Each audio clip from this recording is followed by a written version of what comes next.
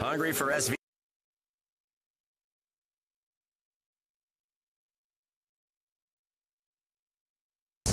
Green flag your race-watching snacks with Mission's mouth-watering race day recipes.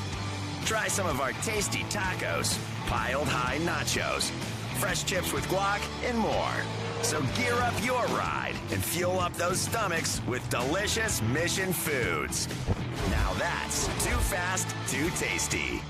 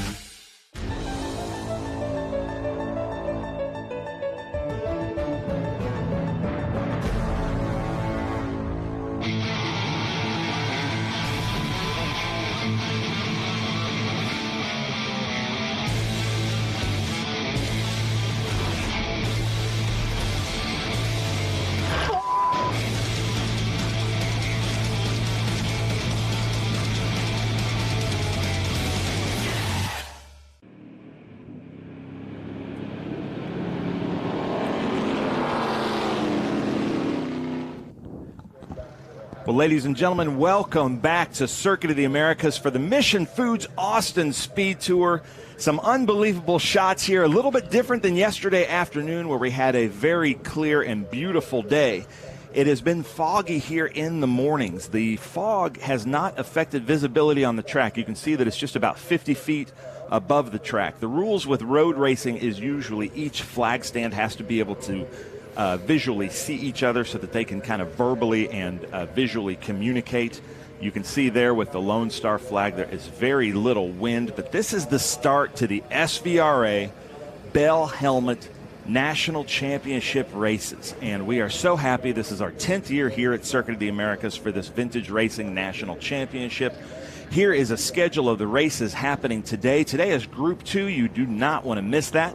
Then we have the Big Machine Vodka Spike Coolers TA2 series at 10:05.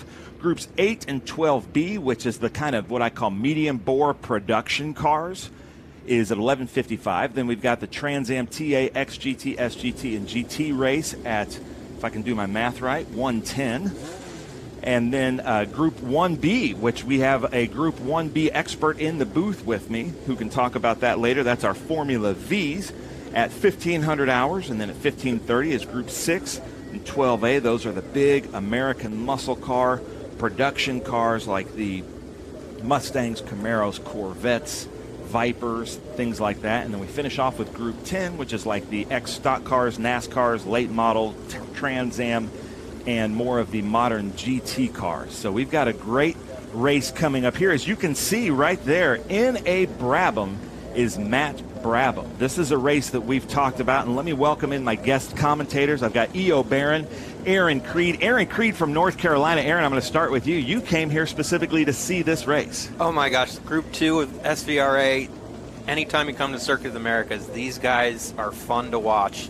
Not just these top three, but all throughout the field.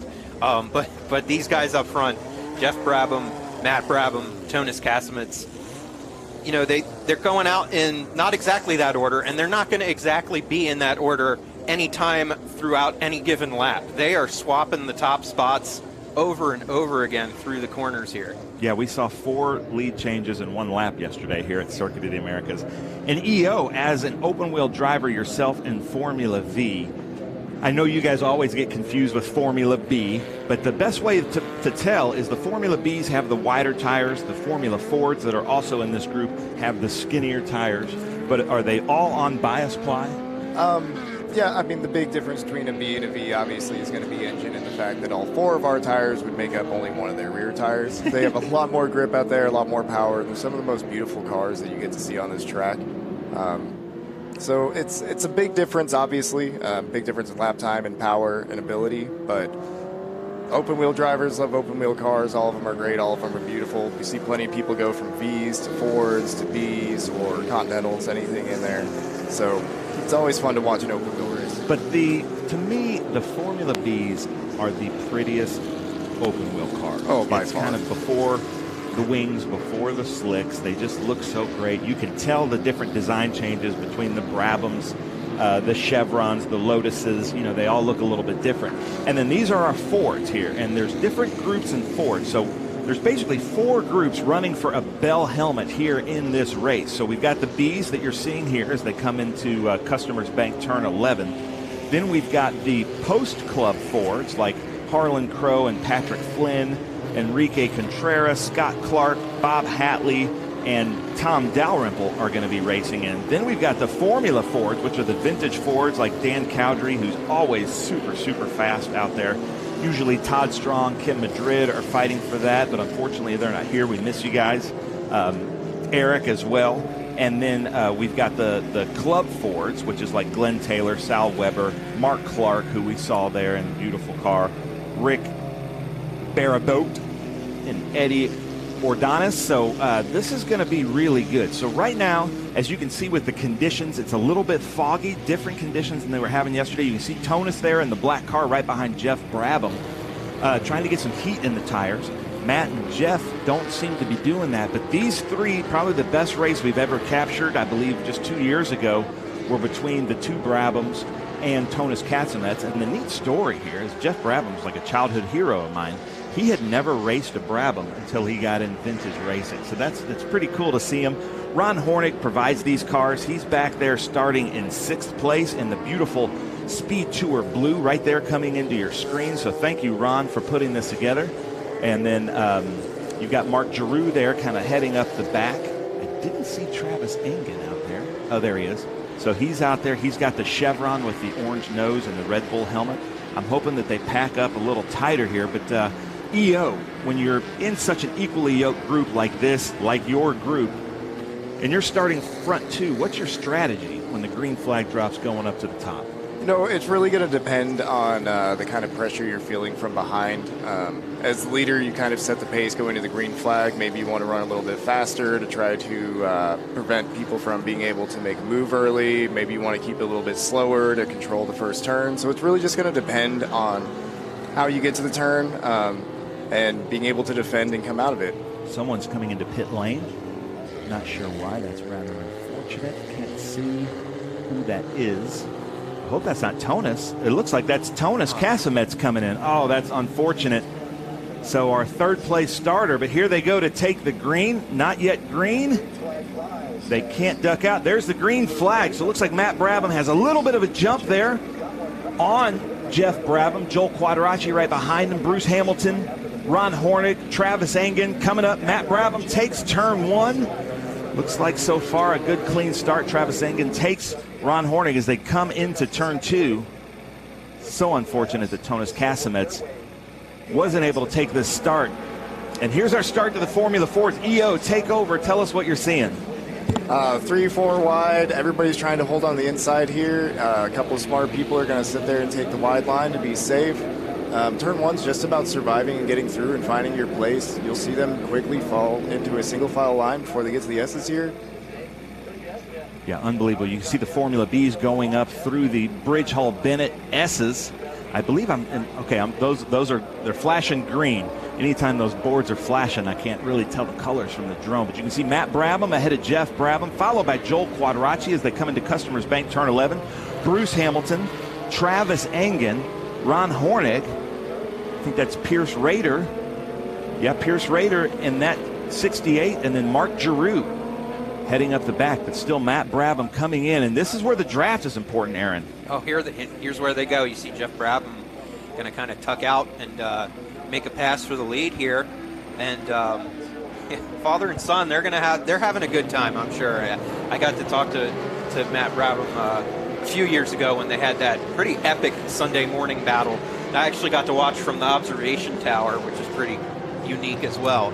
But he was having a blast, and you could just easily tell in the podium celebration that he was. And right now they're kind of breaking away, but Joel Quadracci's staying within striking distance there. I know yesterday going into turn 1, he got an amazing start in that Group 2 race. Yeah. He actually was a threat there for the lead at the get-go. Yeah, lots of fun to watch. You can see Matt Brabham right behind Jeff. This is where he's going to try to get a good exit, I think, out of turn 20 for his fight up to Big Machine Vodka Spike Coolers turn 1. So look for him at around the start line to duck out and try to use that draft. You can see he's right behind him there. He's going to duck out, try to drag race his dad down. They both see each other. They're having so much fun. They're really missing their friend Tonus out there. The bumps onto the brakes, and then Matt Brabham takes it through Big Machine Vodka Spike Coolers turn 1, sliding out just a little bit. What do you think the conditions are like out there, EO? Early morning, especially with this fog. Luckily, we had the Enduro this morning, so the track probably has a little bit of rubber in it, but it is definitely going to be a green track. There's going to be much less grip than when they ran yesterday afternoon. And you can tell everybody's going to be a little bit more tentative on a first lap, generally just trying to find their grip and find their braking points and such. But track's been actually very, very good this whole weekend. We've had nice cool air, so we're getting lots of power, good mixture of sun and clouds. So the track's been holding really well. There's Bob Hatley there in the green car. I got to give it up for Jackson Tovo in the 031, moving up through the field. I think Jackson Tovo, 13 years old, I believe, and doing really well as Matt Brabham still has it on Jeff Brabham, and Quadracci getting a little bit loose there in Customers Bank turn 11. Bruce Hamilton, let's see if he can pounce on that. Now, Aaron, the draft, we were talking about that, is so important, and can you feel it in these cars coming down a straight like this? I would imagine you could. Any of these kinds of smaller vehicles and on a track, not even this big, but places like even VIR, you sometimes see that, like with Miatas and things like that, where the draft, especially on the long straightaways, it really you got to stay tucked under someone to maybe get a run on someone. And there you see again Matt Brabham looking to the outside once again. He kind of took that corner a little interestingly, but kind of feeling it out, I'm sure. I think it's just to try to get a good exit. He knows he's not going to be able to make that pass there. So to try to get a good exit to set through this 15-16 complex. And you can see that they both know on these two long straights that the draft is going to be, and they kind of let them take the apex to the next corner. They're not really fighting that because they know that it's there. So this might be one of those races where who's in second place coming up, coming up to turn 11, basically. It's pretty cool camera angles right there by the green light team. Yeah, Greenlight's doing a great job. I like the static camera there at 12. Looks like Jeff kind of tried to do a little bit of a defensive move there on Matt Brabham. Matt takes it back again. It's just almost like a replay of last lap here. But unbelievable. I love the open wheel cars also because you can see what their hands are doing, and you can see how they're really fighting it as they come through Bennett Bridge Hall S's here. Sometimes see how they're reacting too, and you saw that earlier with Jeff and Matt were side by side, kind of almost looking over at each other while they're looking forward, paying attention to what's coming next. So it's pretty neat to see. As a father myself, this has to be one of the coolest moments for Jeff to be able to do this with Matt. Matt, obviously super successful in his own professional racing career. We've seen him in Stadium Super Trucks, Indy Lights, winning. He won the TA race here a couple of years ago, so it's really cool to see. But look at Jeff here, going to stay behind Matt and try to get the draft into turn 12. So you, as a Formula V driver, EO, I know the draft is super important here. Is this what you're trying to do, duck in and then try to take it at 12? Exactly. You enter turn 11, you try to set a gap to get a run. You never want to be directly on somebody's tail because then you can't really use the draft. And amazingly, these drafts here on the straightaways are huge. Another one that is huge, at least in our slower cars, is going around the tower turn. We get a massive draft around that long turn, and it makes it really, it makes 19 an easy passing opportunity, either 19 or 20. So it's really interesting to see these cars and how they pop out and where they're popping out. It really tells you how good of a draft that each car is getting. You can see there Jackson Tovo getting the jump there a little bit on Ava Hansen.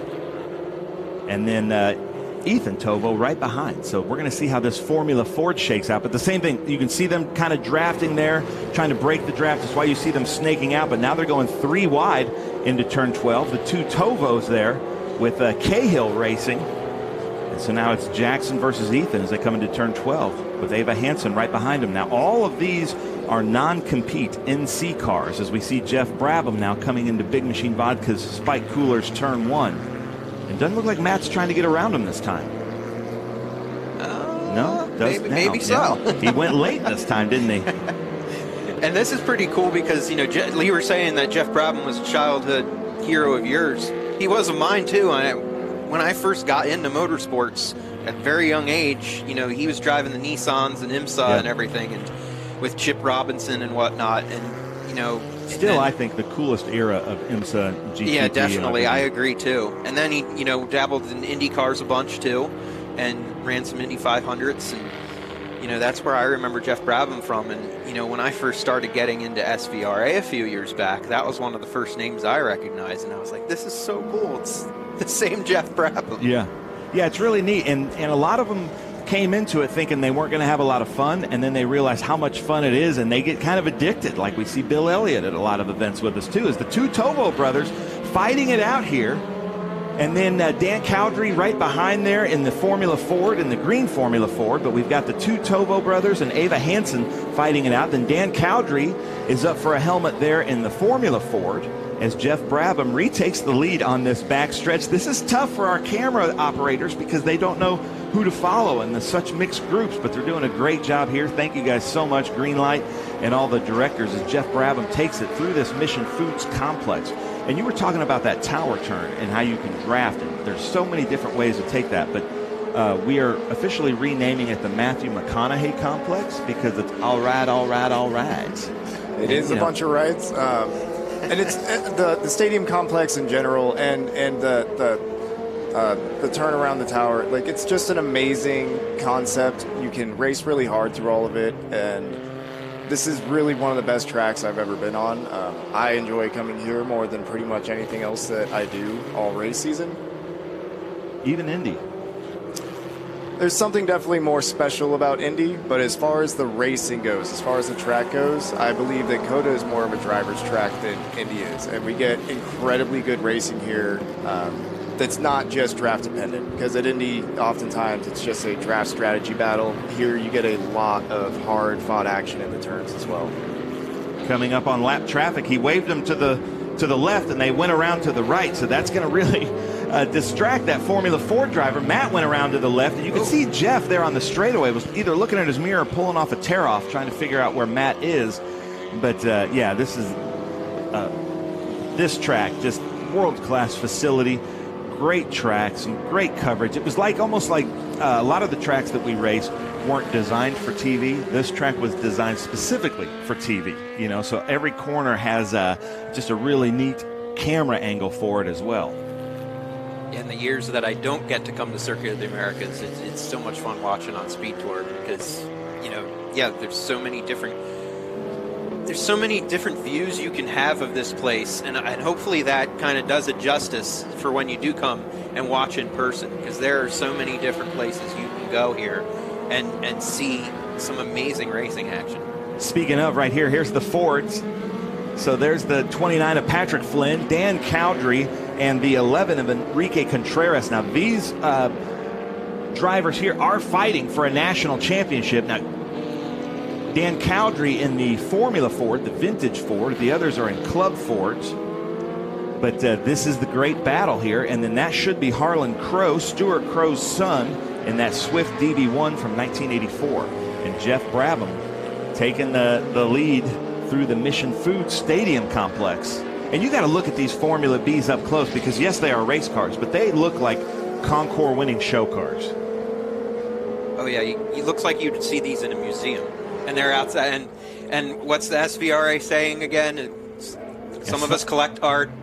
We race it. Some people collect art. We race it. Yeah. So, yeah, it's a lot of pieces of art on this racetrack for sure. What are you seeing out there, EO?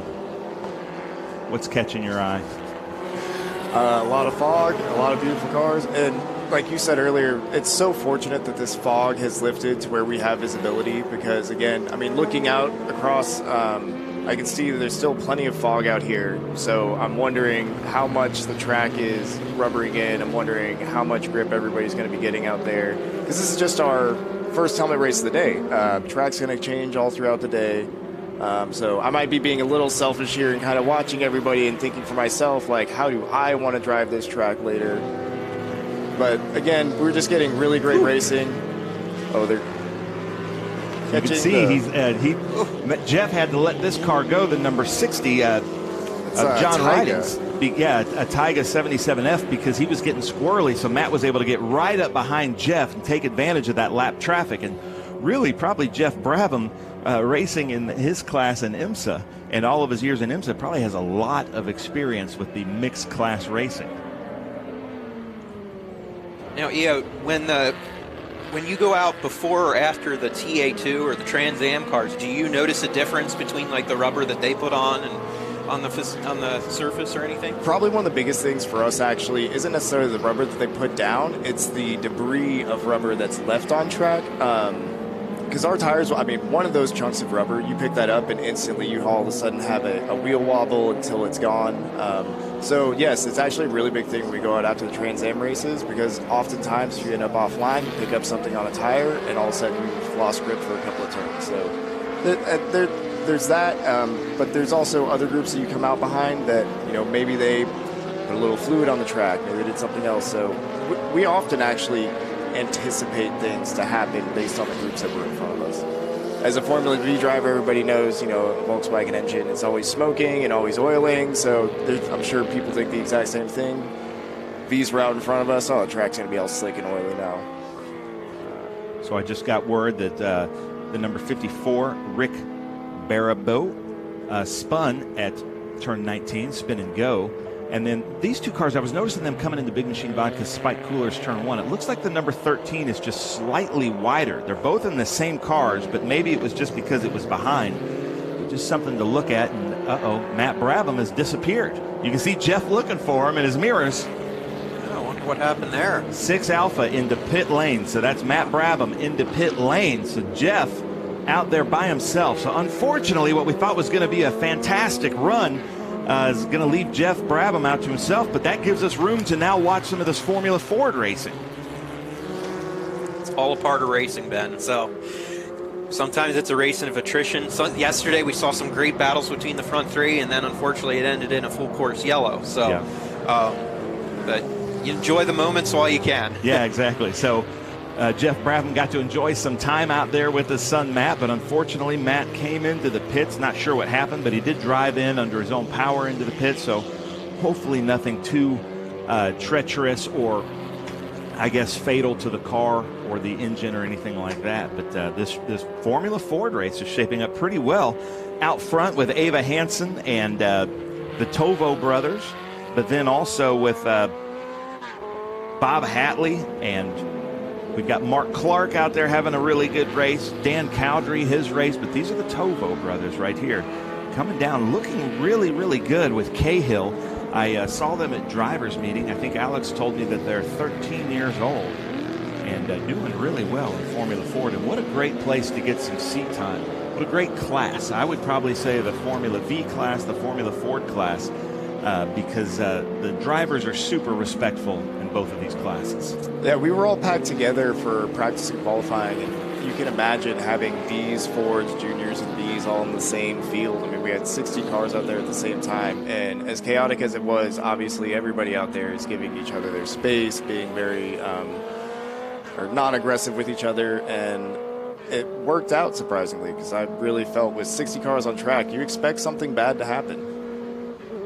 So Jeff Brabham, his best time out there is a 2:17.368. And Matt Brabham was a 2:17.377. So that was the gap out there between the leaders. But unfortunately, Jeff had to come in. And you can see Jeff Brabham coming up on that Crossley Formula Ford. And now it's just kind of his race. You know, in vintage racing with these cars, 60-year-old cars, anything can happen. But Bruce Hamilton right behind him. I wouldn't say right behind him, but Bruce Hamilton is the next one. that if Jeff puts a wheel off or gets stuck behind a lap of traffic or something like that, Bruce Hamilton's the next one to pounce. Not sure what happened to Quadracci. He's still out there, it's saying. Then Ron Hornig is 4th. Travis Engen will be 5th. Pierce Rader.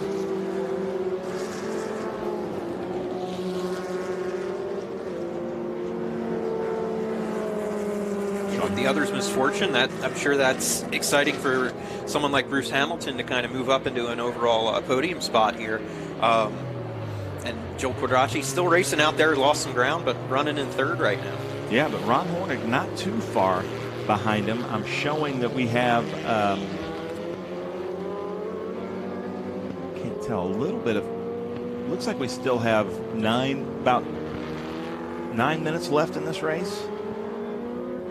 We try to make these helmet races a little bit longer in about 30 minutes. There's Joel Quadracci there with Quad Graphics. Of course, he's got a cool livery on that car. That's the number 44. That's a Brabham BT29 from 1967. I really do like the look of these Brabhams. Just beautiful looking cars. It's really hard to find something that looks better than that. Now, in Group 2, the Gurney Eagle is my favorite Ford. I just love that. But there you can see Ron Hornig closing in on Quadracci. And this would be for the last podium position. You can see Quadracci's telling him to go by. So Joel must be having some problems there. So that's unfortunate. But Ron Hornig there in that beautiful blue, kind of that Ford Grabber blue looking car that Matt Brabham was in last time with those just little slight fins there on the nose. So Ron Hornig moves himself into a podium position. So that's awesome for Ron. Really good Formula B driver, puts together this Brabham program. But look at this. Here's the Tovo brothers going back and forth. A little over-under there on the 13. That's Ethan Tovo over Jackson Tovo. So they're twin 13-year-old I brothers? believe so. They look like it, but I'm not sure. And I see there in that non-compete, you're going to expand upon that earlier. So go over what non-compete means. Non-compete means there's just something in the car that just doesn't meet something, or maybe in the driver, the licensing. I'm not sure what it is with these two drivers. They're by no means cheating. They just don't fit the rules package of the SVRA gold helmet. But they still want to go out there. We still want to give them track time and have some fun. And right now, it looks like they are the class of the field in the Fords.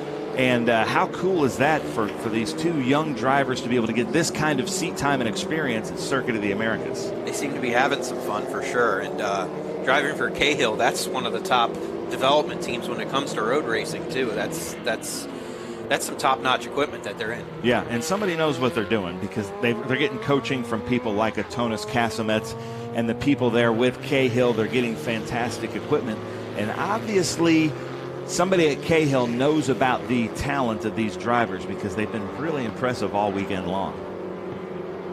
So I'm getting checkered next time by. So something happened. We've shortened this one a little bit, but I bet you none of the drivers are going to complain about this track time. There seems to be kind of a window somewhere between 22 and 28 minutes. Below 22 is too little track time. Above 28 is too much track time. As we look, as the number 13 goes in again, that's Ethan Tovo over Jackson. It looks like they're swapping positions several times a lap.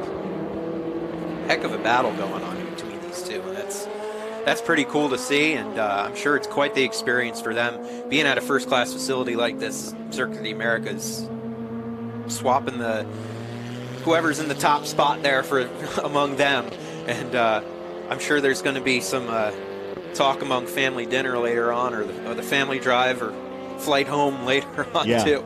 It'll to me, it's like who is in second place going into turn 11, as we see Jeff Brabham takes the checkered flag coming in. Jeff Brabham gonna win the gold helmet.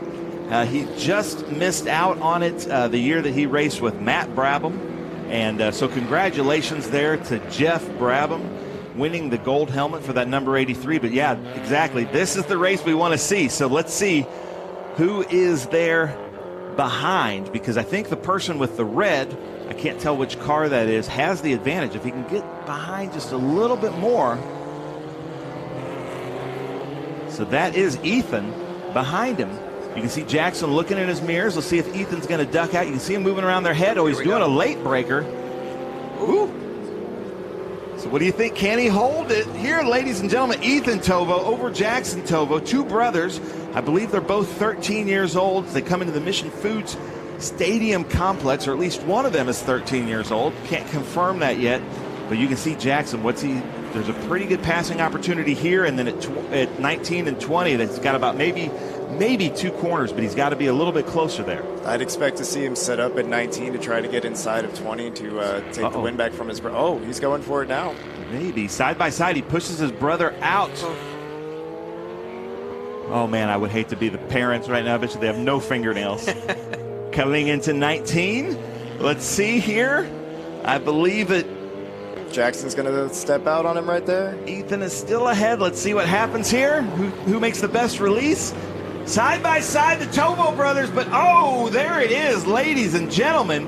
It looks like Jackson Tovo takes it from Ethan Tovo. Unbelievable racing here, guys. Yeah, Jackson Tovo, a unbelievable gap. But ladies and gentlemen, unbelievable racing here at the Mission Foods Austin SpeedTour. We are going to break for commercial. Aaron, Io, thank you guys so much for joining us. Appreciate the opportunity. Thank you for having us.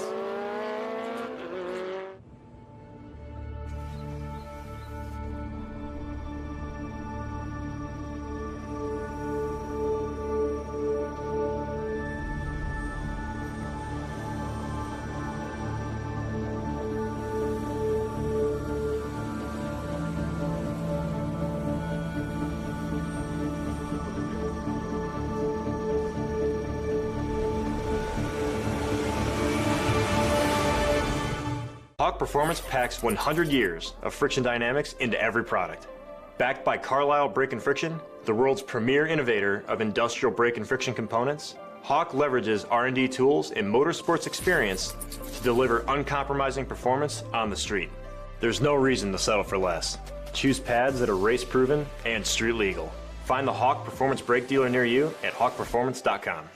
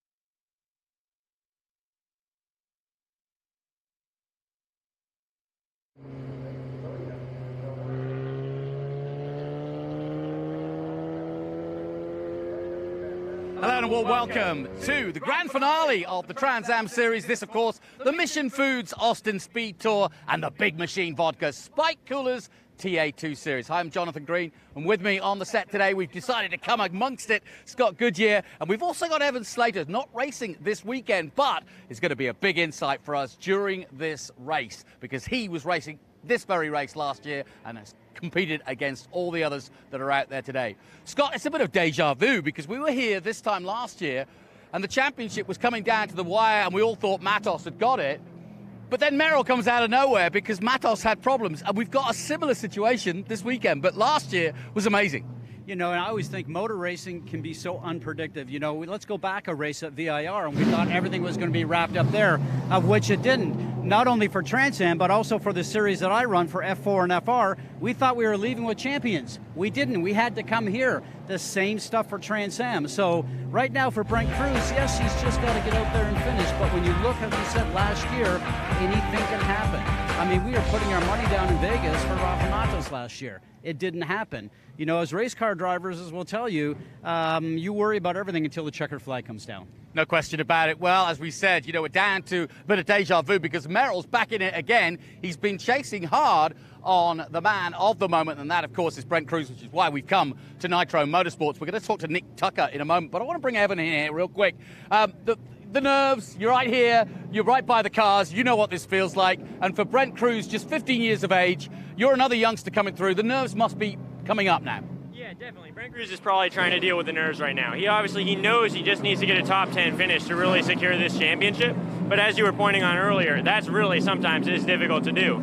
There's a lot of factors out of your control, so Cruz is just hoping the best for those and hoping that he won't have anything unlucky happen, any mechanical failures. He's just going to try and keep his race clean, focus on what he can control, which is driving his car and driving it well. And, yeah, he's just going to be focused forward, focused on passing Merrill and trying his best. We've always had some interesting news already, guys, because, of course, in the points, Cruz leads it with, 991 at the moment. He's 43 points ahead, but he was further ahead because of pole position. You get points for pole position, and Merrill's done what he needs to do. He was here at Formula One racing Porsches, so he's had the most experience in race trim in the last few weeks, but he has a lead now of just 43 points, so it's possible, but it's a big ask. It's a very big ask, but you know, when you look at what's going on right now, this racetrack, very difficult, a lot of room for passing, a lot of room for error. I saw it in our series in the last couple of days, so can take nothing for granted, and overall, you got to get to that checkered flag, and we talked about that many times before. So I'm just as anxious to come along and do this television program with you, just even as a fan, because you never know what's going to happen.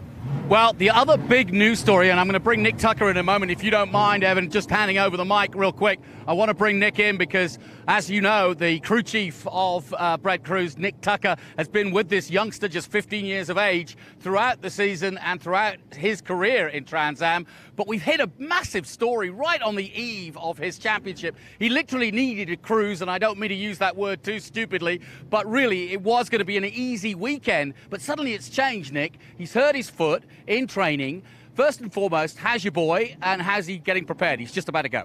He's doing okay. His foot, his foot's hurt, but luckily it's the gas foot, and it hasn't seemed to affect him at all. We've had great pace all weekend. The car's been handling well, so I feel really good about it. He feels really good about it, and we just got to go do our thing that we've done for the last couple of years, and we'll be fine. For those that don't know, the gas foot actually is better because you're not stomping on that as much as you would be the brake. You're always using it very smoothly, almost like there's a hard-boiled egg in between your foot and the pedal, and you just want to crack the shell. The brake, you're on a lot harder, and with these guys now coming out of karting, these guys are all braking with their left foot. So, I mean, that scenario, there's 160 miles an hour here on the brakes, and a lot of brake work. But yes, we just spoke to him a few minutes ago. We were over underneath the tent, and Brent was just sitting back there, very calm, cool, and collective. Seemed like a 25-year-old, not a 15-year-old. Nick, before you go, obviously the car's going out, but I want a last thought from you. How proud are you of this phenom that is Brent Cruz? I mean, he's taken this whole series by storm. Brent's an incredible boy. He's a great human, and I've had the pleasure of working with him since he's 7 years old, and the sky's the limit for the kid, and I'm glad to be a small part of it. I'm glad Trans Am's able to be a part of his story, and I'm looking forward to seeing him close it out today. Well, listen, you got some work to do. Go and help your boy. We'll get Evan back in here, but thank you, Nick, and best of luck. May the best man win. Thank you, guys. We'll see you later. No problem. Well, like we say, it's a two-horse race in many ways. Thank you, Nick. Bringing Evan back in here. But Evan, as a driver, two-horse race, you were saying to me earlier, you were in this race last year. There's a lot of guys who are racing for their careers here. It's not just about a championship for them. There's a lot of battles here this weekend. So you obviously have the big ones with Nitro Motorsports, Brent Cruz, and Thomas Merrill. So those are the big championships that we're looking at. Those are fighting for the championships, but there's so many more battles. You got starting in second place, Nathan Hearn. He's trying to figure out what he's doing next year, so he's really trying to get a good result, get his first win of the series starting in second. And then right behind Nathan, you have Connor Zillish, who's on a 3-win streak. He's been killing it recently. So he's trying to continue that streak, doing really well. He's trying to get a good finish, and he's going to try and go for another win. You also have Rafa Matos. Rafa Matos is normally right up front, easily a top 5 driver. But he had a ball joint failure in qualifying, so he's going to be starting in 28th position. So definitely way lower in the field than he's used to starting. So he's going to have a fun time fighting through the field like he tried to do at VIR. Well, I hope you're enjoying the noises and sounds of muscle car racing, because we can't get you closer to the action than this. We're unfortunately going to be back in the booth in a moment, so this is our best thrill of the day. But tactically, you've had some close finishes. I won't go there, but you know what it's like to fight for a championship and fight for a race right to the very end. It's all about everything you've learned. You've got to bring everything to bear, haven't you? And I think that we summed that up before, because essentially here's a driver that knows how to get the job done. He's very fast. He's very smooth. Yes, he has an injury with his gas foot, but on the other side of it, as he just said to us a couple of seconds ago, once I get in the car and start the car, the adrenaline's going to take over, and he's not going to feel that pain. Well, that was my next question. In terms of that, 100 miles, long, long way. After about, he's going to hope for a safety car to relax it a little bit, isn't he? Well, you know something, it's interesting you say that. I'm not sure, because a safety car brings in, man, my foot hurts, and then the pain starts to go in. As long as you're strong enough upstairs in your mind to put that away into a different room and close the door, you're fine. And as we said to him a second ago, you've got youth on your side. You're 15 years of age, so I think he's going to be fine. And, the car's got to finish. He's got to finish, but the car's got to finish. There's so much on the line here. You hate it as a driver that it comes down to the very last race, but that's what we love about motor racing. That's what we love about sports. Well, that's the beauty of it. Last comment from you, Evan. Who's your money on? Because obviously Merrill now has a real chance. Oh, man, my money on for the championship, I think I have to go with Brent Cruz. So Brent Cruz he's still leading the championship by 43 points. So no matter where they finish on track, if Merrill beats Cruz is still going to win the championship. So if nothing goes crazy, if they both finish the race consistently, my money's definitely going to be on Cruz. Well, no question about it. The one thing we haven't mentioned is the actual circuit itself. Of course, we're here at Formula One, and that is a big factor here, because this is such a hard circuit to get right, especially in these muscle cars. You've got the S's, you've got the stadium section, you've got that long, big straight, which really helps the muscle cars. So we're going to head back down to the booth, but while we do, let's take a closer look at the Circuit of the Americas.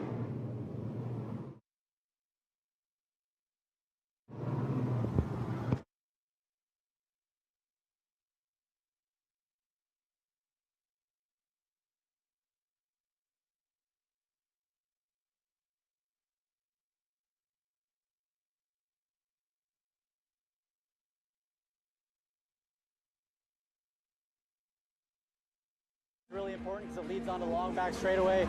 Turn 20 is really important. It leads on the long front straightaway.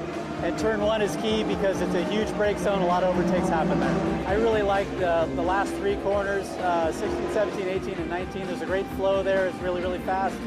And our cars were always really good through there.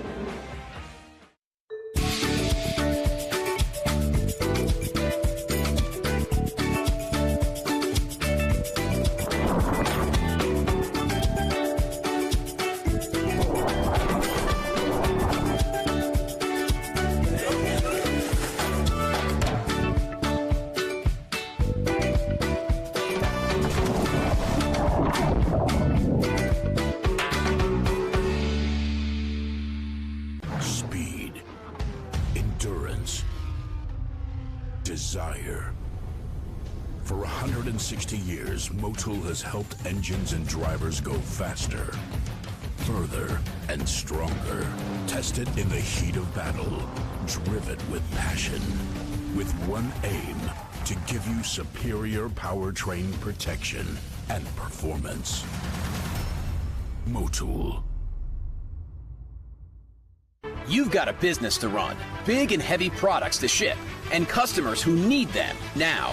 When you've got the right driver and the right equipment, you can bet on a spectacular result. Bennett understands complex logistics and puts the best team, the most time, and the latest technology into every customer relationship. So you can sit back, relax, and enjoy the race. Let us handle the rest. Together, we can move anything.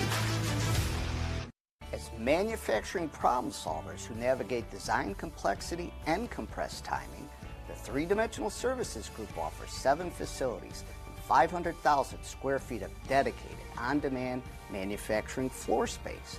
Metal or plastic, we support a wide range of industries, from some of the world's best-known companies to startups, with an unparalleled investment in leading-edge manufacturing technology and automation to keep all phases of a project in-house.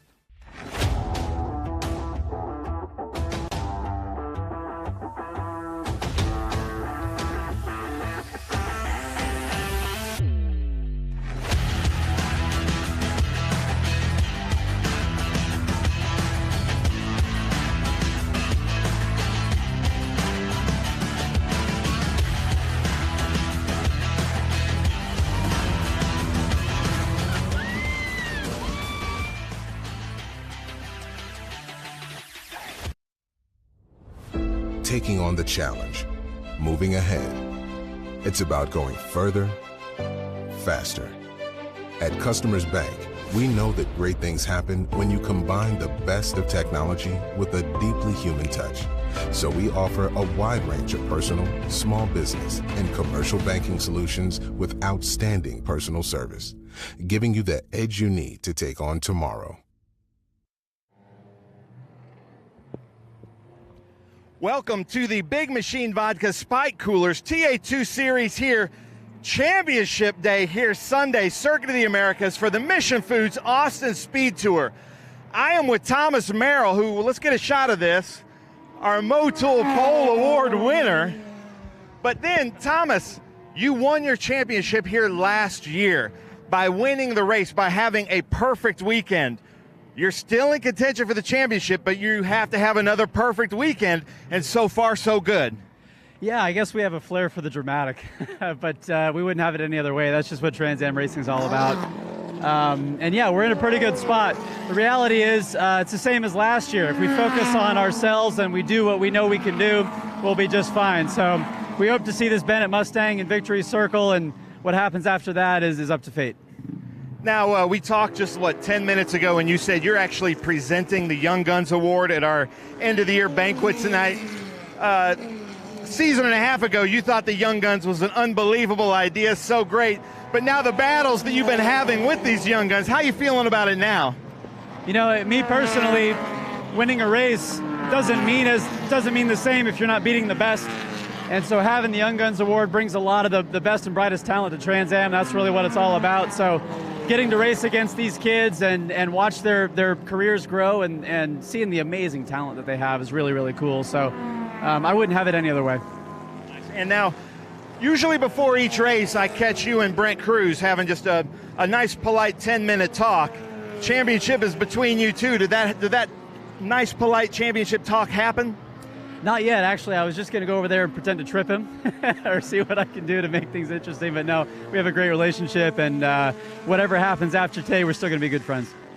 Awesome. Thomas Merrill, good luck out there, our champion last year. We'll see what he can do today. Then we've got Nathan Hearn here starting second, doing really well with Cube 3. But a big story today, you'll see here, is Brent Cruz. Connor Zillage talking to him. But Brent, we haven't spoken yet this weekend, but I hear you have a little bit of a right ankle sprain. Is that correct? Yeah, unfortunate deal playing basketball. So still feels fine here, thankfully. Got some medicine, and thankfully I feel just as good as new. So we're going to hopefully it stays good throughout the race, and we can have a clean show and just work our way to the front. So you've had a couple of 20 to 30-minute sessions out there to feel it out. How do you think it's going to do after 100 miles? I think it'll be fine. I think adrenaline is a beautiful thing, and we'll just we'll ride on that. I know you've won several championships in different iterations and in go-karts, but entering this, it's your championship to lose mentally. What are you telling yourself? Are you going to approach this like any other race? Yeah, I think the reason we got here was just having a clear mind and finishing where we're supposed to finish. So we have a great piece here, qualified P3, and I think I left a little bit in the tank. So we'll take it as we can and hopefully just pretty much maintain our position. Nice, I love it, Brent Cruz. Connor Zillage, you were such a story last year. Your epic fight with Thomas Merrill, you do really well here at COTA. What's your strategy? The green flag drops, we go up to turn 1, and anything can happen. What are you hoping for at turn 1? Yeah, I just want to keep it clean through the first lap or two and be able to have a shot at it the rest of the race. I know we got a really good car. We got messed up in qualifying and traffic there yesterday, so didn't get to show all we had, but I feel really confident in what we have. So as long as I can make it through the first lap or two and get a shot at it, I feel like we got a really good chance. So just looking forward to finishing out the season strong. And obviously there's a championship fight going on around me, but I'm just going to go out there and do my job and hopefully get ourselves a win. Connor Zillich. Then over here we've got Nathan Hearn. Good day. All the way from down under, doing really well, qualified second. Do you like Circuit of the Americas? This is the only track that you've done before. You had a really good finish here last year. So now, as a Circuit of the Americas veteran, what's your strategy? I wouldn't say veteran, but look, I learned a lot here last year, and as you said, this year's been tough. I haven't done a single lap at any other track I've raced at. So, qualifying was really good. Finish up P2 is really good, but the traffic out there was really hit or miss. So, I could have had pole, definitely, and I could have been further back. So we'll see how the race sorts out.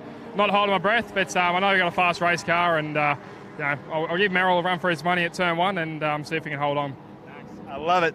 Well, Nathan Hearn, all the way from Australia. So if you're watching from Australia, welcome. Let's come talk to Adrian Lostowski, who has a lot of experience here at Circuit of the Americas in different cars. So Adrian, green flag drops. You're kind of in the middle of the bunch. What's your plan? We got a little messed up in qualifying with the traffic. So I think we qualified a little further back than we'd like. I think we'll be heading up front pretty quick. The Hawk brakes have been really good. I think watch for us out braking everybody in 2 straightaways. I think that's where we'll be gaining the most on everybody. Nice. I love it. Adrian out here in this beautiful number 3 Hawk Performance car. But then we're going to come back here and talk to Brody Goebel, starting 12th, running for the championship in our West Coast Series. There's 2 different series running here, which is why we have so many TA2 cars.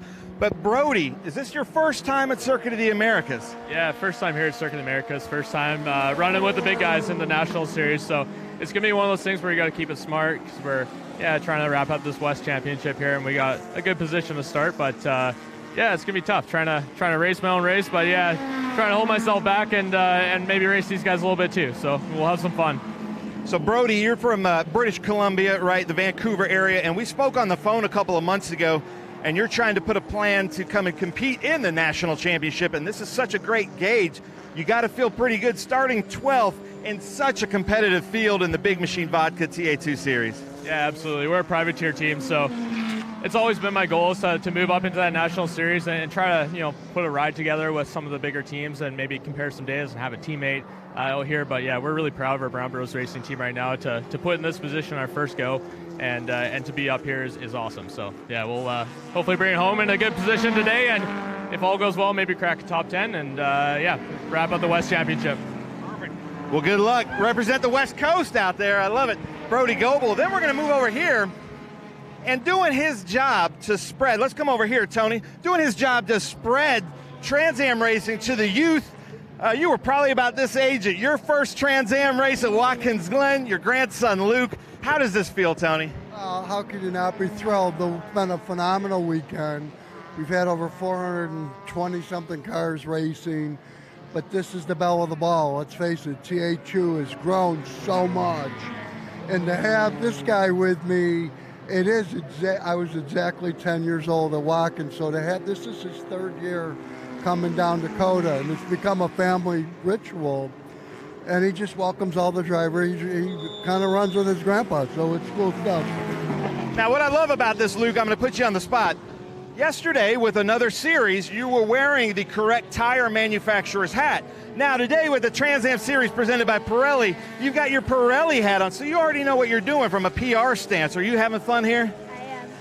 Do you have anybody that you're hoping wins today's race? I don't know. I just wish everyone good luck. He wishes everyone good luck. You can't ask for any better than that. Tony Pirelli, good luck there. Yeah, I love it. I love it. So, ladies and gentlemen, we have so many cars here. We're going to come up to the front of the grid. We've got our start command, but this is really fun. The Big Machine Vodka Spike Coolers TA2 Series always puts on a good show here at the Mission Foods SpeedTour. We are going to have an absolute blast here. And speaking of MAV TV, we've got CJ Olivares, the president, Mark Carter, the VP of sales here with MAV TV. And gentlemen, how are you doing? CJ, right? And then Mark, we met at Sebring at the beginning of the season. Pretty excited. It seemed like halfway through the season, you enjoyed this so much, you're like, we got to go live on MAV TV. Have you had good success? Absolutely. It's been a fantastic year, and we're bookending it here, being at COTA, and really excited to see the conclusion of the season. How about you, Mark? Are you having a good time at this? Always do. Trans Am's my favorite series, so it's been since 1997 I've been watching Trans Am. Can't wait. That's awesome. So when you're talking to your friends and you're telling them, hey, I've got to go to Austin, Texas for the Big Machine Vodka, Spike Coolers, TA2 Series, and the Trans Am race later on today, how do you explain this to your friends? Pure adrenaline. All fun. It's a great time. Excellent racing. And Mark, I don't know if you were paying attention last year, but the finish with Thomas Merrill, Connor Zilic is kind of one for the ages. Will go down in Trans Am folklore. What are you expecting to happen today? I think we're going to outdo it. Let's have a better finish. Nice. I love it. So right now, SVRA has their Group 1 cars, a little Mini Cooper going by, and we've got some national championship with Bell Helmet going by. It's going to be loud, so gentlemen, I need you to get really loud when you give the most famous words in motorsports representing MAV TV. So make everybody proud. Gentlemen, take it away. Drivers, start your engines!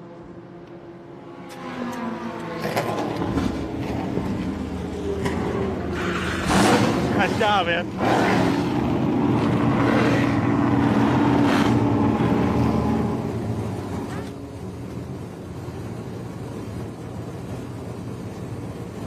Well, with those words from MAV TV and that beautiful roar of muscle cars here at the Circuit of the Americas, welcome once again to the Circuit of the Americas. Before I introduce, and I'm really so excited for this because we've got the grand finale, I've got a young buck, wannabe world champion in any form of racing right alongside me in Evan Slater, and then a man who's been there, done that, and got the t-shirt. And so it's going to be interesting to hear their insights as to how this goes on, and I'm of course referring to Evan Slater and Scott Goodyear. And really excited for this weekend's last race, the last hurrah of the weekend and of the year. It's been a fantastic year. We started back in Sebring, we went to NOLA, we went to Road America, Watkins Glen, you name it. We even went to St. Louis, and next year Canada is on the cards, but you can't miss COTA. This is the place we all want to be.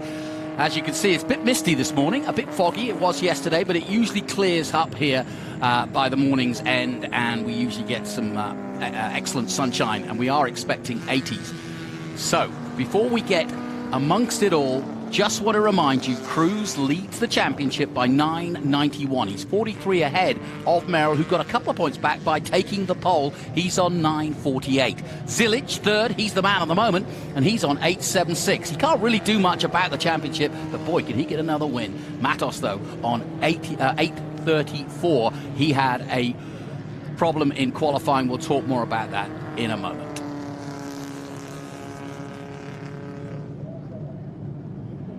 And we welcome our viewers on MAV TV here across America, and all of you tuning in on our live stream around the world. This is Trans Am. This is the Big Machine Vodka Coolers, Spike Coolers, TA2 Series. I'll say it again. This is the Big Machine Vodka Spike Coolers TA2 Series. It's the final round, and this man, Thomas Merrill, is trying to pull off the impossible. But he did it last year. Guys, my first thought for you, especially as both of you have looked at this the same way I have, but I want to get your racing heads on here. Nathan Hearn, he made me smile when he said, I'll just see if I can get ahead of Merrill. How does Merrill play this? Because he knows how much Hearn wants to win, and he doesn't have to win. How does he play the start? Turn one here at COTA, uphill. There's a big curb on the inside. If the car hits that, you're going to have car problems. But you know, when I think about this racetrack here, yes, it's wide. Yes, there's lots of racing room, but you got to get through turn one. Exactly what I told our F4 and FR guys, and for most part, we were successful. Sometimes not. Hold your thought, Evan, because I'm going to do the grid first of all. As you can see, Merrill in pole, then Nathan Hearn alongside. Brent Cruz, our championship leader, starts on the second roll against his arch nemesis and mate, though, Connor Zilic. Annunciata, third here last year. Austin Green has been flying. Cameron Lawrence coming in for Butt this weekend, so that's good to see. And Caleb Bacon just getting in better and better on row 4 in this race. Tyler Gonzalez coming in. He was the GR Toyota champion, and he comes in. Misha Goikberg lines up on row 5. Then down further on row 6 is Lostowski and Brody Goebel. Goebel coming from the West Championship. We'll get into that as well, because we've got a bunch of West Championship drivers coming here. Dylan McAvern and Sean Higorani, and then Darren Mock and Keith Prochuk on row 8. Row 9 is Ben Mayer. Josh Sarge on row 9, and row 10 is Barry Bowes and Adam Andretti with the ultimate headers. Further down, Boris Said Jr., Thad Moffitt in row 11. Row 12 is Roy Fulmer, also from the West Championship. Tim Lynn, Kyle Kelly, Rafa Matos. Yes, I said he had problems. We'll talk to Evan about that in a moment. But Rafa Matos in the three-dimensional surface is not where we're used to seeing him. And then Atwell and Abate, Tommy Sheehan and Eric Caton. Massive field of over 40 cars. Doesn't get any better for our grand finale. Peterson and Young, Perront and Rumberg on row 17. Row 18 sees Winston and Accardo Jr., Maynette and Nesbitt, Matt Gray and Richard Rook. That's row 20. It just goes on, and it's going to be hard to do overtaking in McAllister and Carroll, Ethan Barker and LaPaglia. Michael LaPaglia, a regular here, but he got a penalty, and Guthrie and Chris Durbin. Evan, your thoughts, first of all, on what we said about the start, but also tell us what happened to Rafa. Yeah, so this is going to be an exciting race. So obviously at the start, there's going to be a lot of different, techniques, different ways people are going to attack the start. So you obviously have the championship contenders, Cruz and Thomas Merrill. They're going to be trying to play it safe. But then you also have Nathan Hearn. He's just trying to win. He's not necessarily in the championship fight, so he's just going to try and be as aggressive as he can to try and get that Cube 3 racing car out in front. You also got Connor Zilic. He has had a great streak so far, so he's going to be super aggressive to try and get a good result too. And then Rafa Matos, he had an issue in qualifying. He broke a ball joint. So that's really disappointing for him. So that broke on his second lap. So he only got 1 lap completed. So that's why he's starting so far back in 28th, I believe. So, I mean, that just shows this track has big curbs, and you have to hit the curbs to go faster in here. So in a qualifying lap, you got to be killing the curbs every single lap. But that does put a lot of wear and tear on your car. So in this 100 miles, you're going to have to see a balance between being super aggressive, hitting all the curbs, getting the most lap time you can, while keeping your car safe and keeping it so it can actually last 100 miles. As we look at Thomas Merrill, the sensible thing would be, all right, Hearn, you knock yourself out. You take the win. I'm quite happy to take second. But racing drivers don't think the way I think. No, and that's exactly true, and we were just talking about turn 1 a second ago. That's going to be the challenge for him, and as you're talking about, making sure that the guys that really don't have too much in the line right now aren't going to come in there and barge in there and maybe hit a car, hit a tire, hit something like that nature and put your car at risk, and then you don't have the race car you need to go do the rest of the race. So there's a lot of risk-reward ratio that goes on in turn 1, lap 1. I always tell our guys, get in through turn 1, settle in for the first lap and go racing, see what type of car you have. But, I'm a little older, and I just retired as a driver. You're a young driver, so and I have to tell a story real quickly here. You came here last year and qualified 4th, which is outstanding, and it's a message to my young drivers. You missed the drivers' meeting, and they put you back to the back of the pack. You started 54th. I knew you'd get that. Yes. So it's important to understand that you have to make sure you follow the rules and regulations. But for you, this racetrack. To qualify 4th in this group here, you understand what you have to do. And you just described how you have to abuse the car to go fast. So for me, I'm going to sit back and watch to see if the guys are going to get to the end. When I say that, I'm thinking about Brent Cruz. Yeah. It might not be him. It could be a mechanical. Yeah. I mean, for Brent Cruz, he really just has to finish. It's not who beats each other. Like, if Merrill beats Cruz or either way around, it doesn't matter. They both need to finish. Cruz needs to get a top 10. So the way the driver Cruz is, the quality of a driver, he's going to get a top 10 if he doesn't have mechanical issues. So he just has to keep the car clean, avoid contact, and just make sure that he finishes this race. And that's the key, as you say. A top 10 is all that that Cruz needs. And you'd have to say, on paper, Brent Cruz really deserves this championship. And were it to go any longer, his mate Zilic would also be in contention. It's just unfortunate that Zilic didn't start winning till, he actually won at Atlanta, but he was up and down a little bit, and he had a disqualification or two. And so, it's just been an amazing season for the Silver Hair Racing team, but Zilic and Brent Cruz, and I called him a phenom earlier, I'm just so proud that we have been part of their upbringing. The same for you, Evan. It's great to see youngsters of your age coming to us before you head out and achieve what you're going to obviously achieve. It's so obvious to us. Same with Hearn, same with Annunziata, and to a certain extent, the new guy that we've got here this weekend, Tyler Gonzalez. His first time in Trans Am, quite an achievement. He's 9th on the grid. Yeah, I mean, he's been a really accomplished driver. He's driven a lot of things very successfully, so I'm not surprised to see him hop in these cars, get adapted really quick, and be really fast. But yeah, I mean, it's great to see. I haven't had a chance to talk to him, but I wonder how he likes these cars, because it's definitely a little different than some of the things he's driven, but I imagine he can't do anything but love them. He said it was his first solid suspension car he's driven, but he's getting his head around it, so there you go.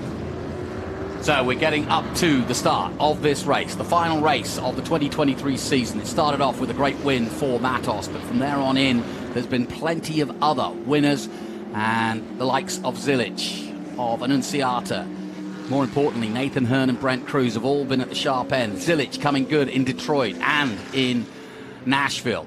Dylan McAvern, always a great ringer to have here. Cameron Lawrence starts 7th. He too has a great pedigree.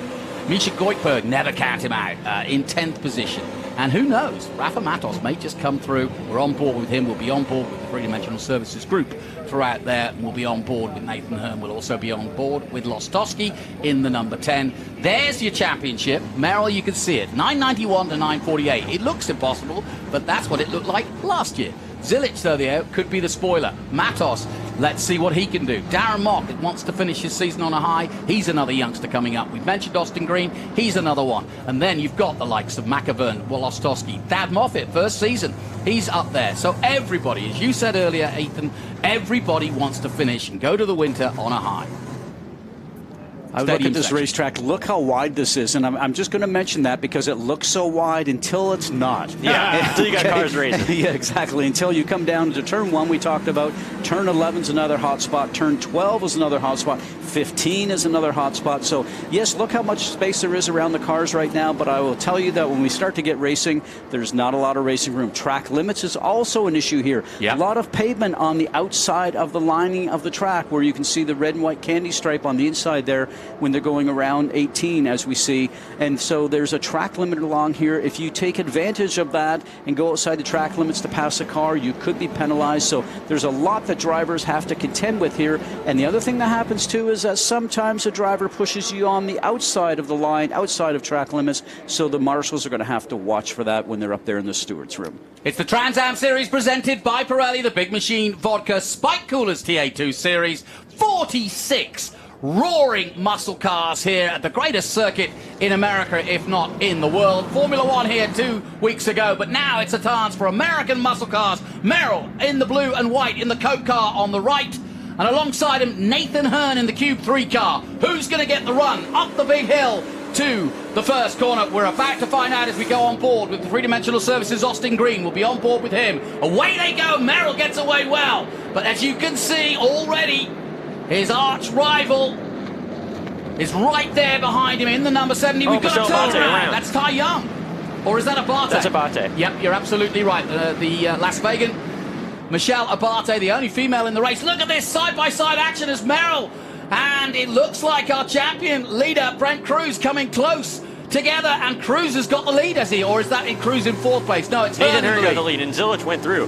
So that was kind of like a tram line. So Nathan got Merrill out of line, and then Zilic just followed him right through. So Nathan is leading this race in the perfect position he wants to be in. So he's just trying to get a good first lap in, get those tires nice and warm, and get a good clean lap to try and pull as much of a gap on Zilic as he can. Nathan Hearn made his debut here, got 4th place, Scott, last year, and now look at him. He has got bags of confidence. And you see these cars moving around. We saw the onboard there a moment ago, and just feathering the throttle because the tires are not up to temperature, as you're talking about, Evan. It takes about a lap and a half until you really feel that the car is underneath you. All the dancing around that the cars are doing right now, you got to be cautious to make sure they don't hit a curb and bounce into somebody beside you, cut tires, all that sort of stuff. I was really surprised on the very first turn. Those guys were side by side on cold tires going through the S's. A little bit risky, but you know, they're race drivers. Zilic going into 2nd place. Annunziata makes up a move. There's the 89 of Austin Green right in the thick of it. But Zilic definitely made a place up as we're back on board in 13 now with Austin Green and the three-dimensional services on board. This stadium section, very hard to overtake, but we've seen, certainly in single-seaters, guys making moves up the inside as he comes through 15. But now Zilic in second place behind Nathan Hearn. So it's starting to settle down now. But Zilic goes in pursuit of Hearn. And Merrill now drops back to third. And also Brent Cruz can see the eyes on the prize because he's got Merrill in front of him. And that's just where he needs to keep him.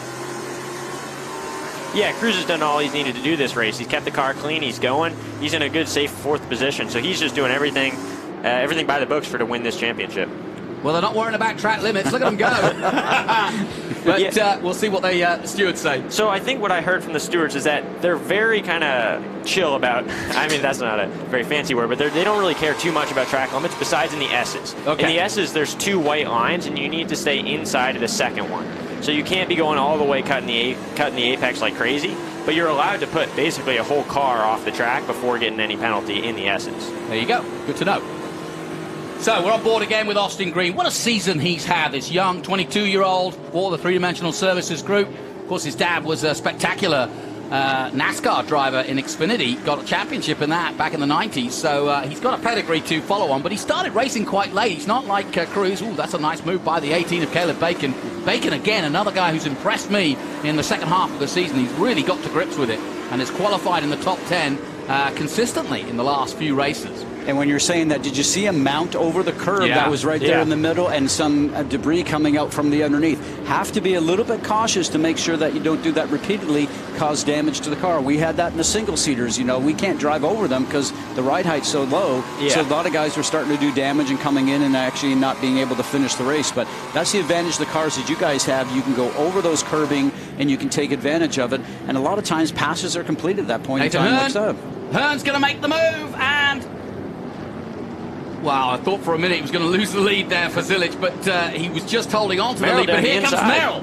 Merrill on the inside at 13. It's absolutely wheel-to-wheel action as Merrill on the inside is going to get knocked to the outside now for the next corner. Zilic holding on. Merrill's got to be careful here. He's got Brent Cruz behind him, but he really doesn't need to get into this tussle with these two youngsters in front of him.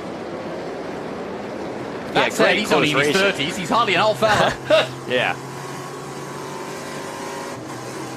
Coming through 18 and on board with Nathan Hearn, who's been just an absolute sensation. The Australian Trans Am champion as well as Formula 5000 champion. He comes through 19 and he looks like he was born for this kind of racing.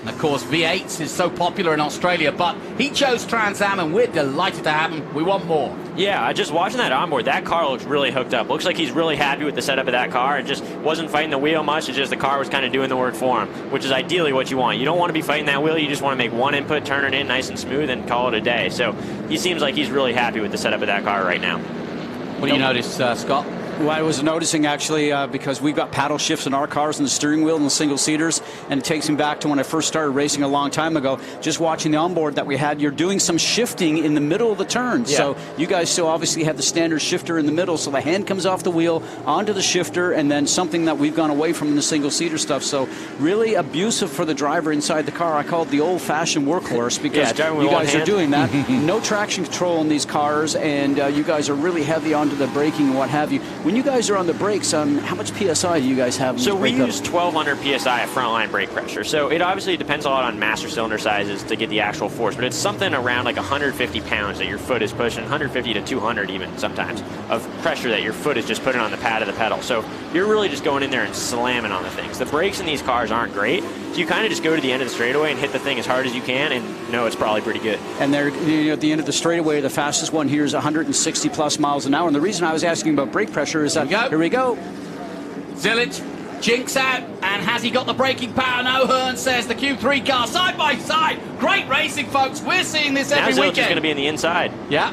This is a really hard sector because the inside and the outside is switches really like aggressively, like it always is switching. So he has the inside here, now it's the outside. So he looks like he made that move go. Yeah. And Merrill can get past both of them if he's not careful. Oh, he bangs into the back of Nathan Hearn.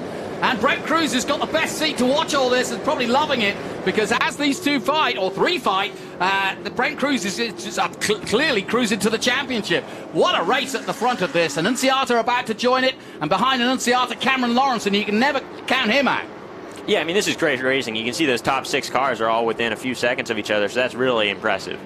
Go back to what you were saying, guys. Sorry, we had to pick up for the action there. Yeah, and just very quickly, you know, when we're talking about brake pressure and 160 miles an hour, and that's why it's important to note that for Brent Cruz, go-karters come out of cars and they brake with their left foot. Yeah. His injury is on his right foot. If it was the opposite way around, he would be certainly having some issues, I would think, part of the way through. So good for him that it's on the right-hand side. And the racing he's got going on right now, we talked about the adrenaline, he talked about it. Yeah. The adrenaline's taken over with that now. I mean, that looks like a lot of fun. Yeah, I tell you what, as we go on board with Lostowski, currently in 12th position, he's just moved up past Josh Sargé, who's been racing IMSA in 13th position. But Lostowski, one of our former production racers, now turned Trans Am, has really made the transition beautifully, and he's definitely one to watch. He's got the 48 sticker there for Scott Borchetta, out of respect, so thank you, Scott. I hope you're back next year. I'm also keeping an eye on Rafa Matos. Matos currently in 14th position. He's done a great job of siding his way through. Here comes Merrill on Hurd. He's got the inside line at 11, and nice ride driving by both of them. They're going to be side by side, but Merrill's going to have the advantage. He pushes the Australian wide, tries to get the drive, but they both slip-slided out of there, and they've lost time to the leader. This could really help Cruz because he got a really good drive. He wasn't playing the games with getting a bad exit, so he was just focused on getting a really good exit. Now he's going to be able to make a move on Hearn. And Hearn doesn't want another pass, and it's Brent Cruz trying to make that pass, and he's got the better line. Annunziata waiting, likewise Lawrence. Here comes Cruz. No, says Hearn. Back at you. Australia versus America. North Carolina, Mooresville, where they literally make NASCAR drivers, it seems. And that's where Zilich and, of course, young Brent Cruz are from. Here comes Annunziata, though, the Californian, up for it. Got a third here last year, and he gets through on Brent Cruz. Nobody holding back. Just what Evan Slater said, which is they don't care about the championship. They're racing for their careers. And Brent Cruz has got to be careful there in fourth place, excuse me. Great race this between the top 7. As you can see, all this racing is just allowed Connor Zilich to really just pull away. He's just getting clean laps while everybody else is fighting with each other, slowing each other down. You can see he's just pulling right away. So that's perfect for him, and he's really happy about that. Yeah, no question about it. This is exactly what Zilich needed. Merrill won't care in that respect, just where he is on track, as long as he's staying ahead.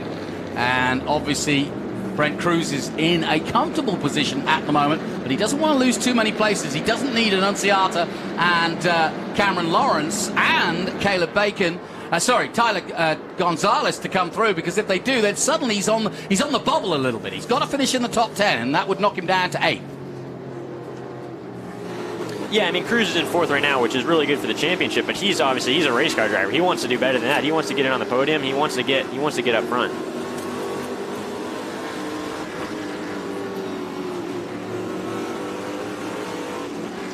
So, we're on board with Austin Green. And guys, Austin Green, great season for him. Yeah, Austin Green's a great driver. He's been doing really well all season. New to road course racing. This is his first year road course racing. In the beginning of the year, he learned how to shift a car on the track, essentially, because he's never done it because he just did oval track stuff. So really, really impressive for this year. He's doing a great job getting adapted to it. And I think his next year is looking strong. I don't know if it's announced yet, but his next year is looking really good. So super happy for him, and he's done a really great job. When we were talking a little bit earlier before the show started that you're even looking at trying to get into some oval type of racing yourself, because drivers are here for training, but it's really just an opportunity to be able to learn things, because you guys are always pushing to go somewhere else and probably chasing NASCAR. Yeah, I mean, you're always trying to do better. You're always trying to learn more. So oval track racing, here you can see the cars are kind of spread out a little bit. Oval track racing, you're always right next to each other. So I'm really trying to get into that a little bit more just so I can gain some more experience with that, because obviously I want to keep my horizons as open as I can. So more oval track experience is good, because then that leads to more opportunities in the future. You know, it's interesting because this track, I think everybody knows it as a Formula One track, and obviously as a single-seater track, and I love it when we come here with our series, but talk to a few guys actually in the paddock, in your Trans Am paddock. Some guys like this racetrack and some don't. So, I mean, what's the highs and lows of this racetrack compared to what you guys generally do in your Trans Am cars? Yeah, so this track is kind of like, you either love it or you hate it. So I'm personally, I would say that's a little bit aggressive, I guess. But I don't hate it. It's not my favorite. I would say it's more on the dislike side, but it's kind of wide, it's kind of open, so there's less like risks. You can kind of just you can go off, you can make mistakes with low risks. There's just so much runoff, so much asphalt.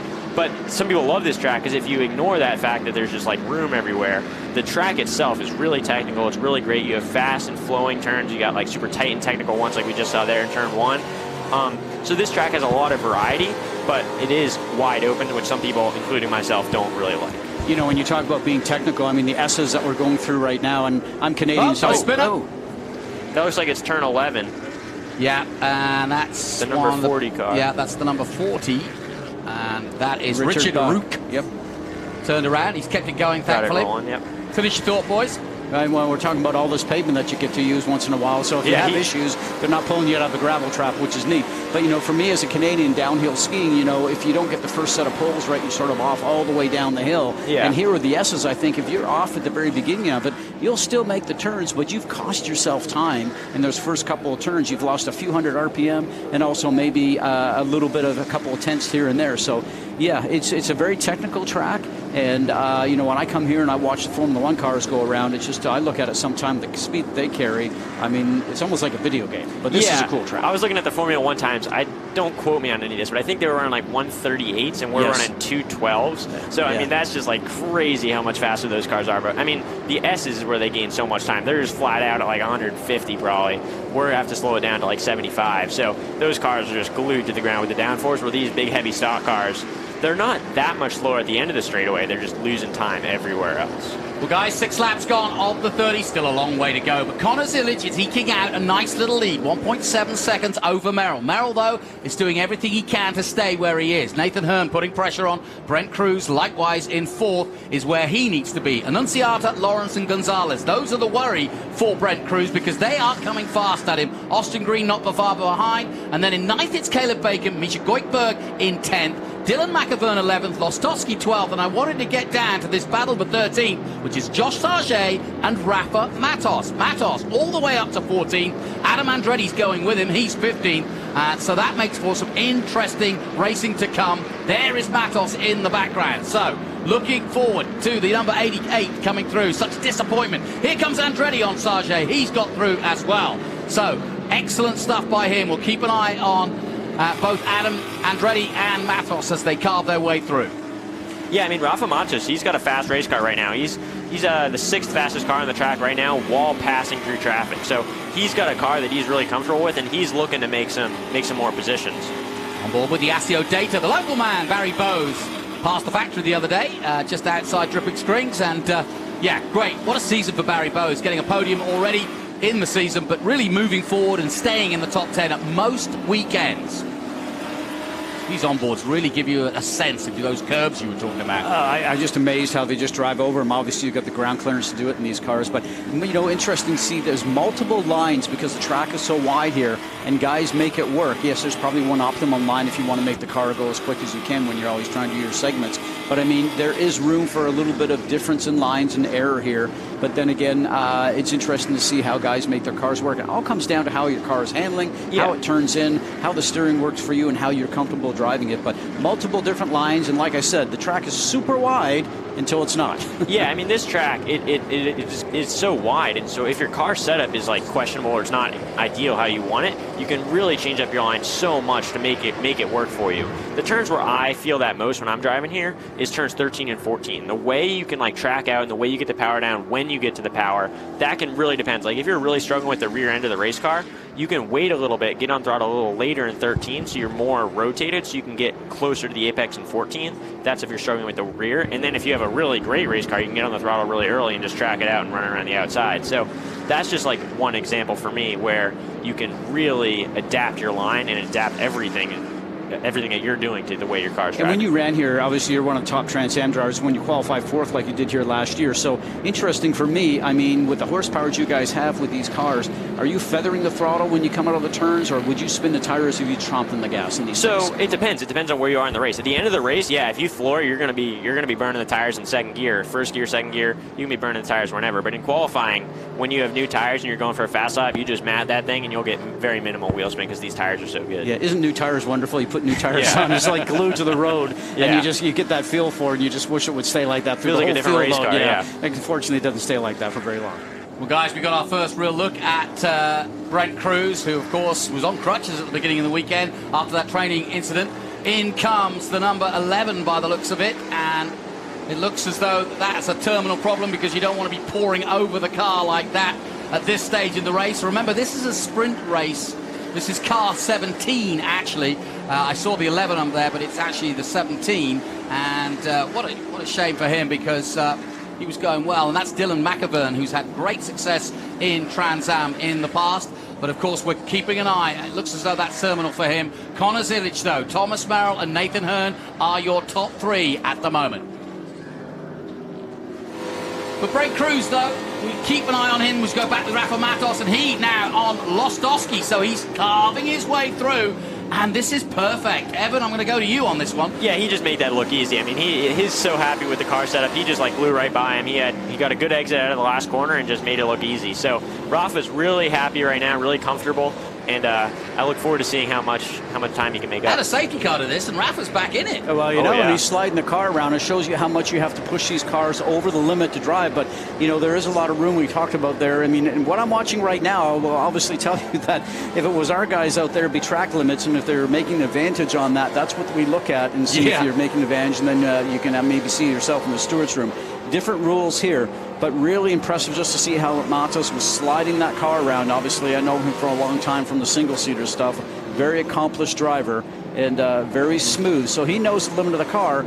Be interesting to see here how the car lasts towards the end, the tires on it, and that's always something that I always push the drivers. I mean, you've driven those things, so you know, and you know, through the S's, everybody tells me that you can take the tires off this car if you push it hard. You can take them off really easy, really quick, because you're going so fast and you're trying to turn as hard as you can, so you can really smoke the tires there. That'll mainly do like wear on the outside tires, I guess, where you're turning, but mainly the front tires. So those are the ones that are trying to make the car to rotate. And the tight turns like turn 1, turn 11. Turn 20, you're going to really burn up the rear of the tires. So with these cars, what I've found, I've never really actually burnt up the front of the tires. Normally the fronts are really good at the end of the race. The main problem is the rear tires because they have so much power all of the rear wheels that it'll just, if you spin them once, you can kind of almost lose it there because you get the surface temps up and then that generates the core temp. So yeah, you're mainly focused on controlling the rear end of the car, but the S's can still burn up the tires pretty easily. Down the back straight again. Merrill has reeled in Zilic. You can see it for yourself. There's a distinct battle for third as well, and that, of course, is between Hearn and Cruz. But here comes Merrill. Merrill has a chance to get here. Here he comes into 12. And just as you join us back live on MAV-T, we've had an overtake for the lead as Merrill, our champion, goes into the lead ahead of Connor Zilic. And it was a nice overtake on the exit of 12. Zilic, though, will try and come back at him. These two pulling away at the front. But now the battle is on because this is where Merrill needs to be. Yeah, Merrill's just trying to get them as most points as he can. He's in second in the championship right now, so he's just trying to get points. So he's done the best he can so far this weekend. He got the extra points for qualifying and on pole, and he's going to get the extra point for leading a lap now. So he's just trying to get as many points as he can to have as much of a fight with Cruz as he can. You know, watching his car, you can tell his car is now starting to come in. The tire temps are up. It's starting to work. Some fuel's being burned off. And when I met him, I think I said in one of our other shows, he reminds me a little bit of Zilic going slow on the outside. It looks like Zilic has a problem. Well, or a mistake. He missed his brakes or something. Yeah, maybe. No, it certainly looked like something mechanical happened to him out there because it didn't look like he missed his braking zone. We'll find out very shortly here if he picks the speed back up, but no, it looked like it was mechanical that forced him out there. Yeah. Oh, what a shame. And what a way to finish for Silverhair Racing because he's been really the star of the show outside of Brent Cruz leading the championship. It's all been about Zilic in the last few races from Watkins Glen, Technology, and of course VIR, where he was a double winner. Nobody's ever done that in the history of Trans Am. He won both TA and TA2, did Connor Zilic. So look out for the number 7. If you're looking at the 70 as the future, Connor Zilic is right there with him. And they've been in their way. They were both world kart champions back in the day. Slightly different years apart. I think Connor's slightly older. He is slightly older at 17 compared to Brent Cruz at just 50. Now there's your leader. Now look at what he's done in the amount of time. Obviously with Zilic gone, it's helped a lot. But now he's got a decent gap where, as a racing driver, Scott, you know, you'd basically say that he's comfortable now and he can build on that. He's in the zone. I think his car has got better as the run has gone on. There's no doubt about it, which is very important. And anybody that's got a good car after a restart, something of that nature, I mean, it's great if it's only 5 laps to go. But anytime you have a long run like these guys are having, then the car gets better. That makes you feel very confident as a driver. So I've watched it, and as I just mentioned, his car looks very comfortable, Johnny. It just looks like under braking, it's not moving, and he gets back on the gas. It's very nice to be able to see him just hit the point. What you're looking for, hit your braking point, your turn-in point, apex, and make sure you get the smooth exit. And stay off the curbs because you just never know if you might break something. And now he's on, hate to say it, he's cruising. Yeah, you're absolutely right. We're in the Mission Foods Stadium section coming up to the McConaughey complex, as I call it. Brent Cruz leading this group of, 5 cars, and at the back of that group is Gonzalez, our new driver. First time out, it's a puncture, I think. Yeah, it looks like a puncture. Right. Yeah. Yeah, you can see that smoke. Probably the tires popped and dragging. Yeah, it's definitely the rear. And there's all sorts of parts on the track. Oh, off goes the wheel. Yeah. All right. So now we're going to see a safety car. Yeah, I'm afraid so. Well, I've got a race director next to me, and I don't doubt him. So here we go.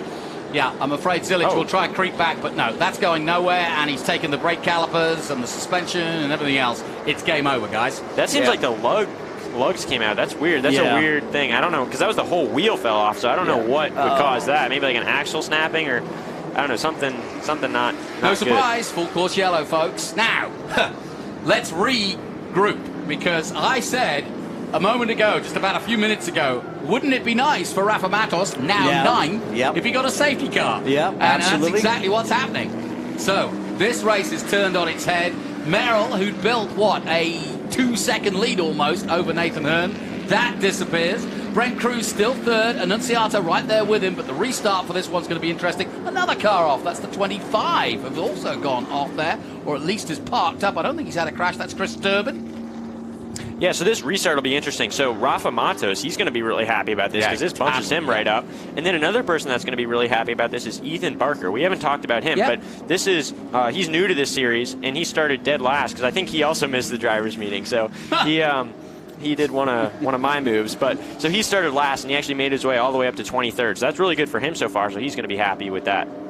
All right, we are under caution here, and don't forget, we're going to go through the West Championship as well, because they are racing for their championship as well. But we are under caution for the first time here, and so far, Rafa Matos has caught right up with the leaders, and that makes it very interesting indeed. We'll take a short break. We'll be right back. Hungry for SVRA action? Well, the best way to enjoy classic auto racing is with a delicious classic from Mission Foods. Green flag your race-watching snacks with Mission's mouth-watering race day recipes. Try some of our tasty tacos, piled high nachos, fresh chips with guac, and more. So gear up your ride and fuel up those stomachs with delicious Mission Foods. Now that's too fast, too tasty.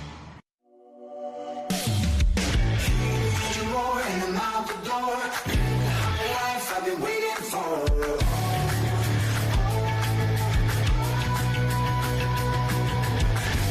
Living the moment till I die. And I'm going to change. And I'm going to change. I know we can do it. No matter how I try. It's the Big Machine Vodka Spike Coolers TA2 Series from the Circuit of the Americas. The final hurrah, the last round of the season, and so far it's been a cracker. The championship is on the line. And obviously, we're looking to see what Merrill can do and what Brent Cruz can do, because that's who the championship has come down to. There was many more in the run for the championship, including Rafa Matos, but that all went sideways a little bit for him. And obviously qualifying didn't go as well for him. But we've got a cracking race between 3rd, 4th, 5th, 6th, 7th, and Goikhberg 8th. There's Matos in 9th. He's got ahead of Bacon, Sargent, Lostowski. Andretti's still 13th, so he hasn't managed. But I know Adam Andretti has got great restarts, and he'll try to get back up there. Boris Said Jr. not showing this weekend, down in 16th. And likewise, we'll go through some of the West Coast Championship contenders as the likes of Ricardo Jr. and LaPaglia all coming in here this weekend. Guthrie.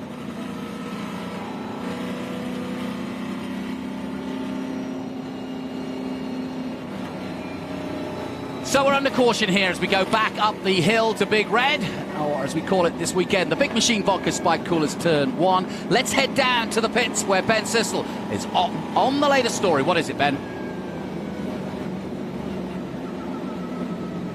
Yeah, thank you, Jonathan. I'm here with Gil Martin, kind of the team principal of Silver Hair Racing. Connor Zillage, class of the field again this race, but then it looks like he had a mechanical failure. Do you know what happened out there, Gil? I mean, our Silver Hair Chevrolet was fast again, and Connor was doing a great job. He started talking about having a little bit of a brake problem. We're thinking that we broke a hub on the right rear, and until we go back and diagnose it, it's hard to tell. But I mean, I got to thank Laura and Maurice Hall for everything they've done this year. The cars have been great. Connors have done good, so we'll be back next year and try to win this championship. Nice. I love it. Thank you, Gil.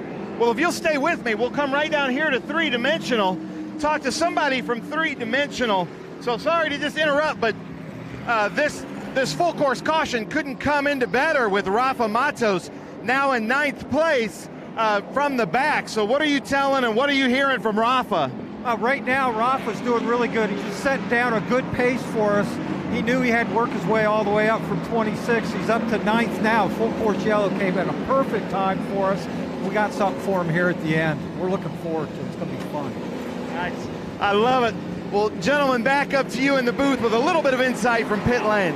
Great stuff, Ben. As always, keep it coming. I just want to remind you, we've also got the West Coast Championship in hot pursuit. Brody Grobel leading in the points at the moment. Michael Lapaglia and Greg Tolson in that one. At the moment, Brody is in, 17th place, but he's not the leading West Championship runner at the moment, so lots to play for there. But let's get back to the action as Thomas Merrill now leads this race, but we're under caution. And what do you do in this situation? What do you say to your engineer, or what information do you want, Evan? I don't know. For me, I don't really like that much information. I kind of just like to know what I can see, kind of. That's kind of like what I like to do.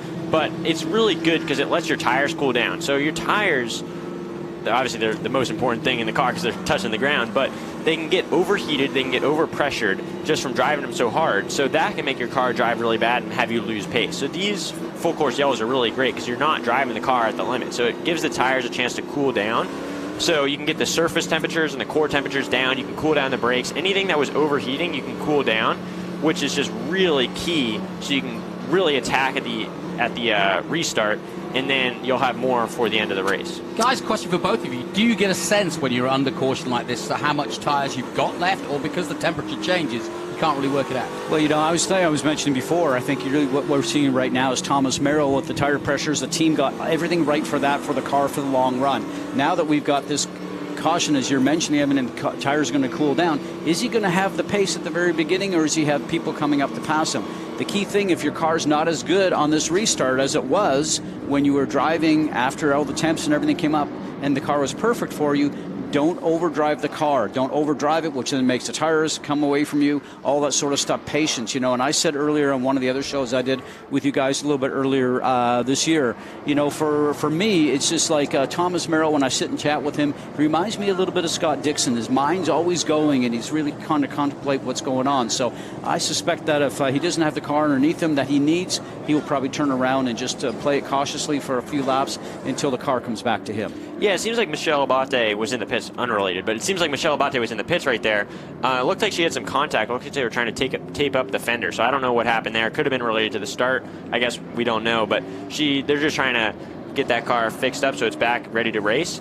And taking advantage of the yellow, so she's not losing. So you're not losing as much time at all. Guys, let's get the latest from Nitro Motorsports. The championship on the line now, and they're so close to winning it. Ben, what's happening? Yeah, thanks, Jonathan. I'm here with Jimmy live on the scene. What is Brent saying? How's his foot feeling? How are things playing out for you in Nitro? So far, everything's going as planned. His foot's not bothering him. He's being kind of patient. We have a really fast car, Nitro Motorsports car. The foot is not an issue at all. Brent's a tough guy and he's champion. But, it's a long race. Hopefully it'll stay that way. But right now, he's not complaining. He's just being patient. Nice. Now, you seem a little bit more on edge than usual, Jimmy, live on the scene. This is going to be my last championship as a crew member. I'm going to stop. My plan at the beginning of the year was to win a championship with Brent and retire. And I thought we had it 3 races ago, so it's really, I'm not counting my eggs before they hatch. But Yeah, I'm a little on edge. I love it. And he's right. Just what we learned last year in the Big Machine Vodka Spike Coolers TA2 series is you got to wait for the checkered flag. Jonathan, gentlemen, back to you. Yeah, that's a good point. And look at that debris. I hope they clear that up as they weave from side to side. But you can hear the emotion in his voice. You know, most of these guys are lifers when it comes to racing, and it doesn't matter what form of racing. They live and breathe it every weekend. And he said what is said is so true, because 3 races ago, I thought we had this sewn up. Yeah. 2 races ago, I thought we had this sewn up. VIR, I thought we had this sewn up. And, you know, and we just saw debris on the racetrack right now. Debris can land on the racetrack and turn around and take out something on Brent Cruz's car. Yeah. So it is never over. I know I keep saying that, but I mean, right now, everybody's just thinking about getting back to the restart and going and where your car is at this point in time. I mean, so fuel's burned off, tires are, you know, probably got some good life on these cars, I suspect, at this point in time. Yeah, so I mean, this is just really exciting. I mean, yeah, like you were touching on earlier, racing is just, there's so many variables, you never know what happens. So like, yeah, it seems like Brent Cruz is in a really good position right now, but as you were saying, maybe somebody hits a sign and it throws up and Cruz hits it and it pops a tire or something. You don't know. There's so many things that can happen. So it's just super exciting, super like exhilarating to watch this and see like what's going to happen. You really don't know. We're on lap 12 right now. You really don't know till lap 30. Long way to go. And as you can see, if you look down above from the drone, you'll see the lights are off on the Honda Civic, which means we are going racing, and this restart is imperative for so many different drivers. Merrill's got to get away cleanly. He just needs about a 2-second gap just so he can relax, concentrate on his marks, and not worry about the fight between him, because he just has to finish this race. I spoke to him in the weekend, and he said, that's all I can do. And then the race is on between the likes of Hearn, Cruz. It's not bothering him, his foot at the moment. Annunziata looking for another result. Here they come. Line astern. Merrill will be choosing when to accelerate. They can't overtake until they get past a certain line, and this is coming up. Away he goes. Hearn follows him. Cruz looking. Annunziata looking. Here comes the 89 of green, and that's so to the 88. Hearn, lovely move. Well, that was classic. On board with Austin Green as he's in the thick of it. Just behind him now is his teammate. So those two might work together, because I think he got Goikhberg. Cameron Lawrence hung out to dry for a moment at 2. Merrill gets back into the lead. Nicely done. Merrill back in before they get through the S's. That's not easy to do. Annunziata up to what? 4th position. Lawrence now 5th. Gonzalez 6th. Green 7th. Goikhberg 8th. Rafa Matos 9th. Whoa! Shenanigans there. Somebody goes wide. At 7. Into 8 and climbing the hill. 14 of the 30 gone. Another car going wide at the top of 9. Down towards 11. Boy, they're jostling for position. Yeah, you can see Tyler Gonzalez has a little bit of damage on that right side of the car. Is Austin Green on Cameron Lawrence. Big muscle car move. Ooh. Didn't waste any time there, did Austin Green. Nicely done. But here comes Cameron Lawrence back at it. Yeah, I mean, you can see he had a really bad exit there. Oh, man, there's still debris on the track. But he had a bad exit because he put wheels in the grass, which just hurts the power down. So he definitely did not get a great restart. Under braking at 12. This is it. Tries to get Goikhberg, but does get 1 at least. Or does he? No, the 60 comes back at him. That's Gonzalez. First ever Trans Am race up against a 2-time champion. Wow. Gonzalez certainly learned his way in the 86s in Toyota this year, as well as TCR. Cameron Lawrence 3 wide with the 2 three-dimensional services. 2 doesn't go into 3, but it doesn't matter. Yeah, it does. It's a pardon me, excuse me, I'm coming through. I love exactly, that. I love it. Well, Matos has to hold on because he doesn't go through as they come through 18. Oh, another big Barry hit. Bowes. Barry Bowes, the local man. But he's that kept car it going. might be stuck. Yeah, and that's a shame. 2 cars involved in that incident. One of them, the 180 car. Will be. They will not get out of that gravel trap. I suspect we'll see another full course caution. What I was really surprised by there when we saw that restart is there was still a lot of debris on the back straight. I don't know. The safety workers seemed to have just left that there. Maybe they didn't notice it. Maybe they didn't think it was an issue. But I don't know. It seemed like maybe part of a sign. I don't know. I'm not a huge fan of that being on the racetrack as we're going racing. But I wondered if it might be part of a hood because it looked very large, at that point in time. But yeah, absolutely. Pirelli was the one in the 180. Sorry, just to update you. Yeah, but something that big, you don't want to hit that. Even a hood, it's pretty lightweight. It's just a piece of fiberglass, but still, you don't want to hit that at 160. Rafa Matos has got ahead of his teammate. There he is in the 88. We have got a full course caution, and now it plays again into Rafa's hands as the 95 spins it all around. tries to get going again. So all sorts of drama, and we're back to caution, boys. Here we go again. Yeah, there's a saying, caution, spring caution. So everybody's trying to be super aggressive on the restart, and some of the times, a lot of the times, it causes more crashes and more cautions. So that's part of racing. That happens. So we've had drama here in our final round, and this is the last hurrah for TA2 and this championship. Scott, you've been around motor racing in this country and in Canada for a long time now, and you've seen Trans Am sort of ebb and flow. It's been a constant series since 1966, but it's really going exponentially bigger. I think this is the most competitive Trans Am series I've seen, and I started watching this when I was younger, getting into Formula Fords. Back in the days of Tom Gloy Racing and Roush Racing and Willie T. Ribbs and all those guys, and, you know, a guy that we know up in Canada very well, Ron Fellows. I mean, back in that era, all those guys are coming through, and the series now is so competitive, so difficult to win, and impressive because of all the Trans Am influx we have of drivers. Yeah, and as you can see, Barry Bowes trying to instruct them how to get him out of that gravel, but I don't think it's going to happen. But either way, we're under caution. It's Merrill, Hearn, and Cruz, your top three. Yeah, I think Barry was just... Go ahead, Ed. Sorry. I think Barry was just trying to get the safety workers to push him into the grass, because once you're in the grass, so the gravel, you'll spin the tires and you'll get beached, but in the grass, you can actually drive these cars. So I think he was just telling them, just push me into the grass and I'll drive right away. Right, yeah, but, good point, yeah. Yeah, we'll see if the safety workers understand that. There he is. We just passed him there, and we're on board with Rafa Matos, who's currently 8th, so a great opportunity for him. Again, want to remind you, Brody Grobel, 6:04 he started the day with. Michael Apaglia on 5:82. This is the West Championship. Greg Tolson, 5:66. Tim Lynn and Ricky Lee. That's how they stand in the West Coast Championship. So important to them. They've got a very aggressive and competitive championship, and they come here to take on the national boys. But more importantly for them, their own championship is so important. Very robust championship, the West Coast Championship. And we hope more, like Michelle Abate, will transition from West Coast into the National Championship. Out goes the 77, sadly. Yeah, Josh Arce for Liqui Moly and Cube 3 Racing. I don't know why he's out. It must be some mechanical issue that we can't see, so maybe some motor issue. We don't really know, but that's really unfortunate for him in the end of the year. Yeah, it's been a long year. Been a lot of racing for him. On this restart, I'm really excited to watch Nathan Hearn. So we saw in that last one, he was super aggressive. So he's going to probably have that same idea and same aggression for this restart. So Merrill now knows that, so Merrill's going to anticipate that he's going to be super aggressive, so maybe Merrill will defend a little bit more. But it's interesting to see, because now they both know their cards a little bit more on what they're going to do. So I'm excited to see how that all plays out. So we are waiting for the restart again, another critical restart. We just saw Andretti just go through shot. He's up to 12th now behind Lostowski, and then Caleb Bacon is 10th. Austin Green now 9th, Rafa Matos up to 8th. That battle between Cameron Lawrence, Tyler Gonzalez, and Misha Goikhberg. Goikhberg actually up to 5th place, very impressive indeed. He now joins that front group, chasing Annunziata and Cruz.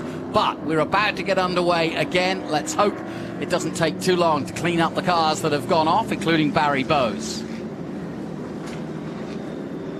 And we welcome back our MAV TV viewers. We're still under caution. You've missed nothing, and you're about to get some real exciting action coming your way, because the championship is on the line, and the man who can only beat the championship leader, and that, of course, is Brent Cruz, is Thomas Merrill, and he leads this race, so it's all on still for the championship. Let's head down to Ben Sissel in the pit lane. Well, thanks, Jonathan. I'm here with Blaze Chitta with BC Race Cars. Misha Goikhberg starting 10th, and he picked up 5 positions. Looked like he's doing really well. We know he's really good at Circuit of the Americas. What's he saying? He's saying the car is good. He's just biding his time and trying to move forward. You know, we're trying to chase the degradation of the tires and just trying to keep a little bit of race car for the end of the race. A race car driver like Misha with so much experience, are you talking to him on the radio, or is he better when it's quiet? He has a driver coach. They do the communications. I shut up and listen. I love it. And straightforward, just like we would expect from Blaze. Gentlemen, back to you. So then, Merrill, there you see him in the blue and white, the Cope car, with HB Tuners as his sponsor. And then Austin Green now behind his teammate Matos, but that's okay, because Matos could still beat Zillage, and Evan pointed that out. They started the day with Matos on 8:34, and just 42 points behind Zilic. And if you think about it, 100 points for a win, possibly over if you get the pole as well, as Merrill did. Some big points to be had. So Zilic being out at the moment gives Matos that opportunity. So Austin Green is going to play a support role, I'm sure, now for Rafa, who's going to try and get past Cameron Lawrence, who he's driven against many times before. Now Rafa's going to be even more aggressive than he was before. So before he was aggressive to try and get to the field, Yeah. but now he has a goal. Now he's like, okay, I need to be aggressive because I want to get third in this championship. So he's now going to flip another switch and go even faster and be more aggressive, and he's really going to try and push to get that car up front. And you know, I would say that Rafa's also racing for next year because nothing is decided as to who's going to go where.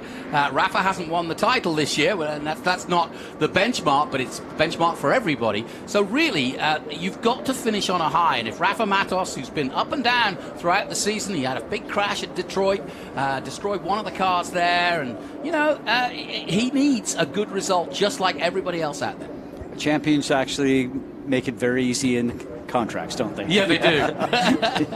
Well, we're going to go round again, and that means we're going to get more insight. You're listening to Evan Slater, and by the way, if you've got a little cash under the bed, Evan Slater, put it on him. He's a good boy. He was what? Where did you finish here last year? So last year I didn't have a great finish here because I qualified 4th, and we had pace to be on the podium, but then I missed the driver's meeting, as you touched on earlier. Just had to bring that up. I'm sorry. So I started 54th, and I made my way up to 14th or 13th, I think. Yeah, very impressive. The finish, not the not missing the driver's meeting, but I've learned from that, and now I'm not missing them anymore. There's Brody Grobel, who I was mentioning before, in the West Coast Championship, leading the way on 6:04, so we'll keep an eye on him. Let's head down to our latest West Coast information, because Ben Sissel is on that story too. Ben, what have you got? Well, you were just talking about Brody Goebel and showing him in the shot, doing really well in the championship, but also another one of my favorite teams, and usually the most well-dressed team on the West Coast, is LaPaglia Racing. I'm with Richard Papini, the owner of Papini's Garage. Michael's doing really well in 24th, doing really well in the West Coast Championship, but what's he saying on the radio to you? Basically, the radio is silent. Basically, he just focused on taking the corners and passing people since we started last. So basically, he's just killing it out there, and the only time that we basically talk is when he's passing people. So other than that, radio's the silent so he can focus and go for the win. Nice. So, you know, he's not new to the series. He raced an SGT last year. This is his first year in TA2. Have you enjoyed the TA2 effort? And he's also going to be out there later on today in SGT. But have you enjoyed the transition? Yes, we have. At the beginning of the year, we had a little bit of struggles with the car, but once we got the issues ironed out with the alignment and brakes and figuring all that stuff out, we were able to get out there and do really well. So, yeah, it's our favorite thing to do right now. So, yeah, we love it. Yeah, we're having a lot of fun with this car. I love it. I love it. Well, Jonathan, Scott, you guys, Evan, have a great time in the booth, but make sure you check in on our West Coast racers every once in a while. Back to you, gentlemen. Certainly will. 22 points between Grobel and LaPaglia at the start of the weekend. Grobel currently 19th and LaPaglia in 24th. And that's good work to come up to 24th with a starting pack of 46 cars. It's a wide racetrack, like we talked about. Lots of places to pass, but also a lot of places to get yourself in trouble. So interesting to see how the East and the West meet, because, you know, as you understand, when you're driving the series all the time, you get to know and understand people and their habits around race cars. Now there's a bunch of new people showing up, and, you know, you have to learn their characteristics to make sure they do something that might put yourself at risk. And I always tell our drivers, don't let somebody else's mistake become your problem. Yeah, you definitely got to know the drivers you're racing against. Everybody drives in a certain way. I mean, as you drive and you race with these people, you learn the way they drive, and that allows you to race closer with them. But these new guys, yeah, if you don't know how they drive, that can create some problems. So I'm seeing them I'm watching the shots here, and I'm seeing a lot of these cars with just like small amounts of damage. Yep. So some of these cars are a little tired. They've just had a little bit of rubbing, but rubbing's racing. So it's good to see that people are driving aggressively, but yeah. Rubbin's racing in his world. Yeah, in our world. Yeah, in these big stock cars. In our world, it leads to an incident. Yeah. Yeah, of course. Yeah, in the open wheel lightweight cars, those rubbing is not racing because that can cause crashes. But in these big cars, you'll door people, you'll rub fenders all the time, and it's not a big deal. Tommy Kendall springs to mind, Ernie Francis Jr., of young guys that have won Trans Am championships, but If Brent Cruz pulls this off, he'll be the youngest ever at 15 years and 7 months. Pretty incredible. Wow, that's incredible. And you talk about Ernie Francis Jr. Oh, there we go. I've never seen that before. That's sort of cool. Well, Barry Bowe's giving us a real insight there. Yeah. He's getting chaperoned. Yeah, we can watch his board. speed and watch his G meter, everything that's going on with that. You talk about Ernie Francis Jr. Remember, he came over into FR and got himself into single-seater racing and won a race driving in the in those cars. So I mean, to be that adaptable and that verse, it was actually he did a great job. Yeah, Ernie Francis Jr. in fact was the second youngest at 16. 9 months, so not bad. So I was still go-karting at that age. Way back then. Yeah. When did you start? I started racing go-karts. I kind of started later than most of these guys. So go-karts outdoors is really where you learn and where you start. So I started those when I was 10. I think Brent Cruz, I could be wrong here, but I think he started around like 2.5, and Connor Zillit's around 4. So they started really young. Those numbers might not be 100%, but that's what I've heard. That's what I think. Well, there is a couple of years between them, and yeah, they've grown up racing both against each other and with each other at various different levels and different types of racing. Zilic has done a little bit of Miata racing. Obviously, Brent Cruz has done a little bit of ARCA. He's hoping to do some truck racing. He's done a lot of dirt racing as well, late models and so on, keep himself trim. And so he kind of throws himself at whatever he can. The onboard of Three-Dimensional Services Group, Austin Green looking ahead to his teammate, Rafa Matos. And if you've just joined us, we're under caution here. We've got 27 minutes to go. So still a lot of racing to come from this race. And we've had longer than the first one, a little thought time going on. It's perfect racing conditions, just a little bit cloudy, keeping the sun off everybody for now, but it's going to hot up later in the day. But now everybody's probably got their game face on, starting to get ready for that restart and starting to wonder where they should push and where they shouldn't. Do you physically, guys, certainly in Trans Am, I wonder, with 100 miles, we call it a sprint, but is there a time where you go, okay, I don't care what the tires are doing, I got to go? I think it really depends on what opportunity you have with the car, how it's handling. I've just got a note from race control that we're going green this time, but it's I think it really just was where you are with your car, and a lot of it for me and what I've been driving all the time is like, if my car is going to be good in the start, I'm not going to lock up the brakes and I'll put myself at risk and maybe bump into somebody like that, then great, I'm going to go for it. But if I need a lap or 3 or something like that for the car to come to me, then they have to do that. It all goes away if you're coming up to the last lap, obviously. Yeah. But I mean, these cars are different than obviously our single-seaters. Yeah, I mean, I would say for these cars, the time you really need the tires is the last 5 laps. That's when things happen. The positions only matter on the last lap. So in the end of the race, you have to have a good car. So you have to save your car for the end. But yeah, I mean, the way you're driving with your tires depends on how you set up the car, how you inflated the tires to do good or not. So I remember in the start, for example, but I know for me, I started NOLA. I think I started the race, I don't know exactly where I started, but I ended up in 2nd place on the first lap. But we had our tires pressured for the long run, so we were going to have a really fast car at the end of the race. So I was in 2nd place, but our car wasn't designed to be up front so early. Yeah, so I dropped back really quick because the tires were just like super low on pressure, so they couldn't really work that early in the race. So it depends on how you set up your tire pressures and when you can really push the car. But ideally, it's at the end of the race. Well, we are going green next. The Honda Civic's lights are off, which means that Merrill will take control of this race in a matter of seconds. And it's going to be interesting because we hopefully will go green here for the rest of the day, or the rest of the 100 miles. Nathan Hearn still second and still with a chance of winning his first ever Trans Am race. Remember, 4th here last year. He made his debut from Australia, then hot-footed it back to Bathurst, and he's got a lot of support back home in Australia for his quest here in the USA. Cruz on his way to the championship to become the youngest ever in Trans Am history. He still in 3rd place, and Annunziata behind him, and the big man and the big mover, Misha Goikberg, in 5th at the moment, and we're keeping an eye on Rafa Matos. Away they go then. Beautiful sound here at COTA. Brent Cruz pops out, Annunziata follows. Across comes Nathan Hearn. He does exactly the same move as last time. Worked for him last time. Let's see if he can make it work this time. Well, remember, Merrill came back at him. Cale Bacon around. Cale Bacon turns round.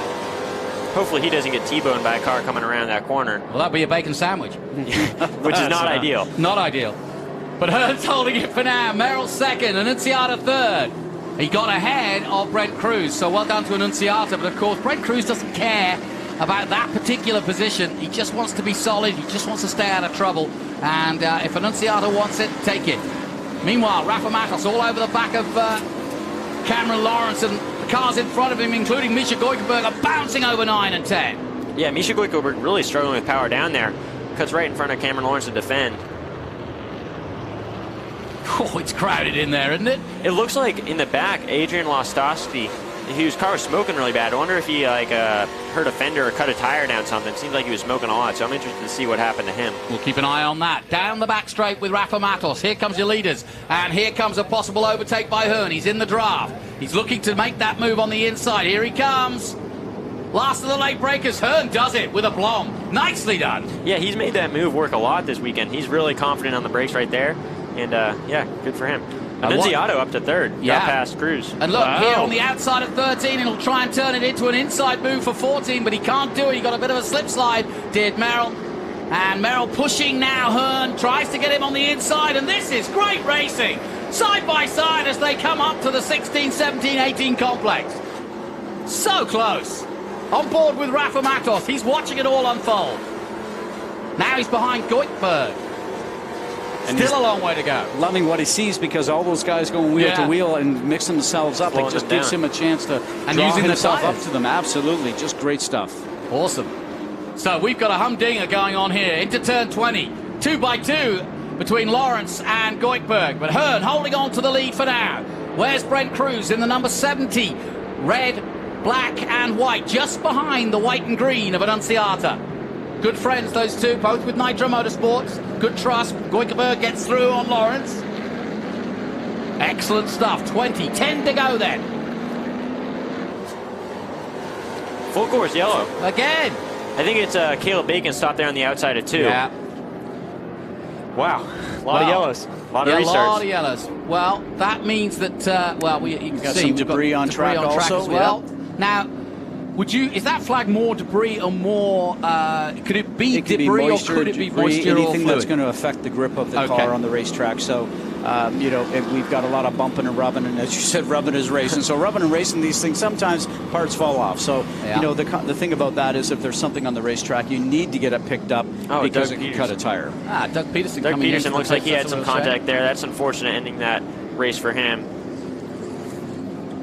So then, with Doug Peterson in the pits and looking as though he's getting out of the car, we are under caution. Hearn, Merrill and Annunziata.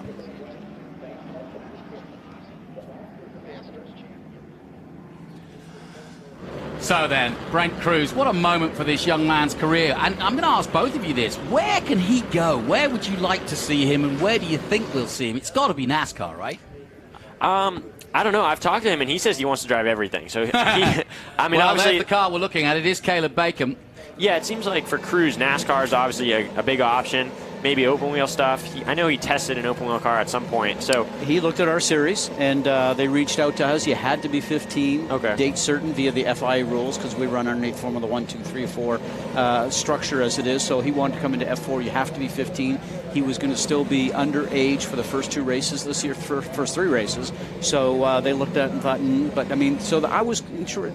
Found that interesting simply from the fact that I got to know his name because of what he was doing and thought he was NASCAR bound, and we had them reach out, and I thought, well, this is interesting. So you're going to go take whatever's available in front of you. Yeah. And you may have the love for something, but if the door doesn't open up, you're going to go park yourself somewhere else to get racing experience. You have to have exposure. You have to be in the game. And then if something else comes along, then you make that decision. Well, the beauty for Brent is he's part of the Toyota Racing Development Junior Series, the program. He goes there pretty much 3 days a week and therefore mixes with the NASCAR drivers. But when you think about what Toyota do in racing worldwide, we've just mentioned that Gonzalez came from 86.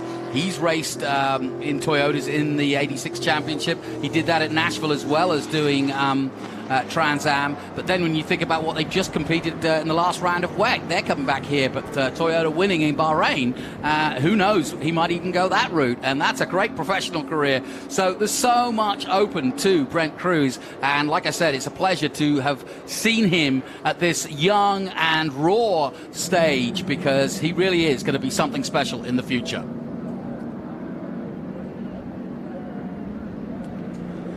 Welcome back to our MAV TV viewers. We are live from the Circuit of the Americas. We are under caution, as you can see. That's why the cars are weaving from side to side. But it does give us a chance to go back down to the pit lane and talk to Ben Sissel. Who have you got? Well, Jonathan, it's my pleasure to introduce, unfortunately out of the car early, but our new TA2 Masters champion. And if you remember, Doug Peterson didn't get to be here last year because you were being inducted into the Hall of Fame of Michigan. So welcome back to Circuit of the Americas. But Doug, unfortunately, bad conditions. What happened out there? Oh, I don't know, a little bit of banging. The steering wheel is quite a bit crooked, a little vibration. So, you know, doing 160 in the back and the front's wiggling and banging. I was just kind of had enough of that. Crazy year this year, three-dimensional services group. We had some great races with a three-dimensional services group, triple track challenge this season, TA2 Masters, but you're here with 4 cars, so now you've still got 3 bullets in the chamber. Are you going to go back and watch this race? I'm going to go change and cool off. That's a good answer.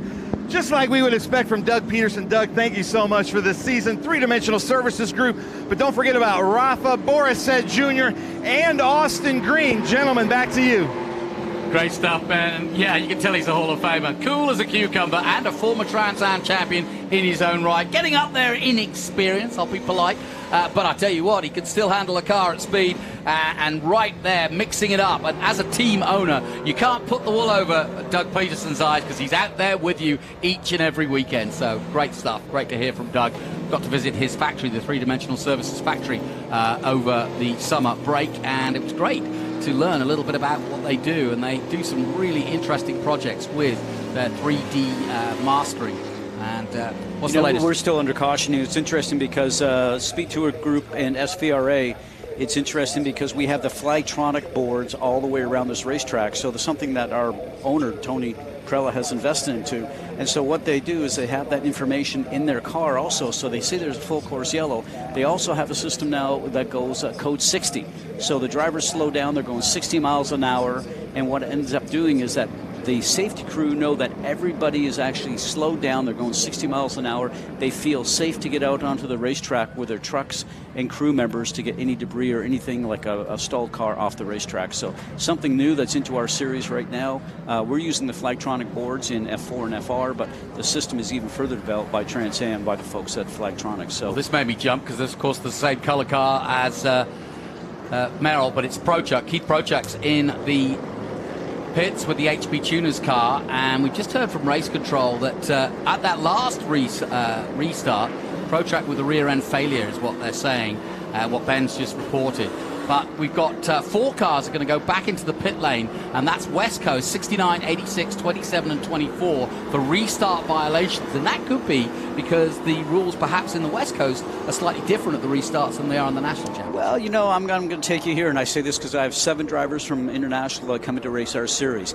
You have to know the rules, young man that missed a driver's meeting, about what's going on. So you need to know the rules wherever you're racing, whether it's here in America or anywhere in Europe. So you have to know that information. So not only that is that I was talking about the Flagtronic system just a moment ago. There is GPS sensors in all these cars, so we know, or the Trans Am knows exactly if a car passed under yellow or anything that's going on. So you can't get away with anything in these series these days, certainly because of all the electronics that we have. This makes it really interesting, guys, because I just realized that Brody Goebel is one of the guys coming in. The 69, of course, is the championship leader, and Michael LaPaglia is not coming in. Oh, there's Keith Prochuk. Yeah, so that could really mess or stir up the 22-point difference between Goebel and LaPaglia as we take a look at Keith Prochuk. Out of the car and obviously disappointed. Hell of a race for Misha Goikhberg. He has made a real name for himself in this one. He's always at the sharp end. He's always top 10. But to see him vying now for a top 5 position towards the end of the race, really impressive indeed. Yeah, Misha Goikhberg, obviously, he drives a lot of stuff. IMSA driver, I believe he drives a Lamborghini in IMSA. So he's a really good driver, and it's great to see him in this series, and he's very experienced with these cars. So, well, I mentioned Keith Prochuk. He's out of the car, but he's with Ben Sissel. Yeah, thanks, gentlemen. I'm here with my friend Keith Prochuk. And Keith, unfortunately, HP Tuners doesn't make a rear end for these TA2 cars. Is that what happened out there? Yeah, it's either the rear end or the transmission. We had a good run, running P16 pretty solid, feeling like I could go up a couple more, but then, yeah, just grenaded there at the end, and that's all she wrote for us. And that stinks too, because we talked before the race, you love Circuit of the Americas. Yeah, I was moving up, I was running fast, and my head was in the game, so we were, I was in the zone to run, but rear end had other thoughts. Man, that stinks. And this track is tough on transmissions, suspensions, and rear ends. Circuit of the Americas and those bright orange curbings. Scott Goodyear, I'm sure you can speak to that. Well, you know, they love all these big curbs that they have. It certainly keeps our guys off of that, but it's interesting to see some of these guys, as we mentioned, just be able to drive over them. I'm still just amazed at that. Yeah, and when they drive over them, so if these cars go in the air, so if one tire, rather, goes in the air, so like if they hit the curb and half the car lifts up into the air and then they land while they're still on the throttle, that can put a lot of strain through the rear differential, so that can rip them up pretty easily. So if these cars launch and hit the bumps in a weird way, that can easily destroy a rear end differential. So yeah, they got to be careful with that. That's another reason why you have to be careful with the curbs. Austin Green, of course, currently in 9th position, fighting for the Rookie of the Year championship. He's got 723 at the moment to Thad Moffitt's 661. Nathan Hearn, 3rd at the moment, but Nathan Hearn will get some big haul of points, but won't get up to Austin Green's position. So Green pretty much a shoo-in if he stays in 9th. And we're going to come to Green. There's Rafa Matos, still Austin Green. It's been a heck of a year for the 22-year-old. Just looking at the time right now with time to go versus laps to go and getting around here in just over 2 minutes, this might end up being into a timed race, so we'll see what ends up happening here. Which would be 12 minutes left on the clock. Yeah, so probably will be. Yeah, I think you're right. And we have a rule here in Trans Am. If you're new to the series, we basically run 100 miles, or if we can't put that in and get the number of laps we want in, then we get as close to it as we can, given the cautions, and then we run to the clock. And then we tick it down, and we run 2-0, and 1 lap after that. That's it. So here we go. We're about to go racing again. Everybody jostling for position. Massive field. Great to see at the end of the season. At this huge circuit, it deserves a big field. And as you can see, the Honda Civic makes its way out of the way. And once again, Nathan Hearn will pick it up. His first chance to get a restart from the front. And boy, will he be looking forward to this. Yeah. Wait until the start zone, which is the signs that are on the front stretch that the drivers can see. Leader has to go in that start zone. He gets to accelerate first, and then the flag flies, and make sure you don't pass anybody or come out of line until that happens. And off they are. And that was a great restart from Nathan Hearn. Restart. Really good, and to the outside now, Merrill flips through, and Hearn's going to defend and get as wide as he can. There's Thad Moffitt. I mentioned him a moment ago in that rookies competition. He's got some work to do if he's going to catch Austin Green as we go back on board with Matos, trying desperately to get past Michigorpo. They do get past the number 90 of, it looked like Annunziata might have a problem there, or one of the cars that they go past. Still there. Okay, no, Annunziata is there, so good news. But everybody flip-flopping through the S's. There's Rafa Matos in the three-dimensional services group.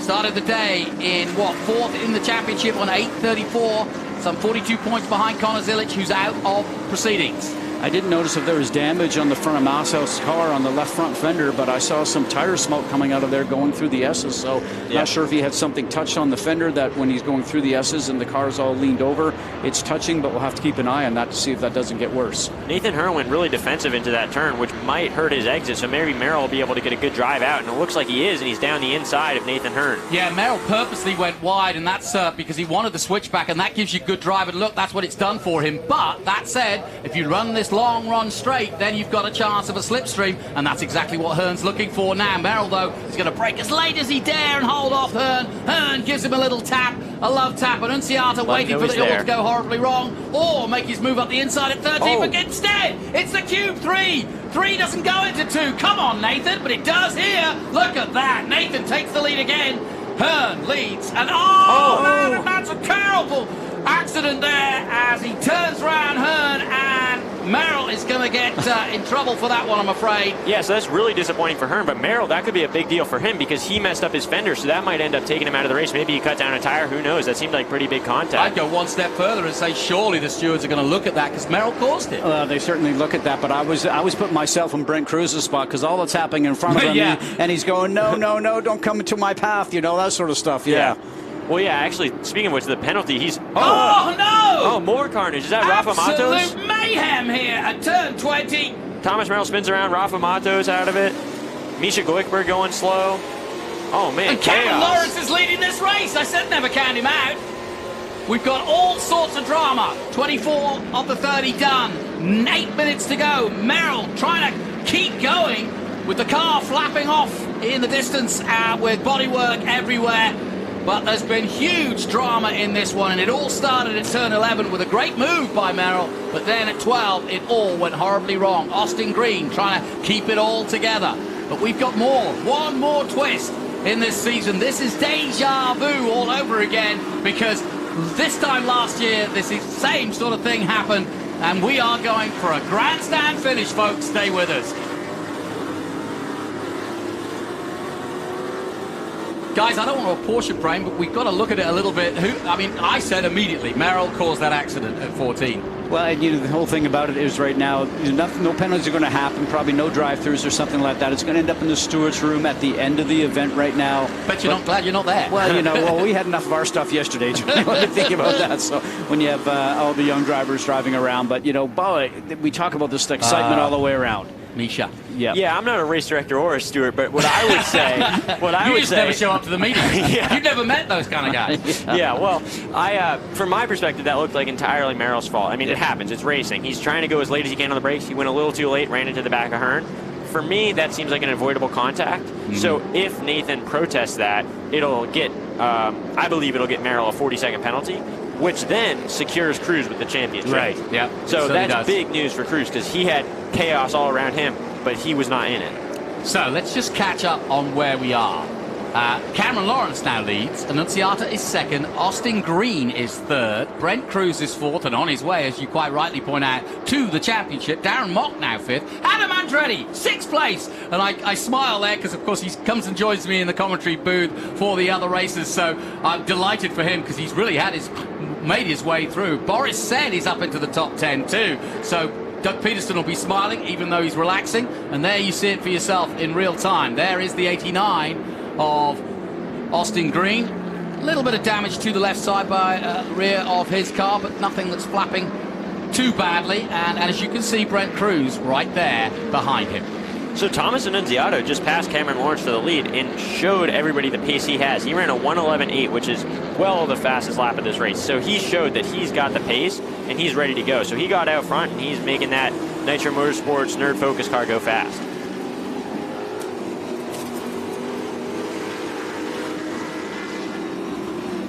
Well, you join us at the perfect moment because it's all happening here at the Circuit of the Americas. Thomas Annunziata, who I spoke to pre-race, was really confident after third place last year, has just come through the maelstrom and mayhem to take the lead away from Cameron Lawrence, who likewise took advantage when cars were going every which way and loose. Cameron Lawrence is now second. Austin Green is third. Brent Cruz on his way to the title is fourth. We've had all the West Coast, or half of the field, going in.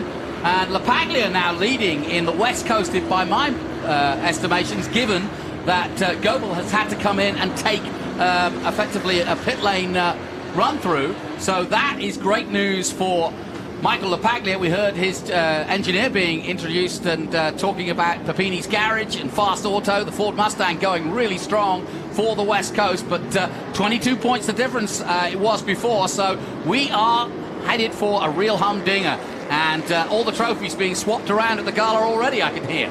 Yeah, so right now, Nathan Hearn, a lot of smoke. Whoa! Oh, Tom Sheehan spinning around. Tommy Sheehan. see if he's able to get that car rolling. It looks like the rear wheels might be in the grass, so hopefully he's not beach on we call on a that big high-sided, curve. so definitely he looks like he's going to be up there. So we were probably coming up to the white flag, quite frankly. So if that was the case, they might just throw the white and then keep that underneath the local yellow here so you can continue with the event. Oh, Darren Mock out of the car. He was running so good. He was 5th in the championship. Really all he needed was to have a good finish, and he was running 5th in the race too. And it seems like he had an issue. He's out of the car already, which could cause a full course yellow. I think it has to cause a full course yellow if there's a driver standing on the track. And he should be up and find a hole in the fencing, which there's some holes around there to be able to get And you know behind the why barrier. he's looking so disappointed? Connor Zillage went out in the young guns chase against Brent Cruz. Brent Cruz obviously still marching on for that. But Connor Zillage was 2nd, and Mock was not that far behind, and he'll be bitterly disappointed. Yeah, and Mock was 5th in the championship, so that's really good for him, but super unfortunate. I don't know what happened. It looked like there was some damage on that front right fender, so maybe he had some contact with a wall. Who knows? Well, Rafa Matos is done making hay, and he's still going. Rafa must be smiling because this all happened to him last year, but he's kept his nose clean this year, and he's still running hard in 9th position. But we're getting down to the closing stages. This board changing by the minute. I'm glad we don't do it the old way in the cricket scores with a pencil. Yellow. You'd have run out by now. Annunziata, Lawrence and Green. And here comes Annunziata again on Lawrence. These two going at it as they come out of 11. And now Lawrence will come back. There's a full course yellow, so if they pass right now, that can get a big penalty for whoever passes. So they have to but it's slow only it down. just come out, but they should see it, as you say.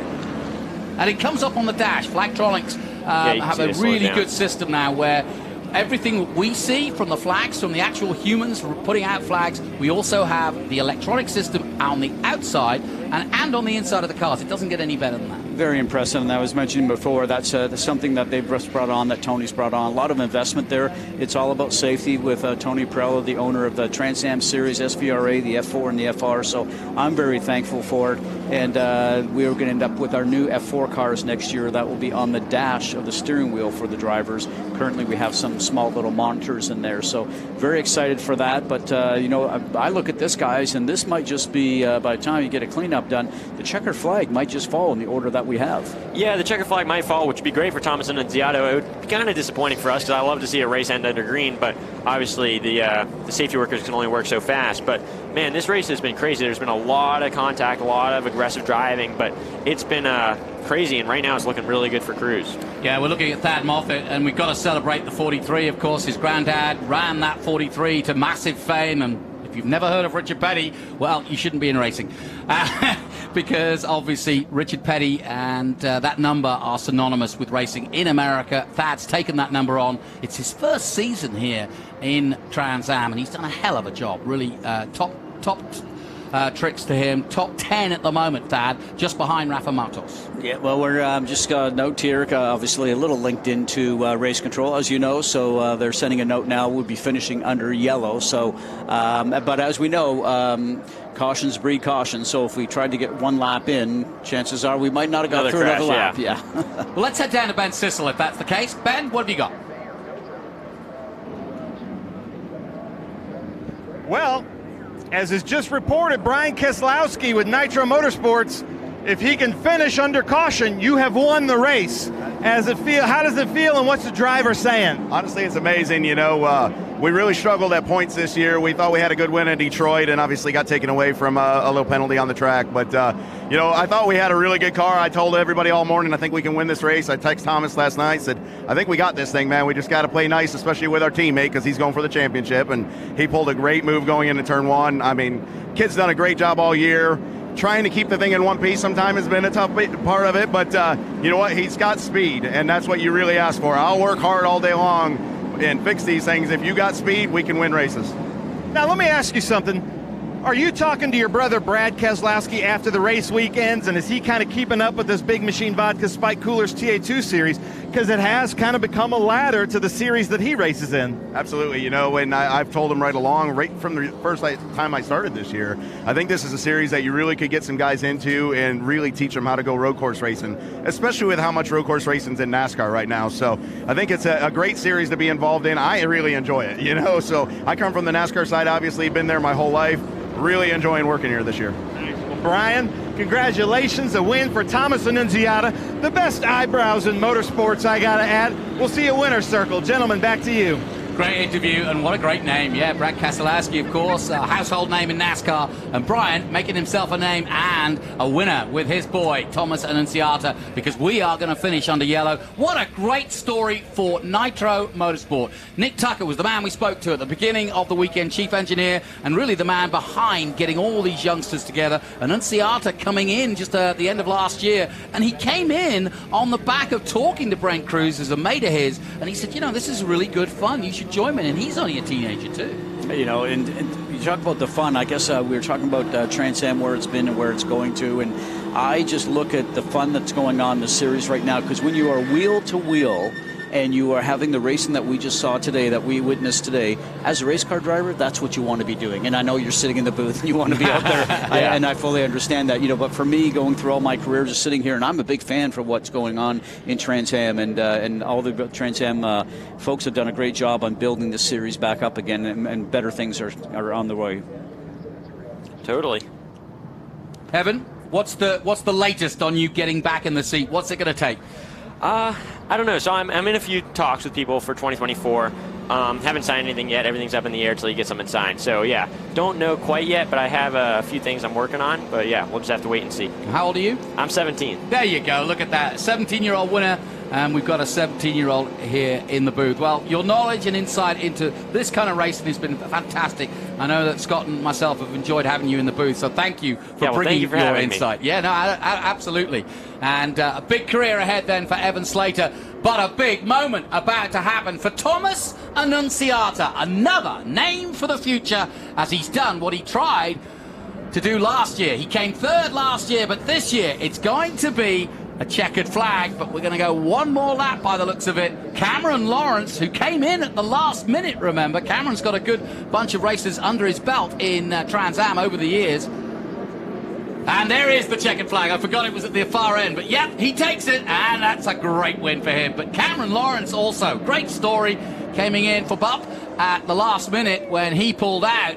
And so Lawrence was not expected to be on the podium, but he's got it. Austin Green, the 22-year-old, also gets a great podium. But more importantly, we have a new champion of Trans Am TA2. The Big Machine Vodka Spike Coolers TA2 Series has been won by the one and only, the youngest ever in the history of Trans Am. His name is Brent Cruz. Write it down, get the t-shirt, get the autograph, because Brent Cruz is going to be a household name if he isn't already.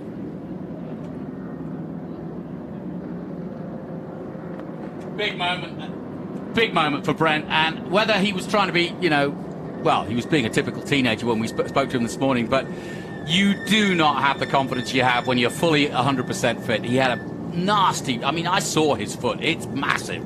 He's got a big bruising. And I've played a lot of soccer, you know, on hurt ankles, and there's nothing worse because it swells up and there's nothing you can do about it. And they really don't know what they have to do with it because it just happened really in the last 48 hours. So for him, certainly, you know, because there's always a question mark in your mind. But I mean, the adrenaline, as he was very calm when we talked to him this morning, he goes, you know what, the adrenaline will take over, and certainly it will. But, you know, now after today, the ride home on the airplane, it will probably be painful. But you know what, you'll be looking at a trophy sitting there beside you. I think he'll be all right. Yeah, he'll be fine with that. And Evan, as a fellow teenager, you've got to take your hat off to Brent Cruz. He's done everything right. I mean, if you were looking for somebody to be inspired by, that's the guy. Yeah, I mean, he's doing really good. Super consistent, super fast. He's done everything you need to be a champion. So, yeah, I mean, he definitely deserves this championship, and I feel great for him. Obviously, I'd like to be in that position too, but congratulations to him. Amazing just to see the young talent coming in here, as we know, the young guns, as we're calling it. But I guess because I haven't watched all this recently, and I'm just starting to get back involved and watching it a little bit. But, you know, the influx of NASCAR, not only the drivers, but I see it looks like there's NASCAR, you know, people coming in as crew members and engineers and what have you. I mean, this sport has changed in the last couple of years, and it's really, as all these guys are talking about, it's a training ground for NASCAR. So just bigger and better in the future here, and more young talent coming through here, and what a great place to do it. And you're racing at a Formula One racetrack. How many Trans Am drivers thought they'd be at COTA racing on a racetrack that had Formula One cars here just a very short amount of time ago? And sometimes justice doesn't do this well. 130 feet of elevation change here at this racetrack.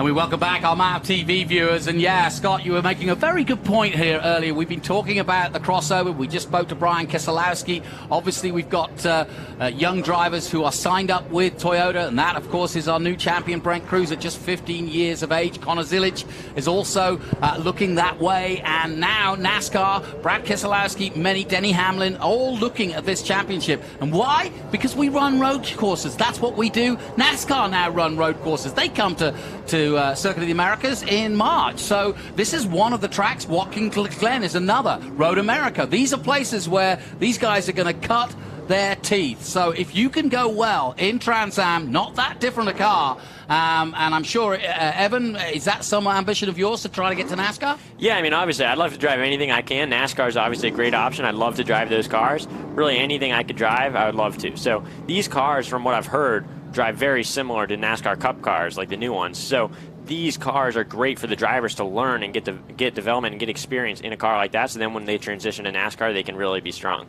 Well, Austin's green dad was an Xfinity champion back in the day, but when you hear the names like Haley and Christopher Bell, all of them have come through. Silver Hair have trained some of them. Now we're seeing Nitro Motorsports do the same. They've got a winner and a champion here this weekend. So all the eyes focused now on this Trans Am Series, which is the longest road running series since 1966 here in the USA. So it really does have a lot of credit and a lot going for it. It's gone through some ups and downs over the years, but it really is back in an amazing position now and really starting to grow young talent. And that's not to take anything away from Merrill, because I know, having spoken to Thomas Merrill, he goes over and talks with Brent Cruz and with the other youngsters that are coming through and joining the championship. He enjoys the coaching side of it. And I don't know if you've spoken to Merrill, but there's guys, they're open to talk to you, aren't they? Yeah, I love Merrill. I was talking to Merrill yesterday. He's just so open. If you have any questions, you can always ask Merrill.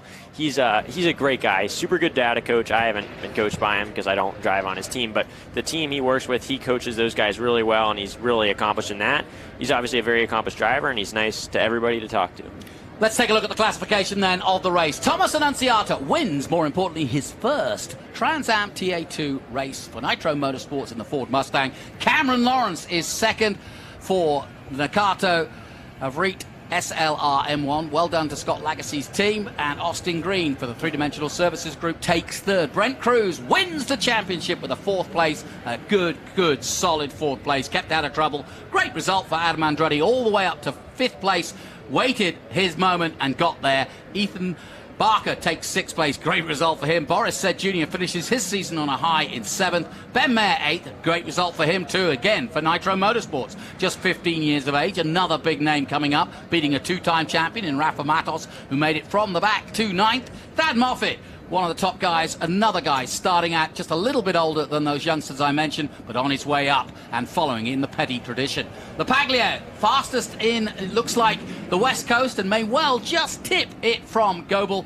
Lostowski finishes 12th, Merrill 13th, Atwell, Guthrie, Young, Carroll, Romberg 18th, Brody Goebel, there you see him. He was leading the West Coast, but does finish 19th. It's going to be nip and tuck between those two. My math's not good enough, but we'll decide it when we find out. Tim Lynn in 20th position for Roof Options. And then a little further down, Roy Fulmer the fourth, another Californian who races in the West Coast. JC Menet likewise does the same. Doug Winston, 23rd. Bob Ricardo Jr. in 24th. McAllister, Nathan Hearn, after what was such a great race, finishes in 26th position after that turnaround. Abate 27, she had a pit stop. Nesbitt, Gray, and Mock, who we saw parked up there for Nitro Motorsports. Further down, Sheehan, Hingarani, Goikberg, he also involved in an incident. Tyler Gonzalez running right at the sharp end, but will finish 34th.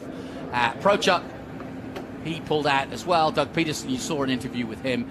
Caleb Bacon, Sarche, Kelly, and Bowes, all non-finishers in this race of 46 starters. Ruck went out early, Zilic went out early, Durbin, Caton, Perrin, and McAvoy. Wow. Well, Customers Bank came on board this year. I think we've given them something to look at, because I know that is right up there with some of the best races we've had in Trans Am in the last few years. And if you were up there on the tower, you got a cracking view of it. But what a time to remember.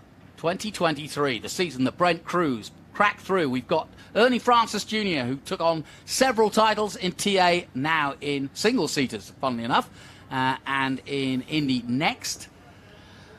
Has so much choices.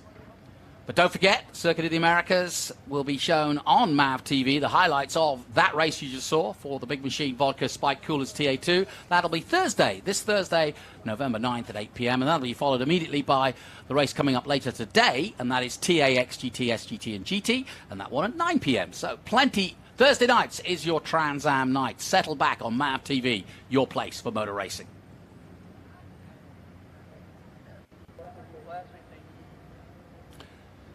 So Nick Tucker, obviously the man of the moment, chief engineer to Brent Cruz. Let's go down to Brent Sissel. He's got with him.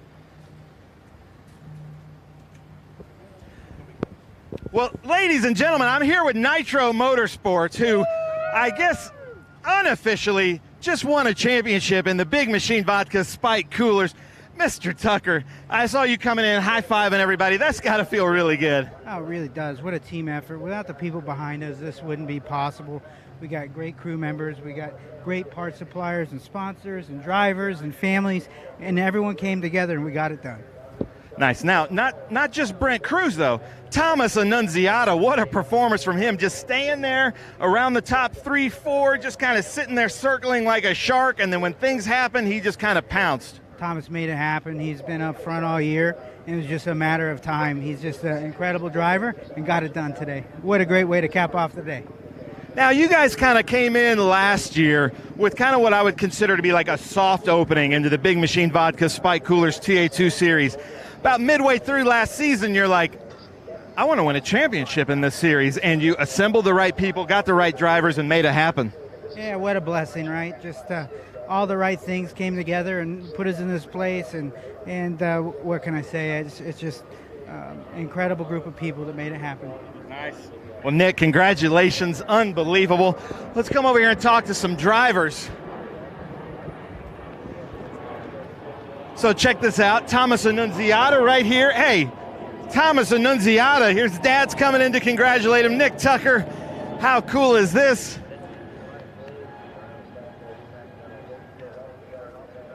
Thomas Annunziata, Big Machine Vodka Spike Coolers TA2 Series winner, Circuit of the Americas. How does this feel? It's amazing. I mean, it's been a long time coming. We've had speed all year, but the luck hasn't been with us. A lot of things out of our control that ended our race early. The pole at NOLA, I think we could have won that or should have won that. That didn't happen. We crossed the line first at Detroit, got a penalty afterwards, and we had to speed the rest of the year, but things weren't going our way, so I'm glad to end the year with a bang and ready for 2024. Now, strategically thinking, watching the race, you were just right there behind all the melee happening in front of you for lap after lap between Merrill and Hearn and Zilich, just kind of in the right seat. Did you know something would eventually come to you, or were you just trying to be in the right place at the right time? I knew something was going to happen. Hearn's fighting for his first win as well, and he was really aggressive, and he was burning the tires off of it. And Merrill was also burning his tires, racing him, and they banged the wheels like multiple times. So I knew something was going to happen, and eventually, as the race goes on, the tension's going to rise. So I was just waiting for my moment. I found it, picked it, and took the lead. Nice job. Congratulations, Thomas Annunziata. Another congratulations goes to our provisional champion, ladies and gentlemen, Brent Cruz, 15-year-old, I believe our youngest champion ever. How does that feel? It feels great. The team worked hard all year. Rookie year, we were able to come in third, and I knew what I needed to do as from my perspective and how to get the car kind of to make sure we ran every race, and then being able for me to finish every race, I think, is the main way to be a champion, and that's what I learned last year.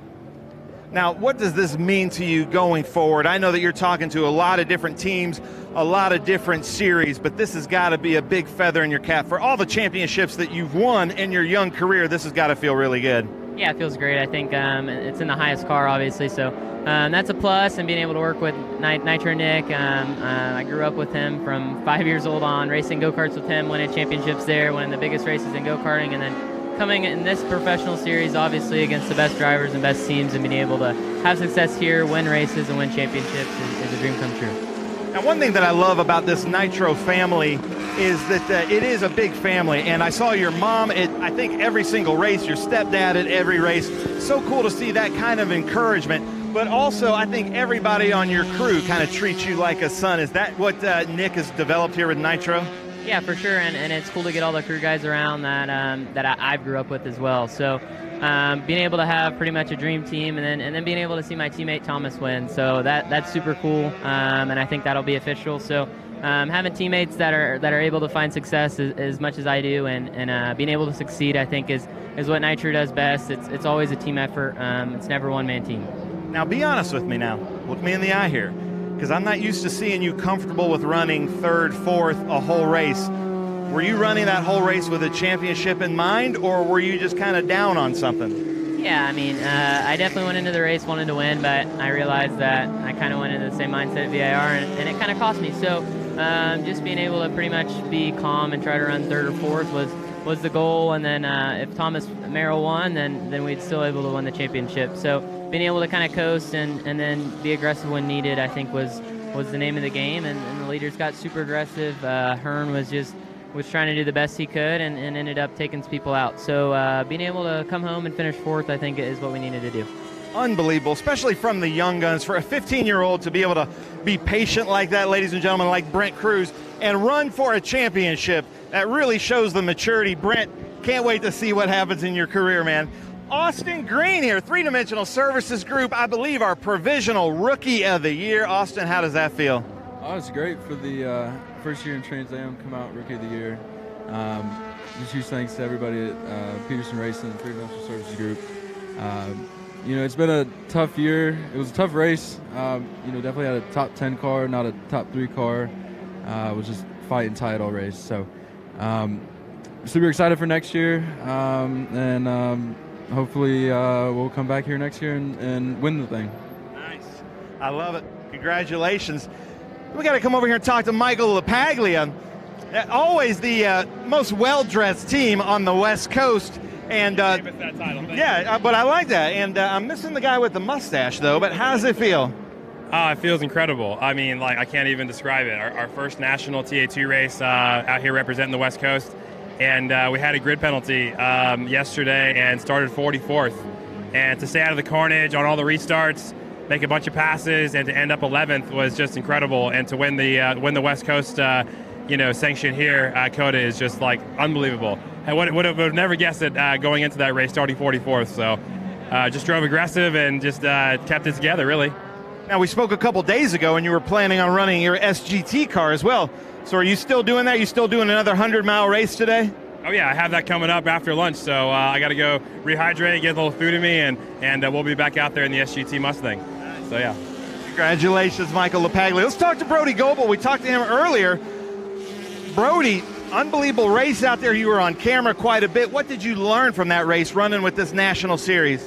Yeah, it was a tough race for us just because that Western Championship kind of, laying over our head a little bit there. So I had a few times where I really wanted to push and go forward, and it was just thought better of it. There was cars crashing all around us. Had a drive-through penalty about halfway through there, or 3/4 of the way through. And yeah, it was for jumping the start. So I didn't think I did at the time, but we served that penalty, went to the back of the field, and then made finally a little bit of a charge there for the final lap or two, and got back to the podium. So it was a really good run back after that penalty, but kind of took us out of the mix at least today for the national race. So yeah, for sure. But you did well, and you came in one piece. Nice job, Brody. Well, let me go one more real quick, because we got to talk to Cameron Lawrence from Austin, Texas. And Cameron Lawrence, you come into the TA2 series, you win a championship, you leave for a while. You come back, you win a championship, you leave for a while. You come back here this time, and Mr. Bupp, I got to say, Indy on the podium. Now your car's on the podium back at COTA in your hometown. Your wife is expecting. This has got to be a crazy year for you. Yeah, I had a good year all year long. This was a super last-minute thing, keep kind of getting dragged back into this whole thing. But huge thanks to Mr. Ellis and them, everybody at Avery Express. It was really all them that gave me the call. Hopefully Jordan's doing all right and the family. Haven't seen him in a while, but I'm bummed that this is the way it had to happen. But at the same time, it was cool to work with the M1 guys and Scott and Lee and everybody that worked on the car this weekend. So I've known all these guys a long time. It's the last car that I haven't driven yet, so I've driven pretty much all the chassis now. Worked with everybody in the paddock, and it's been really fun. This was a really good car. Qualifying didn't go our way. The beginning of the race didn't really go our way, and then kind of kind of the heavens opened up there, and we went from nowhere to first, and then I made a rookie mistake and gave it up. So, yeah, it was a bit of a fun race at the end there. Wish we could have run it out to the green. Got kind of stymied by that late yellow also. Was going to make a move, but all in all, good weekend. Thanks for everything these guys did, and yeah, fun one race, one off there. Congratulations, Cameron Lawrence. Jonathan, back to you in the booth. Great stuff, Ben, as always, and just a couple of confirmations. Yes, that jump start, I wasn't sure what they were pinged for, but 4 drivers in the West Coast Championship pinged for jumping the start, or the restart should be, and so that's why Brody Goebel did come in for that drive-through.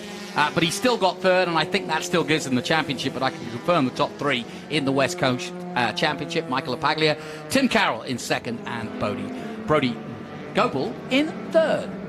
We've still got Evan Slater and Scott Goodyear here. Guys, as we kind of take a breath from what was an enticing and electrifying end to the year, what I love about that is that mix of Cameron Lawrence, a 2-time champion in Trans Am. You've got Rafa Matos in the mix, Andretti, big experience, and yet we're all talking about these youngsters. And Lanciata, you can see the emotion from the dad and from him and Nitro Motorsports, and you can also see the crossover that we were talking about earlier with NASCAR. You know, and we talk about youngsters, obviously, in the series that I operate with, the F4 and the FR, we expect the youngsters. They come out of karts and they're 15 and they come into cars and we're training them at the same age.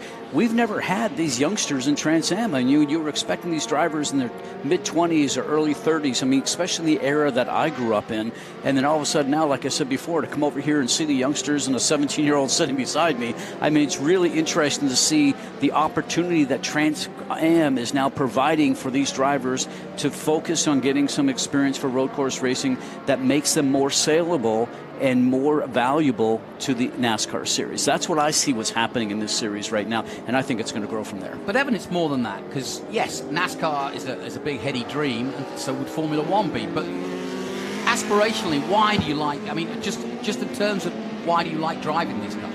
I mean, I love driving these cars because the cars themselves are fun to drive. They're big, heavy stock cars, so they're just a blast to drive. And they're big body cars and they're heavy, so you can bump into people. You can do rub and racing. You can you can drive them hard. You can race really close. So that makes it really fun. And then there's also so many people, like so many good drivers in here, that it makes it so you have to improve. And then the more good drivers there are, everybody that thinks they're a good driver wants to come drive here to prove that they are. So then it just adds more and more and more good drivers. So then it just becomes like a series where like 46 car fields of all great drivers. So it's just awesome to drive in. Well, that summed it up perfectly. My thanks to Scott Goodyear and obviously to Evan Slater. Let's head down once again to Ben Sissel as we're about to get the podium underway. All right, Jonathan, thank you so much. Ladies and gentlemen, let's hear it. Big Machine Vodka Spike Coolers TA2 Series here at the Mission Foods Austin SpeedTour. Unbelievable racing out there. We are going to start with the National Series, the Pro-Am. Let's hear it. Number 98, Doug Winston. Come on now. Doug Winston would bring back the trades, and Doug, much better finish than a couple years ago. You got to get on that top step, though, Doug. You can come up here. Come on, guys. Let's hear Doug Winston, Pro-Am. Man, nice job. This has got to feel good.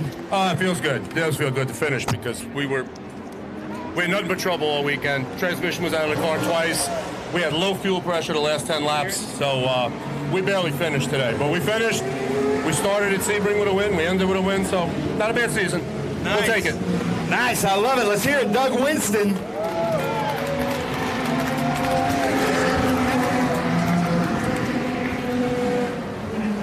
Come on now, one more time. Pro-Am, Doug Winston. Look at that. Doug, so happy to have you out here with Fast Auto. Been running with us for a few seasons here with Adrian Lostovsky's operation.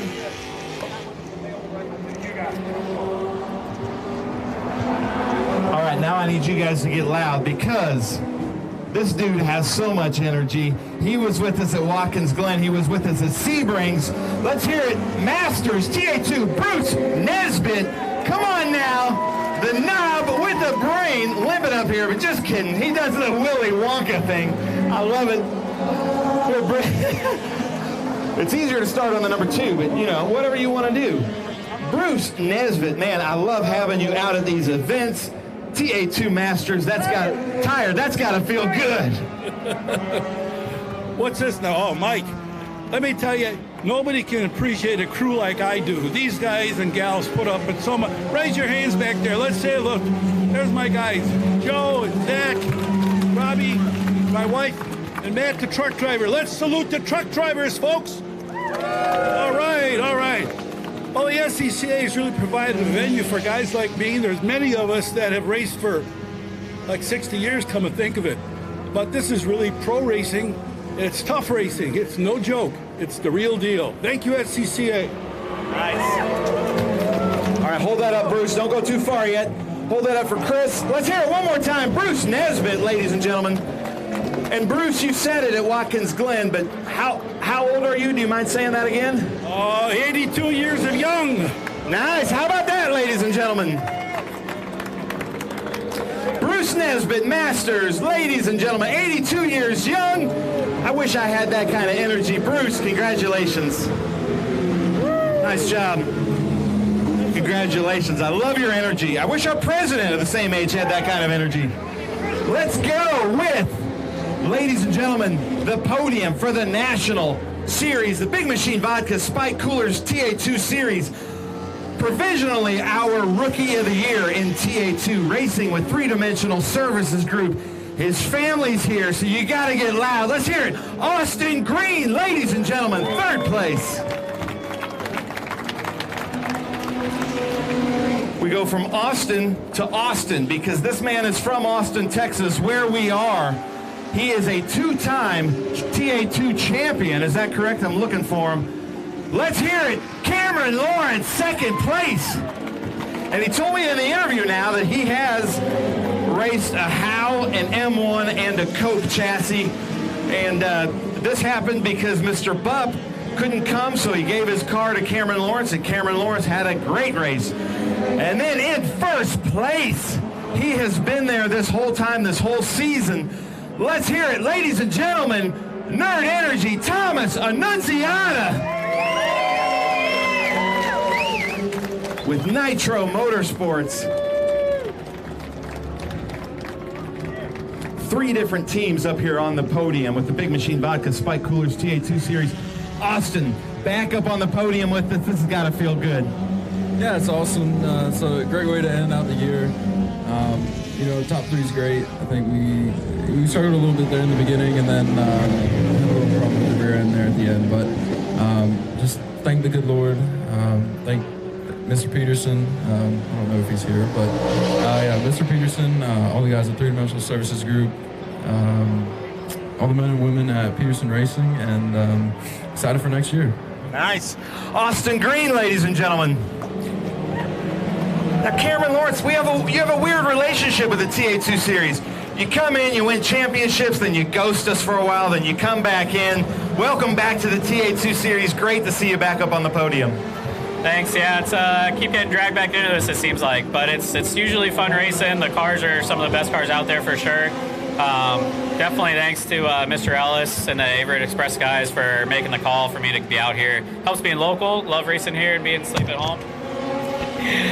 But yeah, hopefully everything's all right with the Bupps. You know, we missed Jordan. Wish he was here. But thanks to Scotty and all these guys, Lee, everybody gave me a great car all weekend. Just kind of trying to work through things and learn how they operate. But yeah, it was a good race. Excited for the year to be done and go have a baby and relax for a few months and get back into it. Nice, I love it. Let's hear it, ladies and gentlemen. Cameron Lawrence back in the TA2 Series. And then Thomas Annunziata.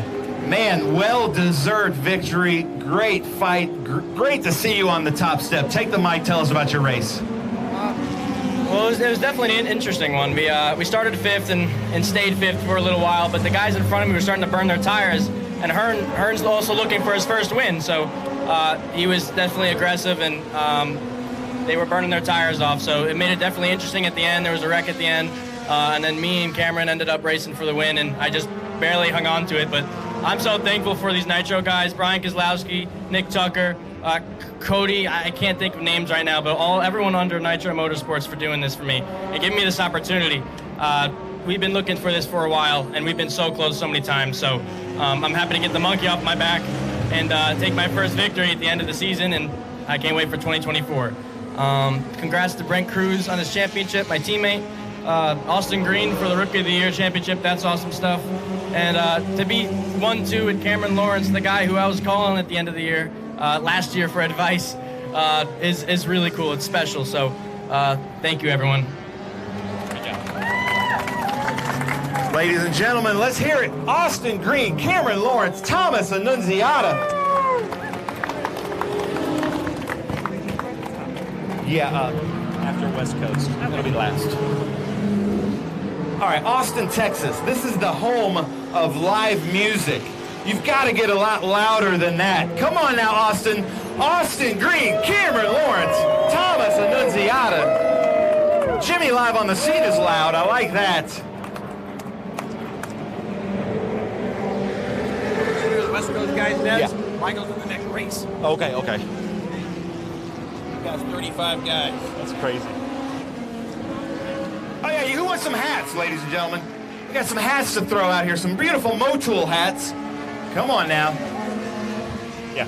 All right, we gotta get this moving though, because we got a driver that's coming up that's in the next race. All right, come on now, Austin, get loud. Austin Green, Cameron Lawrence, Thomas Annunziata.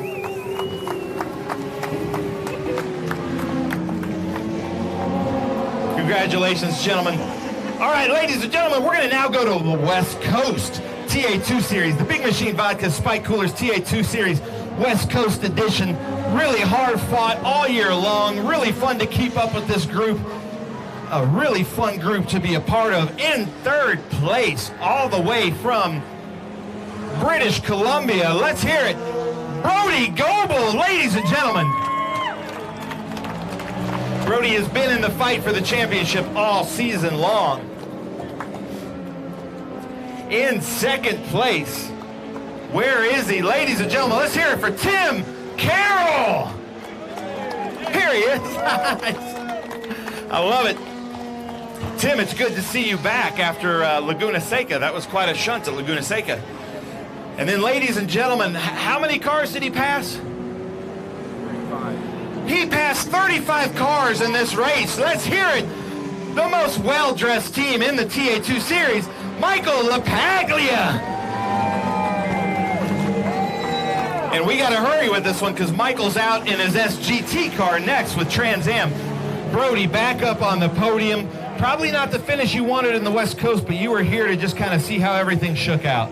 Yeah, it was an interesting deal out there, kind of focusing on that West Coast Championship, but trying to run, we started 12th place there up with the national guys and trying to be smart about it. So, yeah, it was tough. Yeah, it was half of me wanted to go forward and the other half of me trying to be smart out there, and I'm just happy that we're able to fight back for third place in the West Coast race and 18th overall. So it was a good, fun weekend, and congrats to Michael today for pulling out that win. That's awesome. Nice. Brody Goebel, ladies and gentlemen, and anytime you can finish in the top 20 TA2 Series, that shows some talent and skill. Tim Carroll, good to see you back since WeatherTech Raceway Laguna Seca, and then, second place in West Coast. That's got to feel good. Well, it's actually our first time up on the box, so we're super pumped about that one. And last night in qualifying, we exploded a transmission, and we were up all night until 1 o'clock, and it helped with the M1 guys and Andrew's transmission. We got it put in last night, and my Bruce and Scott, my team guys, it was awesome. Nice. Let's hear it. Tim Carroll. And then Michael LaPaglia. Take the mic. Tell us about your race out there. Oh, well, I just, I started 44th, and I really just had nothing to lose. It was as simple as that. I didn't want to tear the car up. I wanted to bring it home in one piece and just try to stay out of the carnage and make as many passes as I can. My little guy told me to sneak through the window, like they say on Cars 3, so that's all I did. I just tried to take advantage of every opportunity I had to make a pass, and definitely left a couple out on the table, surprisingly, but it was a great race. Super happy to finish, position 11 in the whole series, and then take the win here in West Coast. It's my first one in the West Coast Series, so stoked to do it here in COTA. Awesome track, awesome facility. I'd just like to thank everyone that helps us out. The Pampini brothers take care of the car. Actually, they're not here. They're up with the SGT car. I have to jump in that in a few minutes. There's one of them. They do everything for me and just take care of it, make sure the cars are race ready. I really appreciate that. And of course, my family, from my father-in-law to my grandpa and my parents. my kids, my wife, everybody that comes out and supports. And, you know, on the West Coast, we have some great competitors. 2 of them standing right by me. It's been fun racing with these guys, and really looking forward to getting a little more serious next year and coming back for some more. So thank you. All right, crowd, get loud. Brody Goebel, Tim Carroll, Michael LaPaglia, Big Machine Vodka Spike Coolers TA2 Series West Coast edition. A super fun edition. Here comes Mike Dolan back here to give the hats. And we might not want to spray the winner with champagne because he's got to get in a race car here soon. Come on, crowd, one more time. Brody Goebel, Tim Carroll, Michael LaPaglia, Big Machine Vodka Spike Coolers TA2 Series West Coast. I love it. All right, so Michael, you need to take off, buddy. All right, come on. We'll see you in just a few minutes back on track. Nice job, everybody. You guys are excused. Sorry. Oh, we're going to do some wine. Let's see what happens here. Let's see if Tim and Brody... Oh, not going to be polite at all, ladies and gentlemen. Brody Goebel going right for it, looking for shelter. Congratulations, guys. Nice job. Thank you so much for coming out to the Mission Foods Austin SpeedTour. All right, so... You want to go to... Are we out? We out? Okay. Jonathan, back up to you. Thanks, Ben. Yeah, great stuff. And boy, busy schedule here as the Lone Star flag flies high. But more to come. We're going to take a short break from the Speed Tour. But thanks for tuning in on MAV TV. And just a reminder, we have a brand new champion, the youngest ever in Trans Am history since it began in 1966. His name is Brent Cruz. You can watch all the highlights on MAV TV on Thursday at 8 p.m. for TA2 and on TA on November 9th at 9 p.m. So don't miss out. Until then, from me, Jonathan Green, goodbye for now.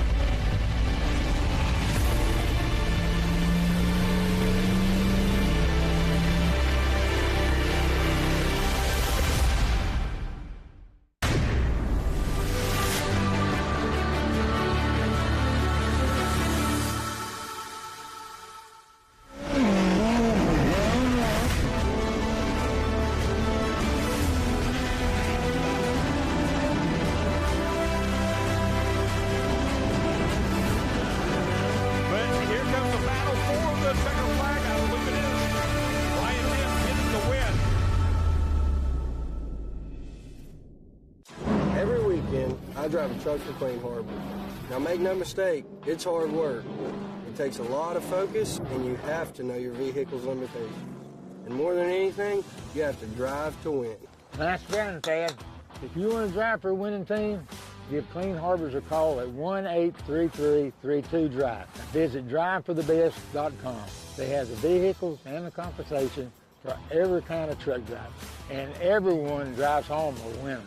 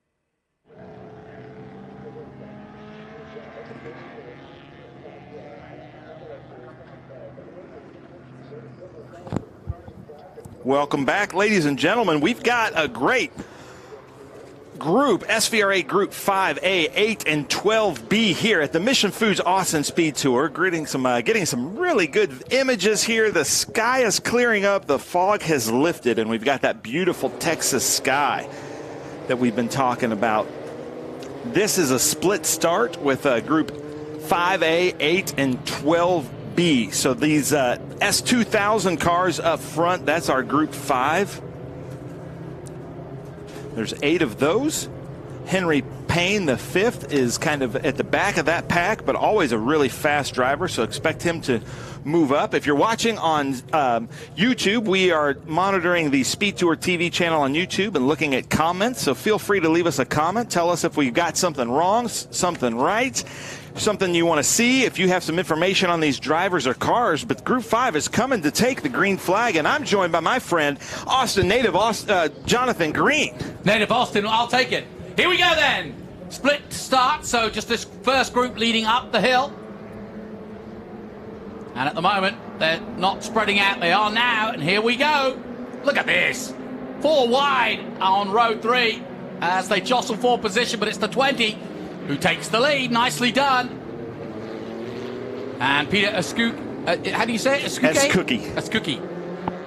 As he did yesterday. Ahead of Benjamin Myers, Samuel Payne. Side by side, though. Yeah, still. As we go under and into 3. But finally, back comes the 20. Escookie gets the lead. Aggressive stuff.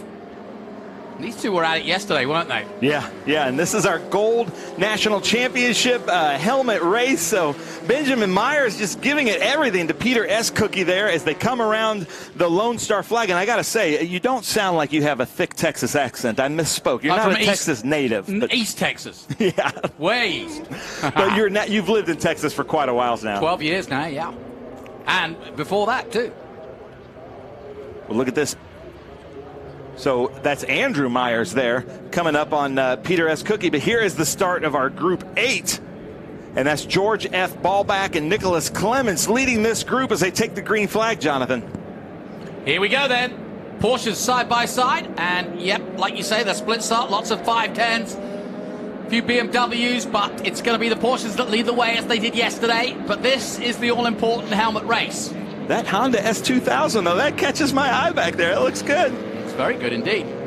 Love these little cars. They're wonderful. 37 going through shot there. And that's Mark Nettesheim, one of our great West Coast drivers in the B Sedan Challenge Series. And we're back here with the Sports 2000s. Really good race, mixed group race. And that's Marvin Hodges there in that gold car. And Henry Payne. And Henry Payne the 5th, moving up like I thought that he would. He came out of the race early yesterday. But again, ladies and gentlemen, they're going to turn this up a little bit because this is a race for our national championship in vintage racing. So this is kind of, and we're entering into the off season. So a lot of our drivers on this day, they kind of think, well, I'm going to take some chances because I've got the off season to fix the car, as it looks like Andrew Myers has closed the gap here on Peter Escookie. Yeah, he has. Look at this. And now he's put himself in a position where surely the overtake is on. Escookie under massive pressure now, although he's pulling away down the main straight. And if Myers is going to make a move, it's going to have to be now. But he hasn't. He's going to slot in behind him as they turn through turn 1, hit the apex here. And they're pulling away just gradually from 3rd place, Samuel Payne. You see it from above there. Nicely done. And some good battles here. That other battle continues. Through the S's they come, down through the Bennett's Bridge Hall S's. Here we go. This is the battle I wanted to see. The 66 really going at it. Marvin Hodges holding off for dear life against Henry Payne the 5th. So the 5th is the senior and Henry Payne is the junior. Yes, gotcha. I believe so. As they come through there, the is that turn 6, 7, 8, 9, I guess it would be? Yep, that's exactly what it is. Yep. And this is over 10 and now into 11 coming down here. This is Customers Bank turn 11. But yeah, the cameras have picked it up right. This is the battle to watch here between number 66, Hodges, and Henry Payne. Yeah, Henry Payne does a good job. But the drive is on because the switchback came, and now they're going to be side by side, and they are. Down that back straight, looking for the slipstream. The leaders come through. 3rd place is on his own. That's Samuel Payne.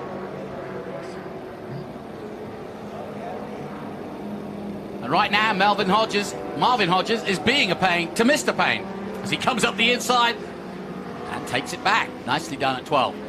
And like we saw with our Group 2 racing, this is more of kind of a spec series. So these cars are very equally yoked. This is a driver class, as we're seeing in 4 turns, 3 lead changes, Jonathan. I know. Nice little overtake at 13, but you have to go wide at that point, and that's how he lost that again. But this is great.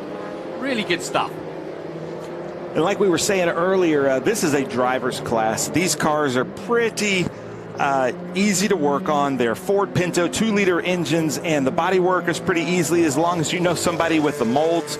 So they are really going to probably take some risks that they wouldn't take in a normal SVRA vintage race, or just vintage race in general. As we look, can Myers get anything on S-Cookie? Well, S-Cookie's managed to hold him off, but boy, these two are going at it, aren't they? And now we're seeing 3 of the 4 Paynes here. If they could work together and create a draft, they might be able to catch up to the leaders. These are longer races, are these helmet races here, with our Group 5A, 8, and 12B. And just explain that national helmet. It's one of the few vintage series that actually holds one of those, yeah? Yeah, I believe we're the only vintage series that holds a national championship.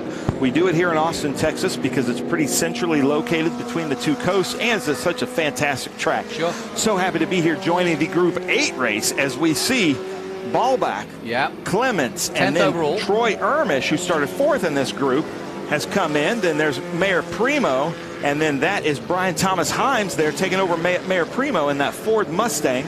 And then one of my favorite people in this, Armand Gorbani, has really moved up in that Datsun 510, but there is that Ford Mustang. Yeah, Armand Gorbani there, just going through shot. And then the 58, as you mentioned, Brian Thomas Himes. That yellow and black Ford Mustang. Look at that, there's the Alpha. 113 of Maya Primo. That's a Primo-looking car. I still like it in red, though. I prefer it in red. Well, it is Italian. So it makes sense in red. It does, yeah. Behind him is Armin Gorbani, as we mentioned. But it's S-Cookie out front by just 0.3. These two are, there's nothing between their lap times. Myers a little bit slower last time out, but not by much as we go back to the Porsche race. And if we talk about the helmet race, so George Ballback is in Group 8 AP. Yeah. Clements is in BP. And then so they're actually in different classes. Yeah, Troy Ermish is in B sedan. So Troy Ermish should, if he keeps this up, the 1, 2, 3, 4 are all going to win helmets in this race. Oh, wow. And then in the other race, the Group 5, Peter S-Cookie right now is in contention to win a helmet. We need a lot of Bell helmets. Yeah, I think we have 56 different Bell helmets awarded at this race. Now, we saw this car yesterday, the 77 going through. That's look at that, sideways. Yes, completely sideways, but you were saying yesterday, pretty good handler of a car, right? Yeah, really good. And gotta give it, that's getting that's getting 10s from up here. If we're getting some style awards, definitely winning the style. I spoke to this gentleman here in this S2000 yesterday. He was watching his in-car out at lunch, and that's, I'll never be able to say it, Dejan Stojic in a Group 12 2004 Honda S2000. I've always loved the S2000s. Stojic, I would say that's Stojic. probably right, yeah. Dejan Stojic. It's a Czech name, I think. So that's Troy Ermish there in that Datsun 510 all the way out from California. He services a lot of the 510s in this, including, I think he helps out with Armin Gorbani there in that black 510 coming in the shot right now as they come around Customers Bank turn 11.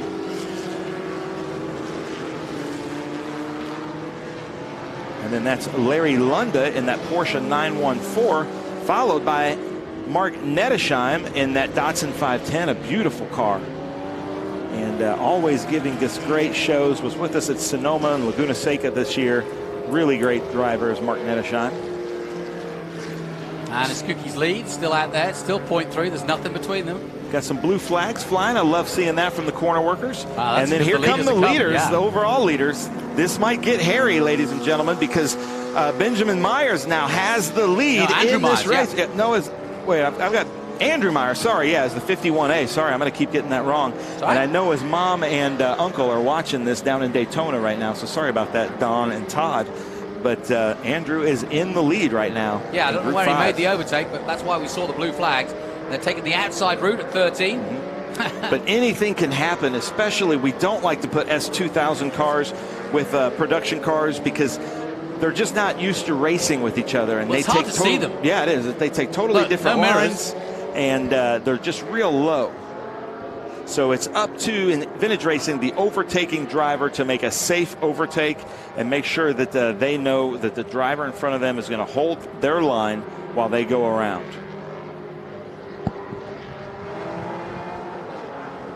Beautiful day here at the Circuit of the Americas once again for the big last hurrah for SVRA and the Speed Tour. And now he's extending that lead as he crosses the line. Andrew Myers extending that lead, just like you said. Looking for Benjamin Myers out there. Supposed to be out there in the number 25 Carbier CS2. He's in 8th at the moment, it says. Looking at the hands of Andrew and just the body language, he looks very calm. He looks like the car setup is correct. Wolf has done a good job setting up the car for him. He's a very studied driver, and let's see how he gets through the Bennett Bridge Hall S's. So he's in an S2000, passing an S2000. Yes, that's ironic, isn't it? Going out in the dust, though, Whoa. Myers. Yeah, that, you can imagine if you were in one of those higher cars, those bigger cars, it's hard to see them coming. And they just zip by, and you can see it's a bit of a, whee, somebody's gone wide there, and that's, I think, the Datsun. I think that was Armin Gorbani just seeing these cars. No, there he is. So that was the S2000 getting out of the way there. Now they're coming up on Armin Gorbani and Customers Bank turn 11. Armin doesn't see him. Let's see if everybody gets through. Looks like everybody got through. Waving. Yeah, blue flags. Good call. So, Jonathan, what's going to happen here with the draft? Looks like S. Cookie is in the catbird seat. But he's doing a good job as the leader of just pushing and forcing him to the inside because it's really dirty over there. And the more you can push him to the right, which is their left, the better you can be. But now he's back in position, and this is the place that the... Well, I say that, and back comes the 51 of Andrew Myers to take that position back away again at 12. So he played it well. Nicely done. Hard on the brakes. Todd Don, I hope you're watching this. Putting on a clinic out here at Circuit of the Americas. Oh, look at these two. Now it's going to be on the inside, and he's got traffic because he's trying to avoid the Alpha. And that's just played into Myers' hands, but they managed to get together again. The Alpha getting out of the way. And through the triple complex they come into 18. Jonathan, I don't like this. I'm super nervous. I don't like our Sports 2000 drivers racing in Group 8 and 12. Hopefully this doesn't happen again, just because neither class is used to racing with these kind of cars. Yes, they do kind of somewhat similar lap times, but in totally different ways, and the visibility just isn't there. No, and they're not used to racing each other. And the S2000 drivers, just as a class, are more aggressive. It is a driver's class, and the Group 8 and 12 drivers are, some of them are out there just having some fun in some race cars, and some of them are super aggressive as well. Turn 1 again then. Time running out, clock ticking down here in the helmet race, and it's all on for the helmet. But like you said, they're on two different classes, and they're both going to get prizes.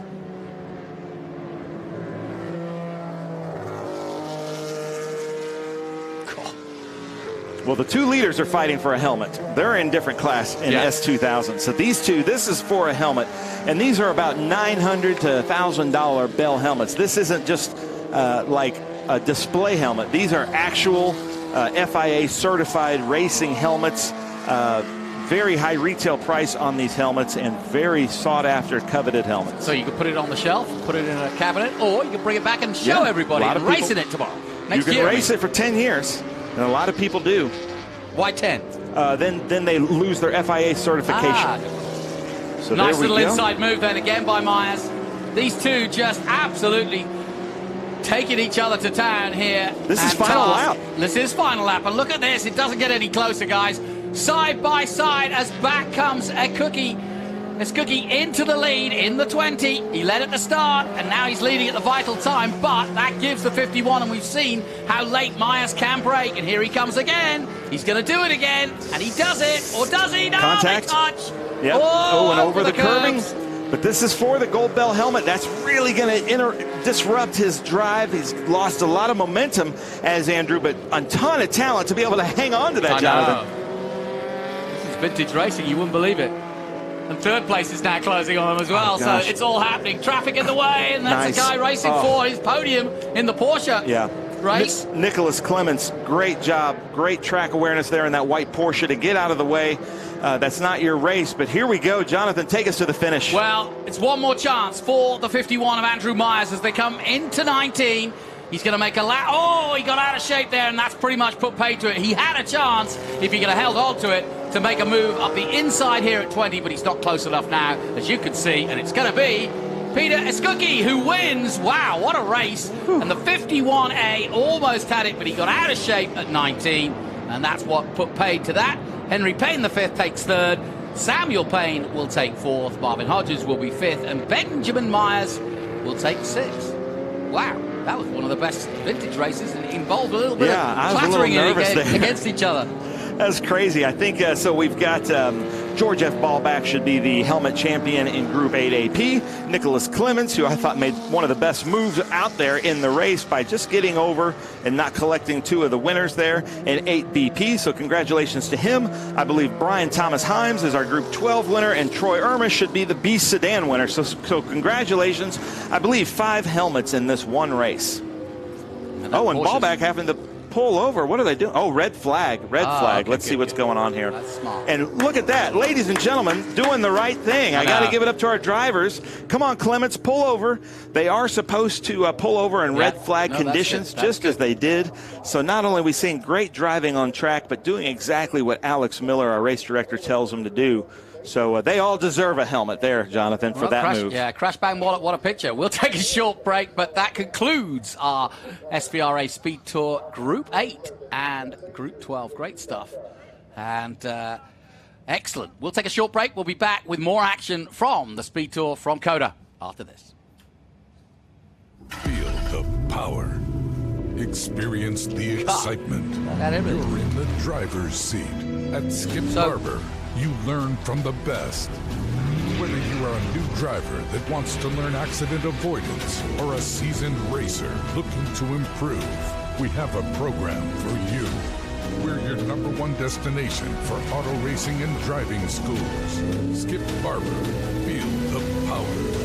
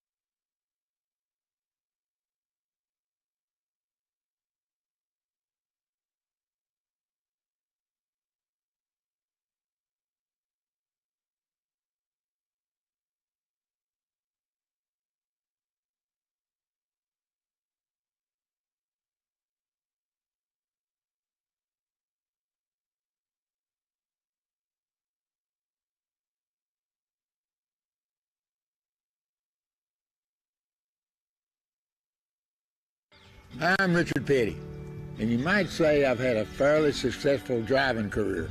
And you know the secret of my success? Having a good support team around me when I need it.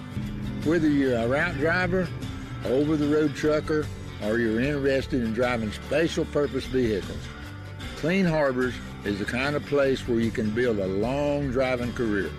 Do yourself a favor, give Clean Harbors a call. We're at a commercial break.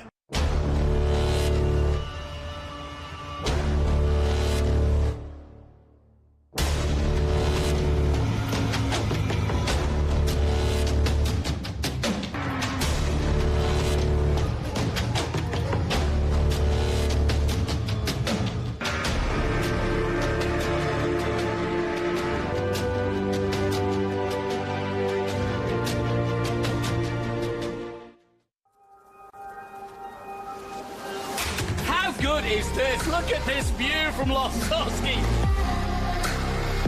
It brings all my fans, it brings the audience into the car with me. Speed turn, 140 mile an hour entry speeds. The quickest and most efficient way for me to get information to my drivers is from using the V-Box HD2 system. With creative and flexible tooling solutions for a quick turnaround of your product launch, the Three-Dimensional Services Group gets things done. We do everything in-house, from reviewing CAD files, design and simulation, machining ideal tooling solutions, laser cutting and metal stamping, complex welded assemblies, as well as injection molding, all to get you parts fast without compromising quality.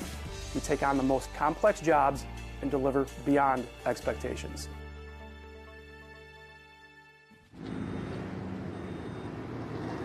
Welcome back to the Mission Foods Austin SpeedTour. Jonathan Green here, bringing you the Trans Am Series presented by Pirelli. We're live from the Circuit of the Americas. It's a beautiful day here, as you can see, and we're looking forward to another big finale to the season.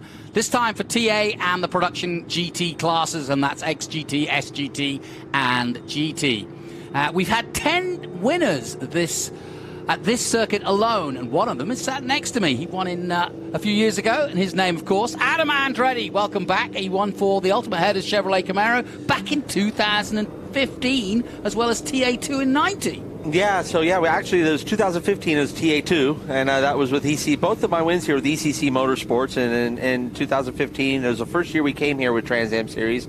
And yeah, we pulled that one off, and then we came here in 2019 with when they just acquired that Pancho Weaver Dodge that you're going to see performing here today with Boris Said starting P2. And the last time that car was here, it won, and I was blessed to be behind the wheel of that thing in 2019. So I do believe I'm the only one that has won both in TA2 and TA classes here at this racetrack, but I believe Zilich is coming. But I believe Gar Robinson today is going to be coming after that one, because Gar Robinson has come back. Two-time TA, Big Machine Vodka Spike Coolers TA2 Series champion, and he came to play in TA with that new Ave Riley chassis. And Riley is who handles his IMSA program and his IMSA racing over the last few years. So they came here and they've been very, very fast all weekend long. Other than Matthew Brabham typing a timesheet yesterday morning, it's been all about the 74 Gar Robinson. All right, well, talking more of Gar Robinson, we've got him. Why not? Let's head down to Ben Sissel. He's speaking to the man himself in pole, Gar Robinson.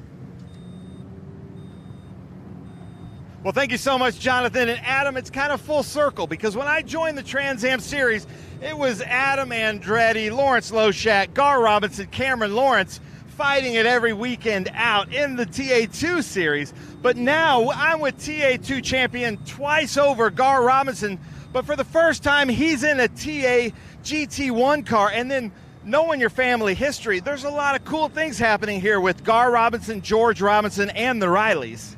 I think, it's like every kid wants to grow up and be like his dad. And I think I'm having Be Like My Dad Day, like, to the max.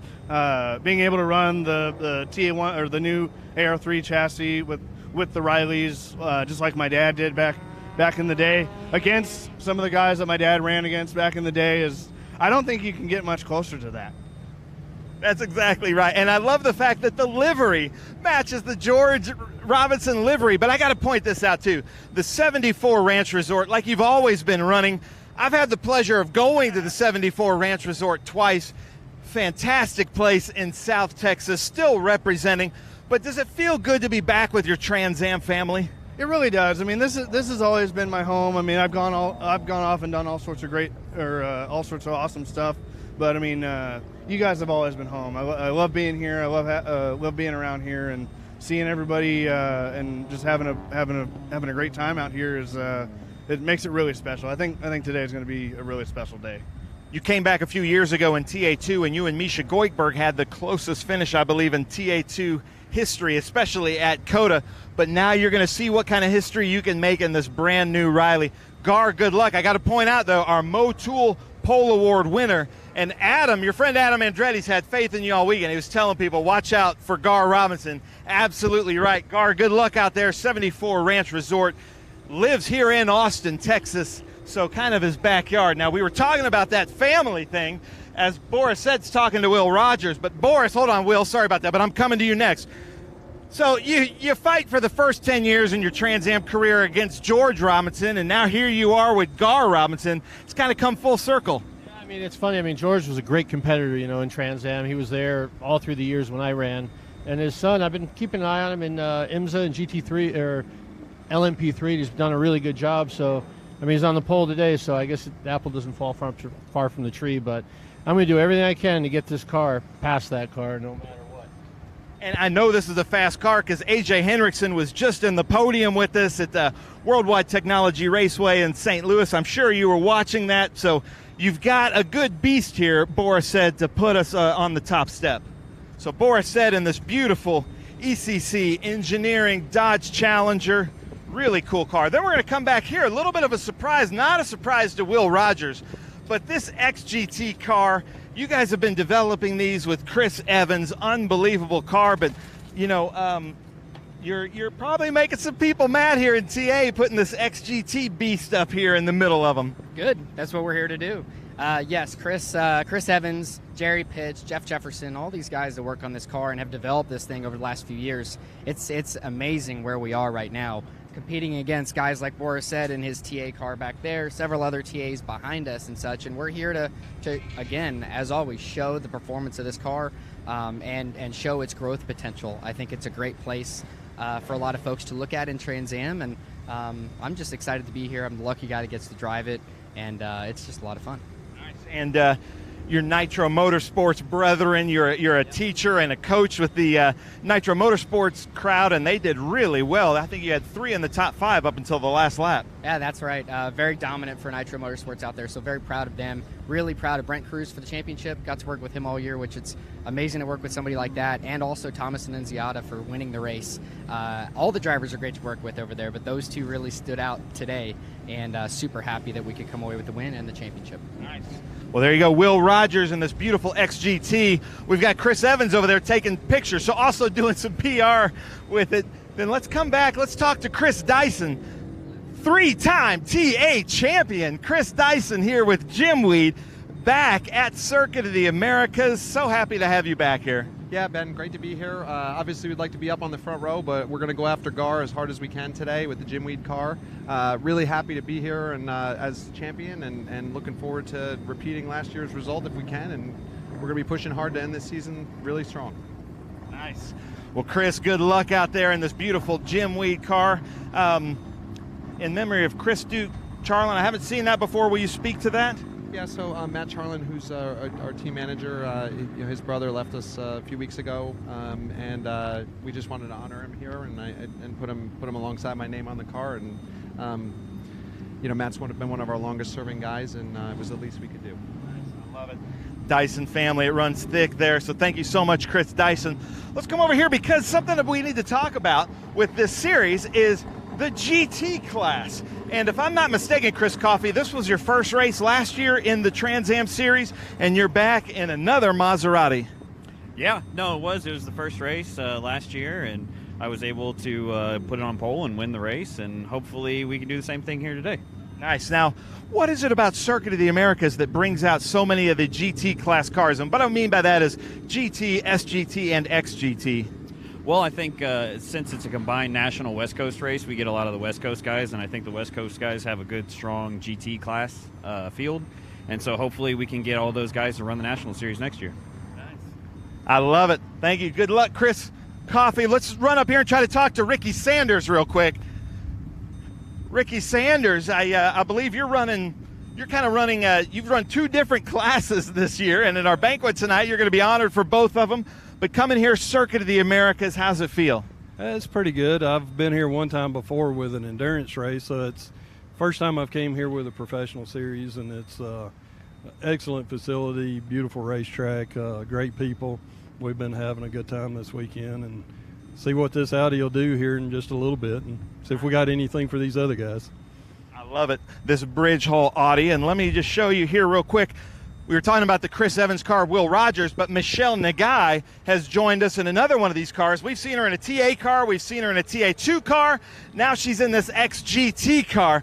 But Jonathan, I'm going to send it back up to you to run us through this immense grid. Back to you.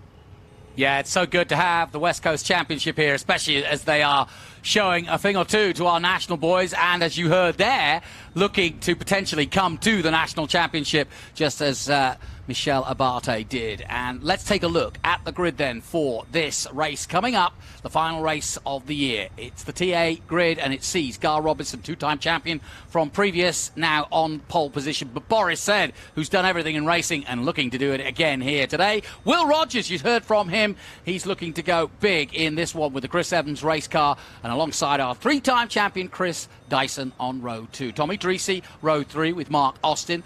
And then Jiangwen Wang and Danny Lowry line up on row 4 in XGT, that is. So we've got a real battle in XGT right at the front. Michelle Nagai and Ricky Sanders, who you just heard from, lining up on the next row. They too fighting for XGT. Now in GT, we've got Chris Coffey, our regular guy. Then we've got Richard Forsyth. He's been in the national scene all year long. But then we've got Joey De Silva, Michael Lapaglia, who's just had a fantastic race in TA2, but he's lining up on row 7. JC Manette, another West Coaster, he's here on row 8. Kevin Michaels, alongside him, David Hampton and Todd Naporowski. Brandon Westenberg and Larry Luck. If you've got a name like that, how can you not have any? Row 10. Then Joe Bogadich and Michael Attaway. Attaway, a regular here in the Bennett Bridge Hall Pitboxes.com car GT. Jack Rinke and Wally Dollenbach. That famous name remains on the grids here in TA. It was great to have another champion here. Martin Shurakanyan in row 13 alongside Milton Grant and Rudy Revek, and Matthew Brabham, no time for him. He's not taking part. He's decided he's just going to race his dad in SVRA. Much more fun. Now, in fact, actually, they had to do a car swap again because a few problems for Dyson in that new car that he's got. The Riley not working as well as it working for Gar Robinson, but he's just, I think, channeling his dad at the moment.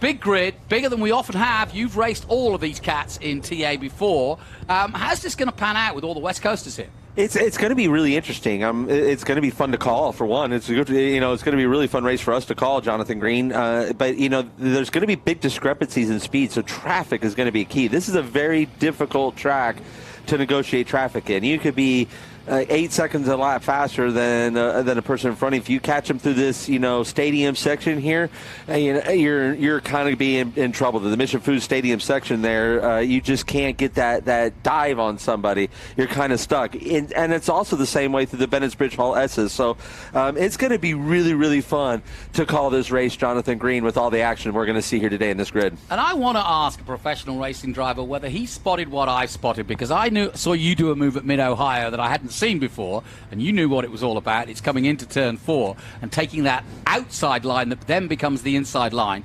And after 11 years of commentating here, from Formula 1, Rallycross, you name it, there now becomes a turn 13, where if you take the outside line and you're side by side up and got good drive out of 12, you just keep your foot in and you've got the inside line for 14. That's correct. No, it's definitely it has opened up. As the track has worn and the surface has gotten worn down through all the racing that's gone here over the years, you certainly are finding grip in places that you didn't. So yeah, that's a really good observation, Jonathan Green, on getting through through there. And what a great section there. One of my favorite parts of the track there, 16, 17, 18. The long corner under the tower there is just an iconic turn on this place. It's one of the most challenging places that corner you're going to find around this wonderful circuit. Yeah, there's no question. Also, another little nuance, if you will, the pole position. We saw it in Formula One for many years. The pole position on the right-hand side, the racing line, as is normal at any racetrack. But we're finding, and we did it for the single-seaters, that the inside line has still got plenty of grip. And if you get a good start from second place on the grid here at the Circuit of the Americas, you can make a block pass into the tiny apex that is Turn 1 Big Red and the Big Machine Vodka Spike Coolers Turn 1, as we're calling it this weekend. So, again, a few changes here at the circuit that, or a few nuances that I really wasn't aware of until the last few weeks, and I've pretty much done most of the races here. So that's what I'm talking about coming up here. That inside line is not the race line, but amazingly, it seemingly has got a lot of grip. So there you go. You learn something every day. Absolutely, and you're absolutely right. It becomes kind of a free for all there in turn one, and the deeper you're on the pack, the more it's it's almost an exercise of you have to hold your line. You can't go from the outside to the inside to the outside. All right, well, let's head down to Ben Sissel as we get things underway with 7.5 minutes to go. Here we go. Well, thank you, Jonathan. I'm here with Cole and Hannah-Lee Springer. This Bennett Bridge Hall family of transportation companies has been so cool. I met your grandma in Michelin Raceway Road, Atlanta. I hang out with your dad, Danny Lowry, at every event. But Hannah-Lee, I know you're a big race fan. We met at Watkins Glen a few weeks ago. How does this feel to be here at Circuit of the Americas? This is amazing. All I know is I hear this is the place to be. So we're excited to be here. Cole, you loving racing as well? Absolutely. Yeah, it's been kind of tough to get to all the racetracks this year. This one was easy. We appreciated that. Austin's been awesome. Coda's great. Yeah, we've loved it.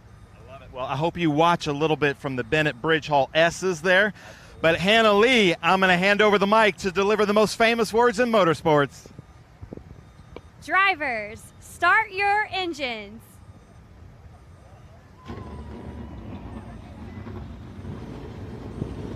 I think she enjoyed that, no question about it. Chris Dyson then firing it all up, as do all of our drivers.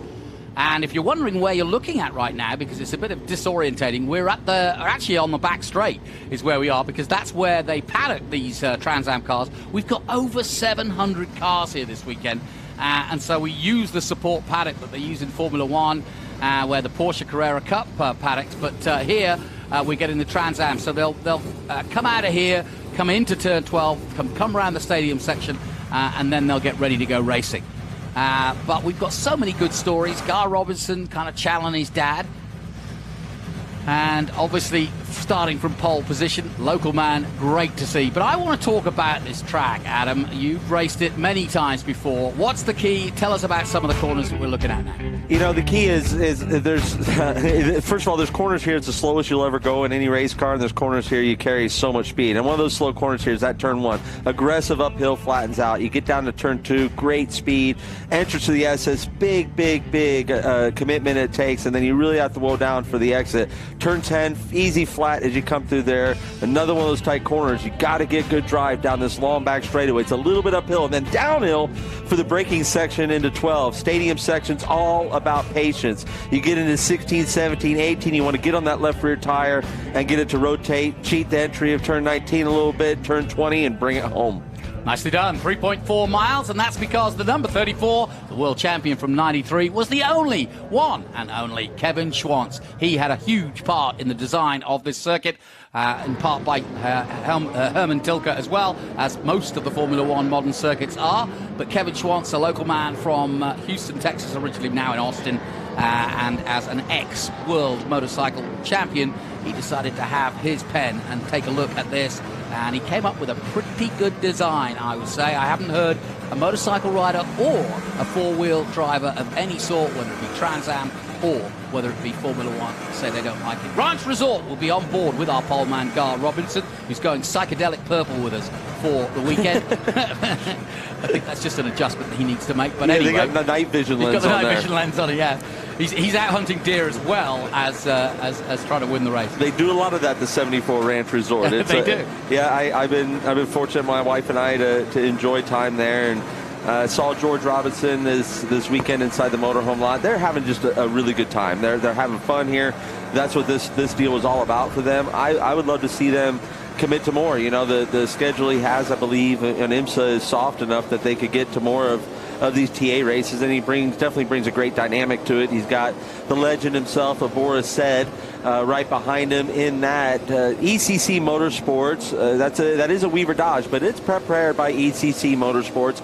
That's the Hendrickson family. That's the family that gave me my break into Trans Am, and AJ is one of my closest friends, will always be, and I just love to see them up front. They work so hard to be here. My teammate Wally Dallenbach Jr. suffered engine problems in the actual Pancho Weaver prepared Dodge. They got that team worked feverishly through the night. Has that car ready for him as I see him cross right in front of me in that number 4 car. So I'll be looking for Wally Dallenbach Jr. also to be charging up through this field, Jonathan Green. Championship's already over. Dyson wrapped it up at VIR. There you see his points and best finishes, and he's had a fantastic year again. We'll be on board with the Jim Weed, number 16 of Chris Dyson, our 3-time winner. 9 podiums in all, looking for another one. It's not been an easy run, though. Dyson, we're used to being at the sharp end, pole position or second, but not today. He's got some work to do from 4th on the grid.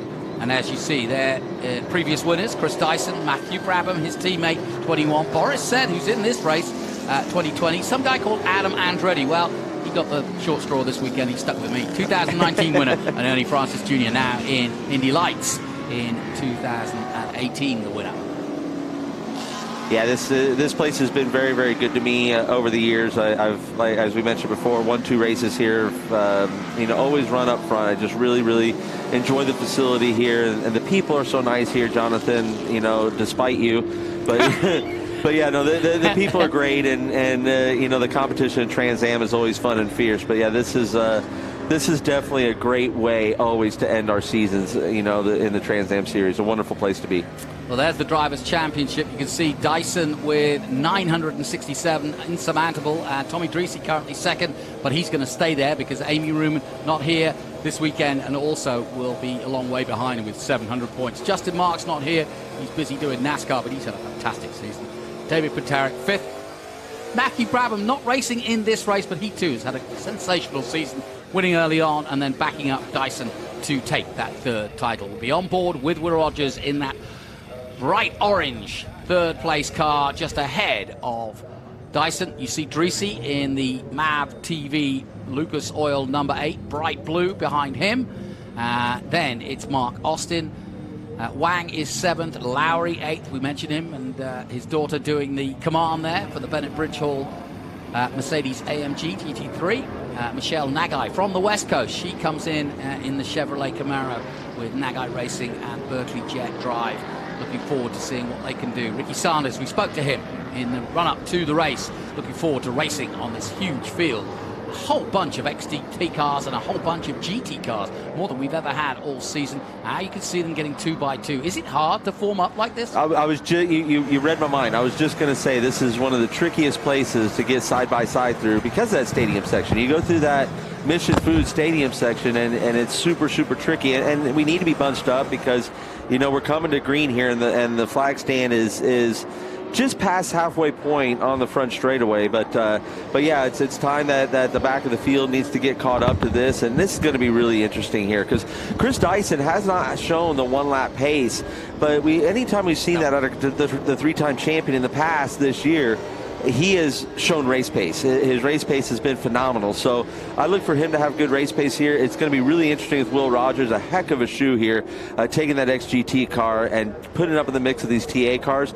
This is going to be really fun to watch. Jonathan Green through turn 20, coming to this green flag. Call it, buddy. Yeah, doesn't get any better than this. The grand finale here at the Circuit of the Americas, 2x2. They'll head up that famous hill here at the Circuit of the Americas. The final race of the year. Gar Robinson on the right, Boris Said on the left in the grey. They get racing. Good start from the Lucas Oil number 8 of Tommy Dreese. Rogers locks up slightly in the orange. Round the outside goes Dyson, but it's going to be Gar. Gar Robinson, the 2-time champion, holding off Boris Said at the start. One of the AMGs goes wide and high. Tommy Dreese, we're on board as he's losing spaces. He's down to 7th already, but Dreese will be coming back, and he's already made up 1 spot. Great start to this one, clean start to this one, but frenetic. Yeah, very good. And again, you look back at those XGT cars mixing it up. Chris Dice was able to clear Will Rogers, which was really important for him in his race at the front of this TA field. It was good side-by-side running with Boris said in the Engineered Components Dodge Challenger up against that 74 Ranch Resort Chevrolet Camaro. Over the top at 10. We're on board with Chris Dyson, the 3-time champion. Long way to go yet. 30 laps or 100 miles. Under braking, heavy braking now. Boris said hitting that bump nicely. Where's Rogers gone? He's disappeared.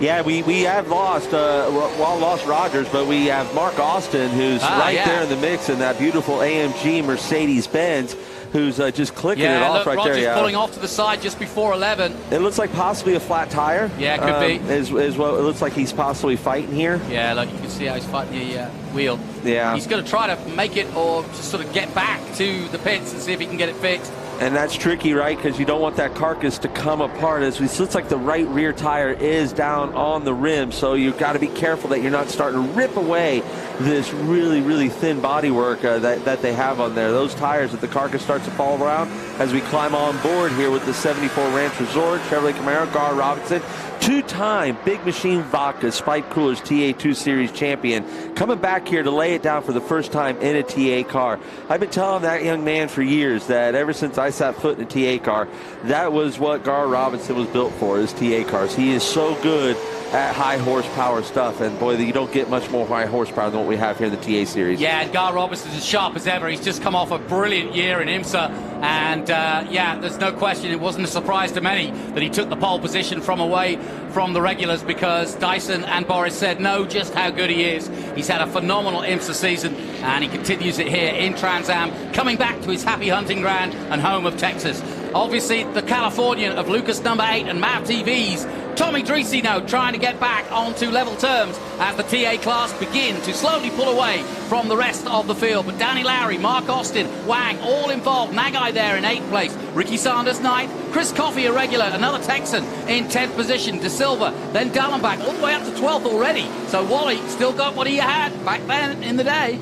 Yeah, absolutely. You know, I expect Wally to come through this field in that Ultimate Headers Dodge Challenger rather quickly and make short work of it. He's always as hungry as ever. I just love spending the weekends with Wally Dallenbach Jr. and you know, his energy and his thirst for this sport still is still so strong. And you know, we're really excited for where we're going to go forward with Ultimate Headers Racing in 2024.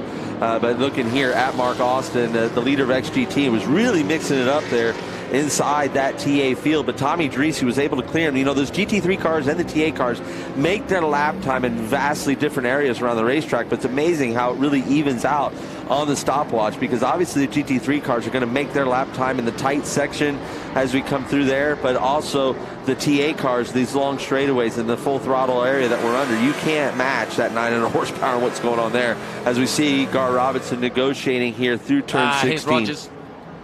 Yeah. And they're lifting it. It is right rear. You're right. And he's going to try and get going again, obviously. If it is just a puncture and there's no damage to the internals or the suspension or the brake discs. There's a chance to stay, you know, on the lead lap. And, you know, this is your leader right here, so you'd have to get it done quick. But, you know, there was an off chance that he was going to be able to stay on the lead lap. And, you know, bring this fight. But we're watching Tommy Dreese come into this fight. Tommy has had a wonderful weekend this weekend. He doesn't often have them. Yeah, he's been struggling. You know, there's been no secret to the struggles he's had. But he came here to COTA, and he's been a serious contender all weekend long. Every session, he's been at the pointy end of it. And it's just really good to see that Lucas Ford Mustang. Beautiful livery, MAV TV supported there, and you know, just really excited to see that, you know, his season's looking like it's going to end on a nice high note here. Yeah, I noticed a little body damage, but nothing that would cause any problems, and he's definitely closing in. Talking of problems, though, here's a problem for the 12. That's Jack Rinky and Rinky Dink, and unfortunately the back of the car is off, and so too the side of it. So big problems for Jack. You can see the whole. Yeah, that's not good there. Yeah, in the back, it looks like that might have been some help there. I know, or he backed into an area on the racetrack, or someone met the front bumper to his rear bumper. But we're not seeing anyone else with the damage to prove that. But You mentioned a little bit of body damage on Tommy Dreese's car. That is familiar territory. Yeah. You know, the bodywork guys over at 3GT over there, they definitely get their money's worth out of the year. And this is a great battle here for second Lowry and third. and Wang, Yeah, and XGT. And as that Lamborghini really tried to shoot off there to get the run on the Mercedes-Benz AMG GT3, this is a good battle here, because these two cars, again, they make their lap time in different areas, and they fall into the rules of the FIA homologation and the FIA balance of performance. So this is very similar to what you see in GT racing all around the world, and we got it right here in our backyard of Trans Am. We love this. Yeah, totally good. And this goes back to the start of Trans Am, because it started off as a sedan series and a production-based series, and then we got the tubular flames and the silhouette of the TA and a TA2. So, Wang! Trying to cut underneath. Wang was trying to get that run underneath and just had a little bit too much throttle with steering angle, and it wasn't enough it was too much to handle there. But I would say with the pace that Wang has, that he's going to close that gap pretty quick, right back up to Danny Lowry. So we've got Will Rogers in the pits at the moment, and you can see he's putting his hands in the air in frustration because he's still there, and he's just going to have to wait. But we're going to pause for a bit while he waits. We'll do the same. But at the front, it's Robinson, Said, and Dyson. That's your top three. Dreese, bit by bit, reeling in. Dyson, Austin right there, leading in XGT. And we've got a great battle, or it was a good battle, between Lowry and Wang. Wang just got turned around. Here's our GT leader. And, yep, GT just as well. The strongest GT battle we've had in a long time. Chris Coffey in the hunt in that one. In that rather fantastically painted car. It's awesome. It sounds great. I mean, everything about that Maserati is brilliant. I touched on this when we were at VIR. I got to be named Coffey and their whole race team, at VIR, and got to know them quite well and get some stories. And it's amazing, how things worked out for him to acquire this car. Didn't even know the car existed, and now he's out here doing what he does. He did this last year. Came out here, sat on pole, won the race, and he is on target to do that if he keeps it nice and clean. As we see Will Rogers entering the track again, a couple 3 laps down or so, but you never know what happens here, Coda, and you cannot give up around this 3.4 mile circuit. Oh, never say never. You're absolutely right. We've seen in the past, and we saw it in TA2 last year, that if you give up, you can ruin the championship. Merrill winning on a countback of an equal number last year, and not able to do it this year. But Frank Cruz is our new champion, the youngest ever. But Will Rogers back out on track from what was looks like. And he's going to stay off the curbing. You notice right now, you use a lot of curbing here at Circuit of the Americas. He's staying off curbing because he's got new tires. So you got to be nice to the tire there for a good half lap to a full lap. Stay off the curbing, stay off the loading it real hard, and that's what he's doing. So he's being real smart. Exactly what you would expect out of a driver like Will Rogers. He is an exceptional talent, and just again, another one of those talents we're just so happy to have here in the Trans Am Series. 30 laps. It goes from 5. We are at 5 now. 30 in all. And we welcome back our MAV TV viewers. Gar Robertson leading the way. Boris Said in second. Chris Dyson and Tommy Dreese. We've got great battles going on, though, throughout. Here's the production class battles. Further down the order a little. And the GT class just as hardly fought, with so many West Coast guys involved in it in terms of the West Coast and what's up for grabs. Obviously, we've got... we saw Rogers out there. He's already won his XGT championship. JC Manette on double duty today. He's out there too. And I tell you, this battle in GT, for the last podium spot with David Hampton, JC Manette, as you just mentioned, and Todd Naparowski, is really a strong battle and a fun thing going on too, as we got a battle up front here as well for the last podium spot in the TA top class that you're looking at there. Tommy Dreese is filling the mirrors of Chris Dyson, and there's this could be one of those epic battles that we've seen of these two championship drivers over the years. 178 miles an hour down the long back straight here at the Circuit of the Americas. It doesn't get any better than this, folks. Beautiful day here in Austin, Texas, and on board with our 3-time champion Chris Dyson, continuing a 40-year legacy for the Dyson family.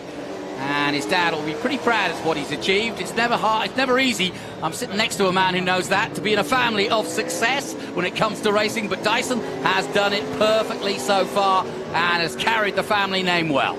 Absolutely. I mean, he's like very few are 3 times champion in this great series, and he's one of them. So on top of that, all the wins and poles that they've racked up, it's been a very, very successful program, and there's no slowing down for them. It seems soon as we watch Gar Robinson really stretch this lead out. He stretched this lead out to over 3.5 seconds. Now at the point, being Bill Riley inside, I'm sure is on the box there on the microphone with him. This is 100 miles on one tire, so he hasn't done that in a long time. Gar Robinson, this is a great battle. This is SGT, and it's Michael LaPaglia, and it's really good stuff. Forsyth and LaPaglia going at it. LaPaglia coming back in the Mustang. He's already had a podium in the TA2 race in the West Coast, and he's at it again here.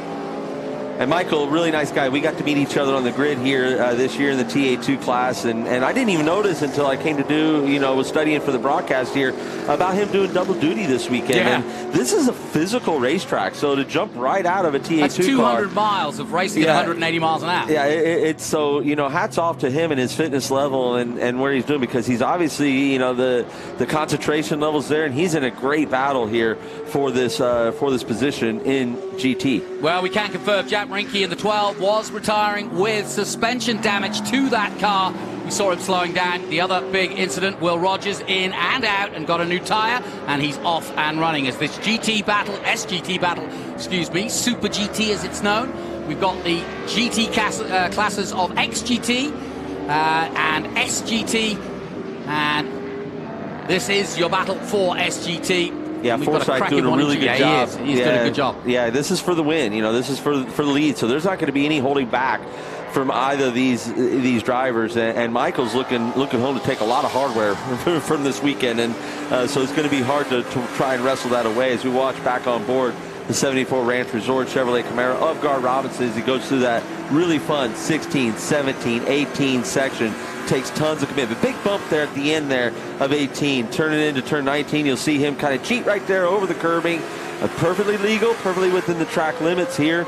There's 2 approaches that you can have to 20. You can either straddle that curbing and make the arc a little bit longer, or you can do what Gar did and just kind of keep yourself on that side of the curbing of the gator back there and not upset the tire. Looking at Boris said in the engineered components, Dodge Challenger, anchor, bolt, and screw, also on board with them. Boris said behind the wheel, the legend himself. And then right behind here, we got that battle for the last podium spot of Chris Dyson and Tommy Dreese, the 2 great champions of this great series. Yeah, you forget Tommy Dreese won his championship a few years ago now, but he's as hot as ever and all over the back of Dyson. And he's actually reeled him in the last few laps, so we'll keep an eye on this battle. I'm also keeping an eye on Will Rogers. He's up to 24th, having been in the pits. But look at this, now in traffic, maybe there's a chance for Dreese to make his move. The GT cars get offline so they can go through, and now it's back uphill, and Dreese will try to build on this through 8 and 9 to try and make a move at 11. If he doesn't do it there, he'll slot behind Dyson, and then Dyson definitely being slowed down. Dreese almost hits him. Wow. So, you timed that just right, and Dreese has a run here to get down here into our final, into the turn 11 here onto the back straightaway. So the Customers Bank turn 11 there would have been a great opportunity for Tommy Dreese had he not just had that missed timing there and had to check up as to not get into the back of Chris Dyson. So great discipline on Tommy Dreese's part to not get into that mix, and he's going to live to fight another day, and he's got pace on, I believe, on the 16 of Chris Dyson, the 3-time champion. Now he just has to calm down, relax, and get another attack done.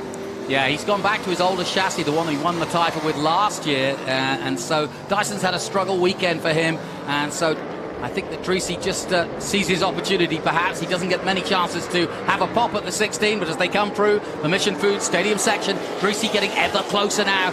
And we are 7 laps into this 30-lap race. There's still plenty more to come. Gar Robinson continues at the front and is extending his lead.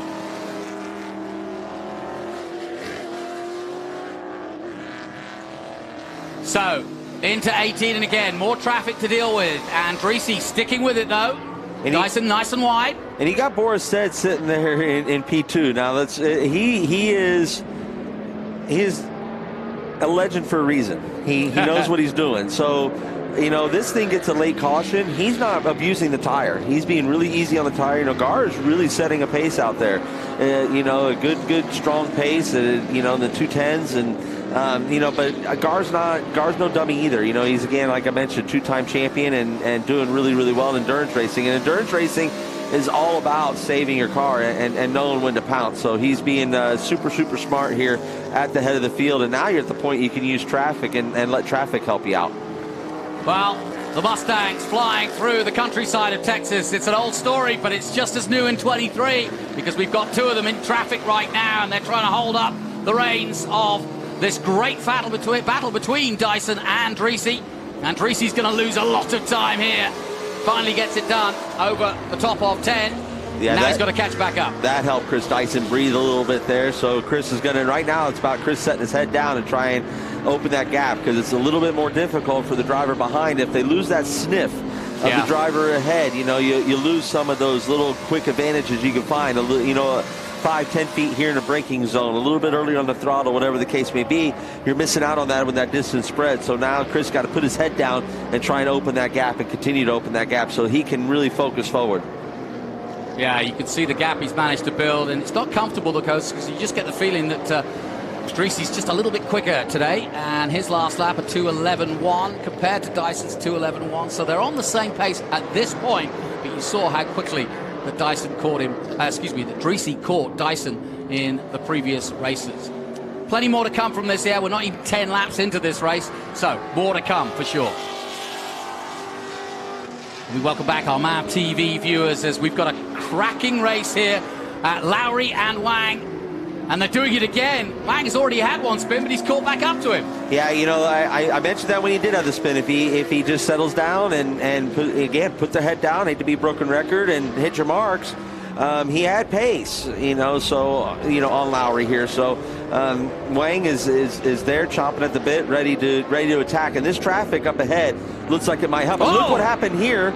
We have Boris said right on the tail. That's traffic for sure. You know, I mean, I said at the beginning of our broadcast, you could be 8 seconds a lap faster than the car in front of you, and look right here, you catch him in the S's, and you're going to be in trouble. They brought Boris said right to the back door of Gar Robinson, and this has just made it really interesting, folks, for the overall win. Well, one of the most experienced drivers, 2 of the most experienced drivers in American racing, going at it. Gar Robinson, 28 years of age. Boris said in his early 60s, but just as fast as ever. We go on board with our leader, Gar Robinson, who is under threat now from Boris said. You talked about getting a sniff. Well, he's got that sniff. And now with the traffic coming in to play here at 11, Gar will want to clear these as quick as he can in the faster and more powerful unlimited or 850 brake horsepower plus cars. And away he goes. He's got past 1, now 2. But Boris said is looming. Yeah, and you know, Boris is the kind of hunter you don't want to give him a sniff because he'll pounce. So Boris is right there on the attack, and this is going to change Gar. Look at him; he's a little defensive already.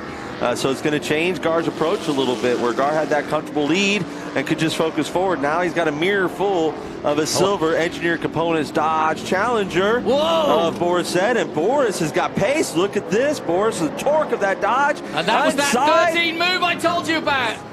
Full course yellow, just as he does it. And I think Gar has slowed down, so this is going to be pull that one back. So I believe that was done with the full course caution out. So Gar was slowing down for that, and I believe we'll maybe get that lead to exchange back. But now, that was encouraging to watch. Will they be able to tell Boris that he needs to give the place back? Yeah, absolutely. That'll come over the call, and you definitely, if it's really tight, I wouldn't want to leave it up to the stewards, right? So.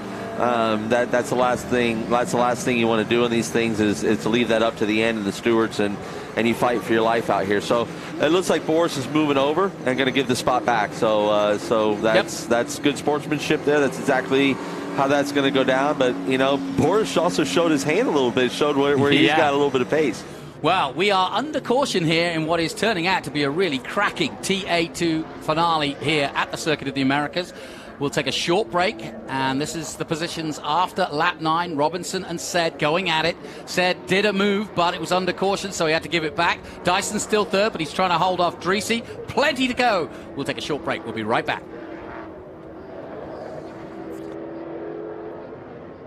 Hungry for SVRA action? Well, the best way to enjoy classic auto racing is with a delicious classic from Mission Foods. Green flag your race-watching snacks with Mission's mouth-watering race day recipes. Try some of our tasty tacos, piled high nachos, fresh chips with guac, and more. So gear up your ride and fuel up those stomachs with delicious Mission Foods. Now that's too fast, too tasty.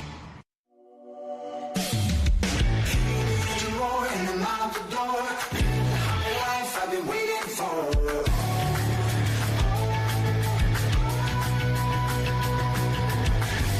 Living the moment till I die. And I'm gonna change. And I'm gonna change. I know we can do it. No matter how I try.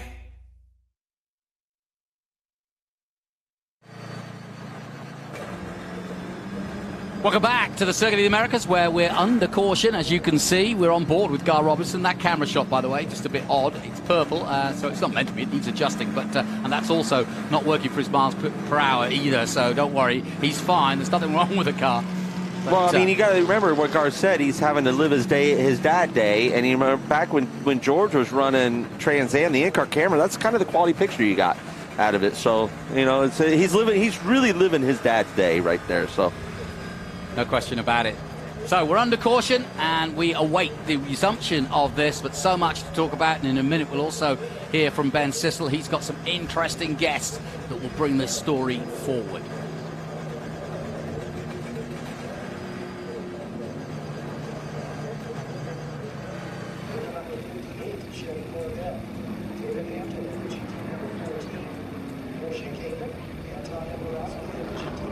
We're under caution here, and we welcome our viewers on MAV TV and around the world on our SpeedTour live stream. But let's go down while under caution to Ben Sissel to get the latest from the pits.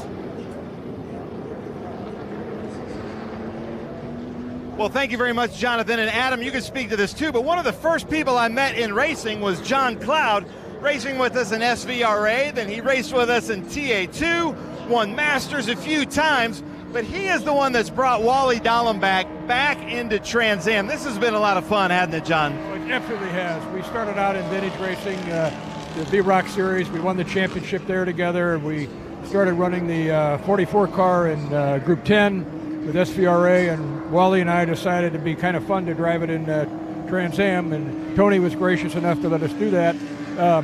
We've decided to retire that car. We have a new one being built. It's a little bit behind schedule, so Pancho was gracious enough to allow us to run his Dodge in this event with Wally in the seat, and thank him for that very much. He's quite a gentleman, and I like to surround myself with gentlemen in racing, and it's been a real thrill. Trans Am is a thrill of my lifetime. Yeah. Nice, I love it. Now, Pancho, Wally had to start in the back of the grid, making for a very long night last night for the team. Yeah, we had a little bit of an issue with the engine, and we decided instead of taking a chance to just go ahead and change it, give him the best run he could possibly have here today.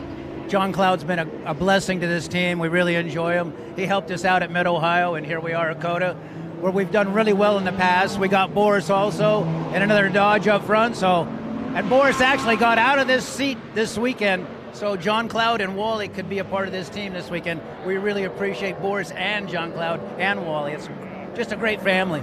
But speaking of Wally, now that we've got this full course caution, he's moved his way up, and now we're starting from green. It's almost like a restart for Wally, and knowing how fast he is, he could move up front. And his times are as fast as three guys in front of him, so it's going to be a race here for sure. And Wally loves the race. Yeah, it's going to be good. We've been adjusting the car to fit his style. Every driver's a little bit different, and it's really coming in now. We threw a few more things in on it just before this start. We missed qualifying yesterday because of this engine change. We start at the back of the pack. We started at 22nd. His first lap, he was 12th, then 9th, and now he's in 6th. And we're hoping to go forward with this yellow, tightening up the whole class. Now, let's not get technical, but how do you set up a car to adjust to Wally's style? Is there a knob for like balls out? Is there a setting for just balls out? Well, that might be where he has it set, yes. And we've got another knob that we didn't show him where it was at, but I can tell him on the radio. So, nice. Gentlemen, back to you, and Adam, you can speak to John Cloud as well.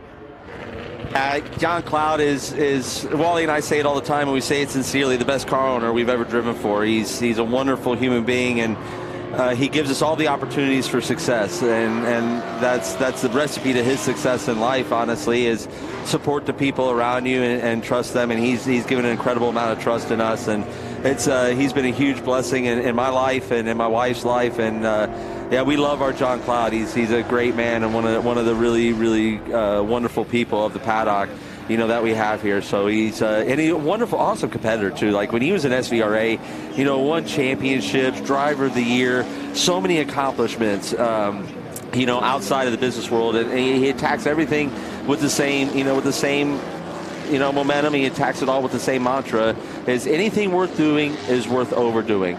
And you love the guy for all that, yeah, we're Wally is on a roll. Wally Dallenbach Jr., I'm telling you, the lap times, they're no joke. I honestly am a little suspect that the engine problem that came up might have been there from early on in the weekend, because this is the most speed that they've shown. I think he'll make quick work of Mark Austin here in that Mercedes GT3 car, and he'll go to attack up here, and there's very few racers out here on the racetrack that race as well as Wally Dallenbach Jr. While we're under caution, let's quickly remind you of how the championship went. Chris Dyson winning over Tommy Dreese, second. Amy Ruman, top three in XGT. Danny Lowry, Chris Evans, Nathan Bird. Those, of course, national championship. And then in XGT, Danny Lowry, Chris Evans, Nathan Bird, I just mentioned that. SGT, Lee Saunders, Ricky Sanders, Milton Grant. And GT, Michael Attaway, Billy Griffin, and Jack Rinke already out with that broken rear end to the car. But we're about to go to green again, and I'll tell you about the West Championship after we get another chance. But as you can see, the Honda Civic pulling in now as Gar Robertson will pick it up at the front, but he's now under pressure from a bunch of cars that all want to beat him. But he knows he's at home. His friends are here. His family is here. He needs to win here. He's in his dad's colours from yesteryear, but it's still the Rally chassis, and he wants to bring Riley home another win. Here we go. Yeah, there's a little bit of debris. I saw my teammate Wally Dallenbach hit on the front straightaway. Hopefully that doesn't become a thing later on. It looked like a soft piece of debris, so that's a benefit. Look at Boris Said taking the lead from Gar Robinson into turn one, and look at open the door for Chris Dyson, three-time champ, to look underneath at turn two. Slams the door shut. The 74 car of Gar Robinson goes on the attack to the 79 of Boris Said. Boris Said made that one looking easy at the top of the hill there, but now can he hold off Gar Robinson? That's the question. Gar Robinson's now got Dyson all behind him, so now he knows he's in a fight because he's got two of the biggest names in TA. And it goes back to how much tire is left, right? Gar was going out and just setting pace and setting pace. And now here you go. Boris, being coy, backed off, saved a little bit of tire, and now look at the game is on. We're lap 12 of 30, not even halfway, but still, we're looking like this is the last lap race. I know, it's a really good one too. And nothing between the top four. Dreese right there as well. Tommy Dreese in fourth position. It's a big power slide out of Gar Robinson out of turn 11 there, coming down this front straightaway, costing the time to get to the 79 Dodge up Boris Said, but it's going to be hard to outbrake Boris Said in this Dodge. As one of the big attributes of the Weaver Dodge that I noticed when I drove it is very, very, very solid under the brakes. Into the stadium section, the Mission Foods stadium section, and right now Gar Robinson didn't make the move at 12, but he's eyeing himself up for that move, probably at the top of one, just as Boris did to him. He might pay the compliment back. Yeah, this stadium section, the torque of that Dodge seems to really show up. He gets a little bit of a gap here. The line, look at the different lines through 16, 17, 18. That's what I love about that corner. And nobody gained time on one another through there. Pretty similar line through turn 19, cheating the entrance a little bit and the exit. And everyone's going to be on this side of the curbing there for the braking as they come onto the front straightaway and climb the hill. This is a great battle. And we watch Wally Dallenbach Jr. sitting back there behind Tommy Dreese looking for the attack as well. Yeah, Gar Robinson not quite close enough to get a little suck from the back of the grey car, but he stays in second. Now, the next car up, Mark Austin in the 4. Wally Dallenbach, in the Dayglow. And he is in 5th place now. And look at this. I said watch out for Will Rogers. He's coming too as well. I don't know if he's a lap down, but he's there. And now Dreesy's got some problems. He's got Dallenbach all behind him, and yeah, he is set and ready to go. Yeah, Will Rogers is 2 laps down, so he's not really a factor. Oh, Chris Dyson spins out. What a surprise. A rare mistake for the whole season for Chris Dyson. Never seen him do that before. I think he bounced off a curb, as often happens here at COTA, and he's found himself in the kiddie litter. Let's hope he gets it started. I don't think he's going to. It's awfully slick out here, too. You know, the conditions are really, really slick. We were just out there in the Big Machine Vodka Spike Cooler TA2 class. And, yeah, I can attest to that. And, you know, just a little bit of the throttle with the wrong bump, as you said, Jonathan Green, as you so astutely pointed out, grabbing a little bit too much curb can make kind of the difference there. But meanwhile, Gar's got the lead back. Yeah, Gar got the lead back in one of those deals, in one of those situations. But, you know, Boris is not letting him go. And, you know, Boris, like, you know, push him a little harder, let him push those tires off. But that ECC Motorsports Dodge Challenger there, that thing really fired off a lot quicker than the 74 Ranch Resort car of Gar Robinson. Well, we've got everything going on here in this race. Another lead change, and the champion has restarted.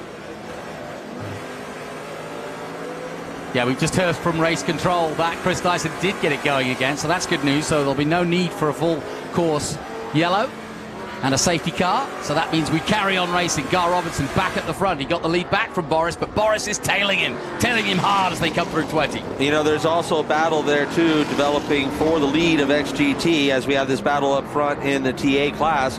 We also have between Mark Austin and Wang out there going out, and they are battling. There's only a less than a second, only 0.6 of a second separated between those, and Danny Lowry is right there in the mix as well. So we're seeing a lot of great battles there throughout the field in XGT, and then you get into the GT class. Chris Coffey seems to have that pretty well handled, you know, in GT with Joey De Silva, P2 kind of all alone there, and then David Hampton there, you know, P3 in the GT class. As you get into SGT, you have Richard Forsyth still leading, Michael LaPaglia in SGT, and then the final up that podium in SGT, you're going to get down there to Milton Grant. So really, really good battlings all the way through in all these classes of racing, Jonathan Green. Over the top of 10 and down to 11. Heavy braking. You can see it on your dial there, on the big B and the red dial as he turns it in, hits the apex, now gets on the drive. Such an important corner here at COTA this. If you mess that up and get squirrely or get sideways or go wide, it can ruin your whole back straight, and it's a major, major part. Here's that battle you were talking about in SGT. It's really nice. Wang has caught back up. XGT, and has caught right back up. Yeah, Wang's doing a fantastic job here in this in TA, in this XGT class, and certainly isn't letting Mark Austin get away with this thing here. He cleared Lowry, who's, you could just see coming in your picture, you know, way before, you know, earlier, and really that caution helped him out, brought him to Mark Austin. Now we're going to have a battle up here at the front, I feel. Yeah, this is a great battle. The Mercedes with that fantastic color scheme with the Joker on the side. But there's no joke going on here. He's in a big battle, is Mark Austin, and loving it, I'm sure. But Wang has caught him back up again. Well, he's lost out a little bit in that Mission Foods Stadium section, but and now just stretching his legs as we look high above the McConaughey complex. And the amphitheater right there. Austin in the background. What a venue this is. It's so beautiful. It is. I mean, wonderful for you, Jonathan Green, to have this in your backyard. And speaking of backyards, Gar Robinson's backyard as well, as he lives on the local lake here. And you got, you know, Boris is not letting him go. No, he's not. And this is a good battle here for the final podium spot between Wally Dallenbach Jr. and Tommy Dreese. And Will Rogers has just shown where that pace of that car would have been had their fate been a little bit better without having the tire failure that he had, or the puncture earlier in the race. And I think that, you know, could come from contact or anything along those lines. It could have been a multitude of things that could happen. I've had wheel-to-wheel contact before where it rips a valve stem out. So, you know, this strange things can happen in these race cars, in this race environment. So we're watching Wally Dallenbach, one of the greats, and another former Trans Am champion, just like Dreese, just like Gar. And sadly, I'm looking to see where Dyson's going to pop out, because he was stuck solid for a few moments there. He's down in 13th at the moment, just ahead of Hampton and just behind Joey De Silva. So Dyson will try to make his way up. He's on faster pace than those in front, but he's got a lot of work to do if he wants to get back in the top 10. Yeah, I mean, it's the rare occasion that all 5 of the TA drivers that started the race here this afternoon, Jonathan Green, all 5 are past champions. Yeah. You know, that shows the competitiveness of what you have, you know, and sometimes it's not necessarily, you know, quantity, it's quality. And we have quality 5 TA cars and drivers fighting up for this win and the overall victory here today. Well, Boris is back there again, and the Mission Foods Stadium section is helping him, because look how close he's getting here at 15. Yeah, they got great power in that Dodge. And so the difference between these 2 Weaver Dodges, not only the preparation being from different teams, ECC Motorsports prepping this Silver 79 that we're watching Boris said, Chase Gar Robinson with, but also that car right there has a 5-speed sequential gearbox in it. Now, Poncho's number 4 Ultimate Headers Dodge Challenger that Wally Dallenbach Jr. is driving, that has got a 4-speed. And you get a weight break with the 4-speed, but at the really slow corners here, the 4-speed could kind of work against you. And I think that's where Wally's kind of stalling out behind Tommy Dreese, I believe. And this is where you see the competitiveness, too, of Boris said, you know, having that extra gear, being able to pop out of these really, literally around COTA, Circuit of the Americas, they're the slowest corners you will ever go in a race car. And I swear, I don't care if you're in a Formula 1 car or in a Trans Am car, a TA2 car, your corner speeds are about the same at these tight corners, you know, in all these tight spots like turn 1, you know, turn 11, turn 12, and the stadium section corners. So we're seeing that's a big difference you see between those 2 Dodges. Well, as we've confirmed, Gar Robertson leading in TA. In XGT, it's Mark Austin in 5th overall, but leading that battle with Wang and Lowry. In GT, Coffey leads that, and he's 8th overall. Meanwhile, in SGT, Richard Forsyth leading in that group, and he is battling away with Michael LaPaglia, who's just overtaken him, incidentally. Now, LaPaglia up to 11th, and now leading SGT as we speak. Oh, that's fantastic. Yeah, that battle's been going on the whole race between Michael and Richard, and 2 great competitors there. And you couldn't be in 2 different cars either, right? I mean, that is Ford versus Chevrolet, Ford Mustang versus Chevrolet Corvette. That's that great American muscle battle that we love of the Trans Am Series. Well, the field has spread out dramatically, but of course it could all change if we get another safety car. We've avoided it so far, but we're over halfway now in this 30-lap race, and battles going on throughout, but it's pockets of battles. TA, XGT, GT and SGT all going at it as we go back to the production classes yet again at the top of the hill. Fighting it out hard, the 24. I think that was some really courteous driving there, letting the door open to let a competitor by. That's either quicker, different class racing there, letting them have their own battle. As we're watching, just in the distance, as I saw there in the corner of my eye, a pretty fierce battle going in the GT classes back there. I couldn't tell exactly, but Michael LaPaglia was definitely inside that mix along with the Richard Forsyth. So it'd be interesting to see how that turned out. Looking here at Chris Coffey coming into turn 12 there with that beautiful traffic graphics, Maserati GT3 car, GT4 car, excuse me, as it comes through there. What a beautiful piece that is. Yeah, he wrote the other one off at Road America, and this is basically a brand new Maserati for him. He's also got that new sponsor in Traffic Graphics, and you can see why they do what they do, because it stands out brilliantly as we go back on board with Gar Robinson. But still plenty of drama to come from this one. It's far from over. Gar Robinson trying to get away from Boris Said.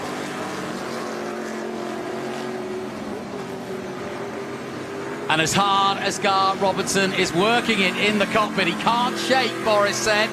There's nothing between them. You can see it for yourself. This is about the most it's been, about a half a second at the moment. But as we come into 11, he should get a little bit of a slipstream. Great battle here also for 3rd. And Rogers, even though his lap's down, is wanting to race.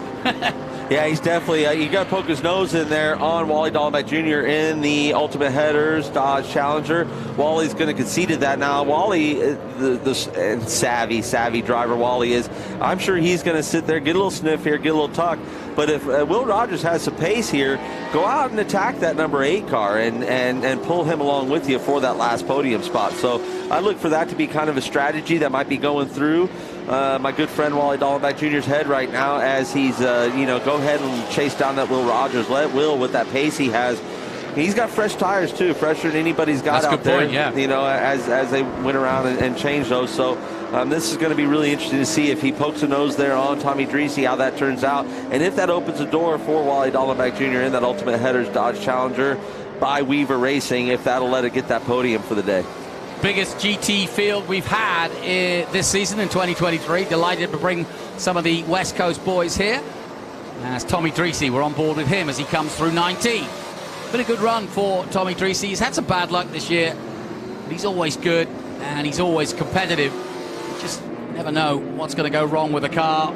When I won here in 2019, got a nice podium selfie with Tommy Dreese because he was on the podium with us, and his whole family was up there with us, the wife and the kids, and it was really a pretty neat moment to be a part of. But just like I was kind of predicting here, Will Rogers got pace. He's hunting down that number 8 Lucas Ford Mustang of Tommy Dreese, and he could possibly just drag this number 4 Ultimate Headers Dodge Challenger into that final podium space overall at NTA class. You're looking at the MAV TV sponsored Lucas Oil number 8 of Tommy Dreese, and we welcome you back because Robinson, Said and Dreese are still going at it for the top 3 positions as we're on board with third place Tommy Dreese from Hollywood, California, and he is every bit Hollywood as you can imagine. The Hollywood Tommy, no, for sure. The Rockin' Moroccan, and all kinds of nicknames for the guy. He's fun to be around. He's a personality and a half for sure, and he brings a lot to this Trans Am paddock. Another one of those smiling faces you look forward to seeing on the weekends, quite honestly. He's been at the opposite end of the racetrack for me this weekend. I haven't been able to spend the time with Tommy Dreese as I have in the past, but he's doing a good job holding steady now. He's pulled the gap on Wally Dallenbach Jr. sitting comfortably there with that final podium position is Tommy Dreese.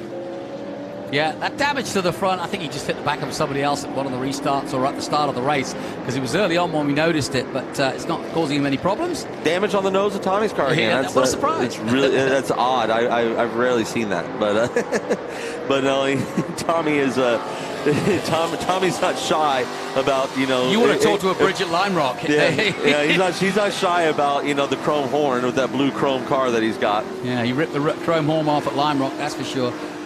But he's been really patient today. I have been, kind of really impressed and admiring some of his patience that he has shown throughout the day here at Circuit of the Americas here for our Mission Foods Austin SpeedTour that we got going on here. As they head up the front straightaway, the great aerial shots that we have here from Greenlight TV, all the way up into Big Machine Vodka Spike Coolers, turn number 1. Still one of my favorite turns in American, if not worldwide racing, this corner. This shot does not show you just how high they go. It's 133 feet from the bottom to the top. And as you go up, and you can confirm this, Adam, you can't see the apex at all. No, you're blind to the apex. It flattens out, plateaus on top. So right when you need the help to get the thing to turn and to slow it down for that last little bit, the track falls away from you, and you desperately try and get it down to that apex. And then you fall down that hill, like you said, and you hit into turn 2. And then your entrance into the Bennett's Bridge Hall S's is very aggressive, very high commitment as you get into there for sure. And then you get down and you're finally you get a breath of air here as you get out of the S's and you come through, turn 10 down here into the Customer's Bank turn 11. As you pointed out, Jonathan Green, one of the most important corners on this track when it comes to lap time and racing, because you got to get off that corner, get down this long straightaway. It's uphill as you see here. We're going to climb, plateau, come down a little bit, level off, and then we're going to be downhill in the braking zone, which kind of gets to be a little bit tricky here because it wants to carry your speed. It's the opposite of turn 1, so you're going to come down here into the braking zone, into the Mission Foods Stadium section as we come off camera and come back to Michael LaPaglia in this beautiful Ford Mustang, leading SGT. Yep, leading SGT, the Californian doing the business, and the man chasing him is right behind with the LED lights on to try and let him know, or try and put him off anyway. That's Richard Forsyth. He's in SGT in that Chevrolet Corvette, the Sambuca Restaurant G-Speed. I fancy a go at that place. And someone we haven't really spoke a lot, Joey Da Silva. He's inside that Ave Motorsports prepared Toyota Supra, which is really cool to have out here. So we haven't seen that too much, and he's putting in a beautiful performance right there. It has a sniff of Richard Forsyth, so Forsyth cannot make a mistake, or he's going to have himself a Joey Da Silva to deal with. back on board with Gar Robertson as he heads up that hill. Now you see the angle I'm talking about. Now you see the fact that you can't see that apex until what, now? Yeah, Literally. It definitely, this track rewards track time. We're going to go on board with Gar. Why don't you take us through it? Yeah, so he's coming right now into the Bennett Bridge Hall. As I said, big commitment as you really hard on throttle, downshifting here about midway through the S's, using up as much as you can, right? Trans Am rules allow us to use as much of this racetrack as possible without being too egregious with it. So you can see him cheat a little bit, right? Straddle those curbing. You're going to really cheat the inside here. And the last part of the S's, cheat this left-hander big time on the power. I don't go all the way far right just like Gar does because it's really bumpy over there. Staying easy flat through turn 10 as you come into customer bank turn 11. Look who's right back on the back bumper, as Boris said. Climbing right up the back of, and he got a little lock up there right at the end. Climbing right up the back of the 74 of Gar Robinson. They come out of that customer bank turn 11 down this long straightaway, up the hill a little bit there. Horsepower hill, as you call it. We'll come down the hill a little bit here, and you're going to climb right into this Mission Foods Stadium section. Probably the most challenging little section of the track. This is what Adrian Newey refers to as the tiddly bits of Herman Tilke design. So the tiddly bits as we move through here now, Mission Foods tiddly bits. Wow, that could be a new product for Gonzalez, I think.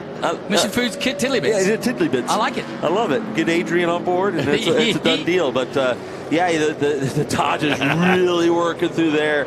And I tell you what, as Boris said, would love nothing more than to steal this home victory away from Gar Robinson. Well, he said at the beginning to Ben Sissel that he was planning on overtaking right from the get-go. He's had a little bit longer. There's only 10 to go, but he's right where he needs to be.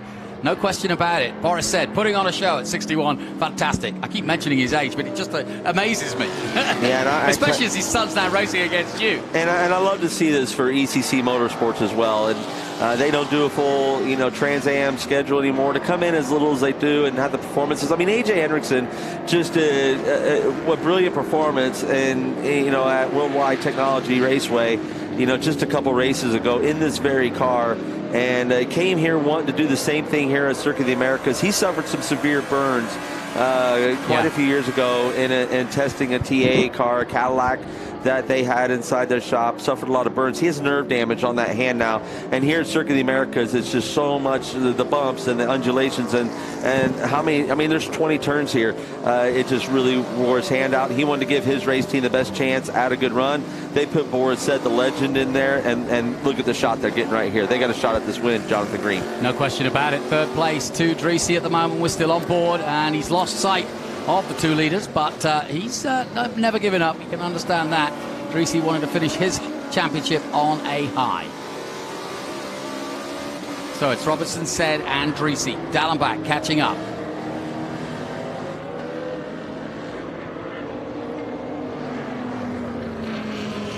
And we're watching Rogers, but of course he's a lap down, and but he's enjoying himself racing with the TA guys. He said at the beginning that he wanted to show what these guys can do, especially in an XGT spec car against TA.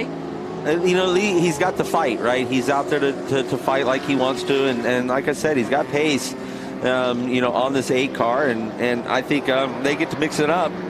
Don't look now, but that Ultimate Headers Dodge Challenger is right in that rear view mirror of Will Rogers, and it's closing this gap as the time goes on. We still got 9 laps to circulate around this 3.4 mile circuit, Jonathan. Yes, a long way to go yet, lest we forget. And Dreesy doesn't need to be embroiled in this little battle, this mini battle with Rogers, but he's enjoying it. Yeah, I mean, it's one of those things where, the information should come to Tommy is not to make this fight too hard with the 32, right? This is not a fight for position. Don't get mistaken by that and then cause yourself this final podium spot, here. So this is... Yeah, he's actually 2 laps down, just to confirm, that because that break he took to sort out the rear tyre, they replaced it and probably replaced all 4. But Rogers isn't giving up, and he's taken the fight to Tommy Dreesy. But quite rightly, you point out that the battle really is with Dallenbach, and so he doesn't really want to waste his tyres in these last 8 laps messing around with the all-orange of Will Rogers, who's just having a good day out here in the final race of the year. It's been a long 2023 season. It began back in Sebring back in February. We then went on to NOLA, Road Atlanta, and many others, and finally Rogers does get through.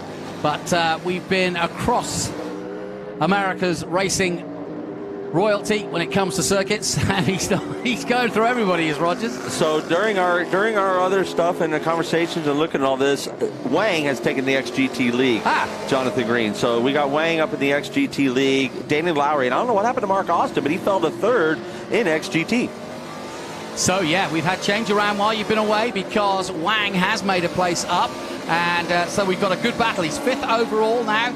Dyson now back up to 6. Danny Lowry dropped down to 7. So that's where the battle at XGT is, between Lowry and Wang. Dyson between them. And Dyson now trying to catch Wally Dollenbach in the last 8 laps. Here is Dollenbach. He's getting past from Idrisi, though. So that was a race for position, and Dollenbach is into the podium positions. Beautiful job, Wally Dollenbach Jr. in the ultimate headers. Dodge Challenger, prepared by Pancho Weaver, had the engine out of this thing not but 12 hours or 24 hours ago, and preparing for no way, don't do that again. You're all by yourself, no battle, have this lead going. Now here comes, we're looking for Danny Lowry to be coming through. Will Danny Lowry make his way through? There's Chris Dyson. Danny should be the next guy through. Will Wayne get out? And he does. He gets out in front of Danny, maintains that lead. Maintains that lead. That's his second spin of the day. That is. So it'd be pretty impressive. You know, he's trying to do his best Danny Sullivan, you know, the spin in the wind. Trying to knock that one out. Now, Danny didn't spin twice and win, so that'll be one step up. Well, we're looking to see Lake doing a good job of holding that shot as long as we can to see where we can actually see the man behind him. But Wang just holding on. Lowry chasing him down in 7th overall, but the gap is coming down after that spin for sure. And we're running out of laps. 23 of the 30 done. It is super slick. I can't even express how, you know, the sun is out here now, and when the sun beats on this track, it gets super slick, especially as much running as we've been doing here. And so this is not a surprise, you know, to see that the back ends are pretty happy in these race cars. At this late stage, too, we're starting to get in the latter stages here with 7 laps to go as we're working lap 23 of 30. Yeah, and of course, as the fuel load comes down, that also helps and adds to that as well. A little bit of tail happiness. For sure, absolutely. And, you know, the other battles seem to be pretty solid, as Chris Coffey is again in GT class, got a comfortable lead. Michael Apaglia and Richard Forsyth are still going at it. But, you know, there's 4.7 seconds between those two, so I don't see that really being a huge battle. Joey Da Silva, he's going to be in second right now in the GT class. And then Ricky Sanders, he's also in XGT, pulling up P4 and XGT 13th overall. Interested to see if Idrisi can get back on level turns with Wally Dollenbach before the end of this race. But you can see the gap that Dollenbach has pulled out since he passed him on the back straight. I feel like Tommy was losing forward drive. You know, he hasn't had the top speed down the straightaway either as well. So I'm wondering if he's got a little bit of an illness underneath the hood there that's causing them. You know, if you don't handle down the straightaways, Jonathan Green here at, you know, Circuit of the Americas, Horsepower Hill. There's a reason why they call it Horsepower Hill. Yeah. You need to have the horsepower to get up over that hill, and if you're sacrificing any of that, you're going to be sitting here struggling. But Tommy Idrisi still doing what he's doing best, holding a pretty steering wheel, and he's going to, you know, ride this thing home, possibly P4 here. I think Wally Dollenbach Jr. has gone ahead and set sail, and the gap is pretty big now between Gar Robinson and the 79 of Borisset as things start to settle down here, just circulating the final laps. Be a pretty impressive ex-champion podium, wouldn't it? Robinson, Said, and Dollenbach. Yeah, I tell you, about a history of Trans Am. That could have been 30 years ago. Yeah, good. Here's Rogers again. You know, this is it's quite special. So yeah, Will Rogers went and showed what that thing can do, and it looks like they're going to live to fight another day and bring this thing in and retire at Chris Evans Motorsports here. But hats off to you, men and women there at Chris Evans Motorsports. You brought in a great piece. It just, the luck wasn't on your side today, and you showed the speed, that the potential that this class and these cars can have, and we look forward to seeing you more in the future. Yep. Game over then for Will Rogers. He's had a good weekend here from the West Coast, and it's great to have so many West Coasters coming here to race in the National Championship, and we welcome them to the series on the national level next year if they want to come. Chris Coffey in the 97, 9th overall at the moment and leading the way in GT. Woo, big power slide out of the 74 coming out of the Customer's Bank turn 11. So, you know, Gar Robinson is not leaving anything on the table, but he is here to set down the laps and just make a statement as he has pulled this gap now on the 79 Engineer Components Dodge Challenger. Through goes the leader of TA on the leader of GT. And you can see where the GT cars make their lap time, right? Yeah. Under the braking and in corner speed. The TA cars just don't have that kind of agility. But where the TA cars outhandle every GT car on the planet is down a straight line.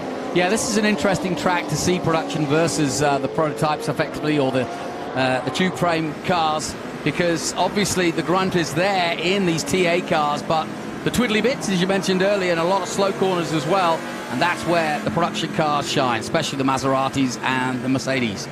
Yeah, for sure. And this is we don't have a lot of Porsches here, no. But this is also a wonderful track for that brand as well. The Lamborghini, obviously at the hands of Wang, is performing quite well. Both those Mercedes-Benz that we see out of Danny Lowry and Mark Austin obviously are doing a fantastic job. Then we got to see the American muscle of the C7 Corvette and the Mustang, and the current generation Mustang out there doing their business, and Chris Coffey out there representing the European brands with that Maserati. As we look at Michael LaPaglia, comes right on cue here for this Ford Mustang.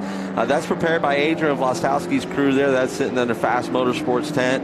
A great group there and a great addition to this paddock, as we spoke about many. But Forsyth, not that far behind. This could still be a battle, as there's still 5 laps left in this race, and this is Trans Am racing, Jonathan. Anything can happen. Absolutely. Forsyth in 11th at the moment, LaPaglia in 10th. Here's that battle again as we go back with Forsyth.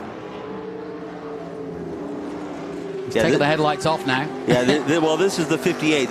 Forsyth doing his thing and trying to gain that gap and maybe use a little bit of the TA cars, maybe mixing it with his competitor up there might help bring it back to have it a little bit of a manageable gap. But we seem to have pretty big gaps throughout all our classes, to where there's really not, it seems like the podiums seem to be set throughout these classes, as they're just trying to bring it home with 5 laps left. Now it's just going to be slick, greasy, and it's about just keeping these things straight. As we saw from Wang, anything can happen. Yeah, SGT led by LaPaglia goes off into the distance, and in a moment you'll see Joey De Silva and Ricky Sanders. They're battling in 12th and 13th, but it's GT versus XGT. Back with Dreesy. And I can't say enough, too, about, again, watching my teammate up there, in P3, taking that last podium spot. Wally Dallenbach Jr. in that Ultimate Headers Dodge Challenger. You got the Lucas Ford Mustang here, MAV TV on board with Tommy Dreesy. This has been a beautiful livery all year long. You always look forward to what liveries that Tommy Dreesy is going to bring, and I look forward to 2024 for a lot of reasons, but one of those reasons, to see what Tommy Dreesy brings is a livery. Well, he used to, because he does work in the film industry, and he used to distribute movies, and he put a logo of the movie on the side of the car, whether it be Terminator or whatever the movie was that summer. And so that was always fun for a couple of races to see his new side up. Now, here's the number 16 of Chris Dyson. He's made it all the way back up to 5th place. He's behind Tommy Dreesy on track, but the gap is considerable. It's some 30 seconds or so. Let's just say this was a weekend that Chris Dyson probably would like to just go ahead and forget. Go ahead and log that one away as what it is. He sealed this championship up already back at VIR, so this was a done deal. So this wasn't the performance that we're used to seeing out of the 3-time champion. But if you count him out for 2024, you do that at your own peril. This team, the CD Racing, will come back stronger than ever next year. They're going to go to work this winter. I can promise you to make sure that they are all sorted and come back and defend this championship with honor like they've done the 2 previous times. Jim Weeds, those colors, the purple, the white, the 16, and the Jim Weed sponsorship on that Ford Mustang have been synonymous with this 2023 season. And there's been thousands of photographs from our excellent photographers throughout the season. We'll see more tonight at the gala. And it's a big gala dinner tonight to celebrate the whole season and hand out the prizes. And I know that Chris Dyson will be absolutely tickled pink to pick up that 3rd title. And I think in some ways he argued, that was a bit of a moment. He argued that this was the hardest one in many ways, because even though on paper it looked hard, he's been swapping chassis throughout this season, trying to get that Riley where he wants it. Yeah, it's been a lot of challenges. They at the end of 2022, when they sealed up the championship, they moved on to the Ave Riley program with the new Ave Riley chassis, Ave AV3 or AR3, I believe is what they're calling it. And so they found electrical struggles, a lot of it. Matthew Brown's come in and done some developing, and Matthew's found a little bit of luck in the car, won the season opener at Sebring in it. So it's just really been not necessarily the cut and dry year, for Chris Dyson as maybe 2022 was. So 2023 was a fight for him all the way here to the end. So like I said, he'll come back stronger than ever, next year, and we'll see CD Racing doing what they do best, and that's fight for this championship. So confirmation, Robinson said the gap 6.8 seconds. I don't think that's going to change, but here's the Mercedes line and stern. The two Mercedes going at it. Danny Lowry in the 43 and the 11. Lowry in 7th overall. Mark Austin in XGT as well in 8th. So that's a good little battle in XGT between those two. But they're both chasing Wang in 6th position. He's leading in XGT. And this is a great battle forming up here between Lowry and Mark Austin in the XGT battle. Still don't know what happened to Mark Austin. He was handily leading this thing, missing it up there at the top there. So don't know what mistakes came about him or, there's been a lot. It's been a tricky condition day today, Jonathan Green. So he might have spun or found himself off track a little bit. That cost him the time because he was in a commanding lead, at one point of this event in XGT. And right now he's battling for that 2nd place position with Danny Lowry. Running out of laps, but the two Mercedes going at it in XGT. Out of 18 they come, one in red, one in blue, and there's nothing between them as closing in now. Austin looking for a way past, and if he doesn't do it here at 20, he's going to have a pop at him, I'm sure, up the hill towards turn 1. Here we go. You got to get that drive off of turn 20. It looks like Mark Austin did get a good drive, but Daniel Lowry didn't let the grass grow under his feet either. He got himself on the gas pedal and the loud pedal quite early, and he's going to climb up this hill and to keep that position protected from Mark Austin's attack as we look at with 3 to go here. Yeah, don't forget the hula girl in the front of Lowry's car.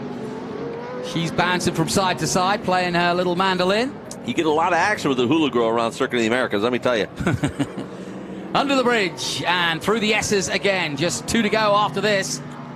And nip and tuck between these two. They are on song. This is our battle on the racetrack, ladies and gentlemen at home. So this for our race fans at home, as that's a big lunge from Mark Austin. He thinks better of it, backs out, and lives to fight another day to try and get that position at another area on the track. That is a low percentage move there. Yeah, I was about to say, that wasn't a good lunge because he's lost time. Yeah, so it's that's you could gain a run through somebody there if they make a mistake at the end of the S's, and you can make that pop.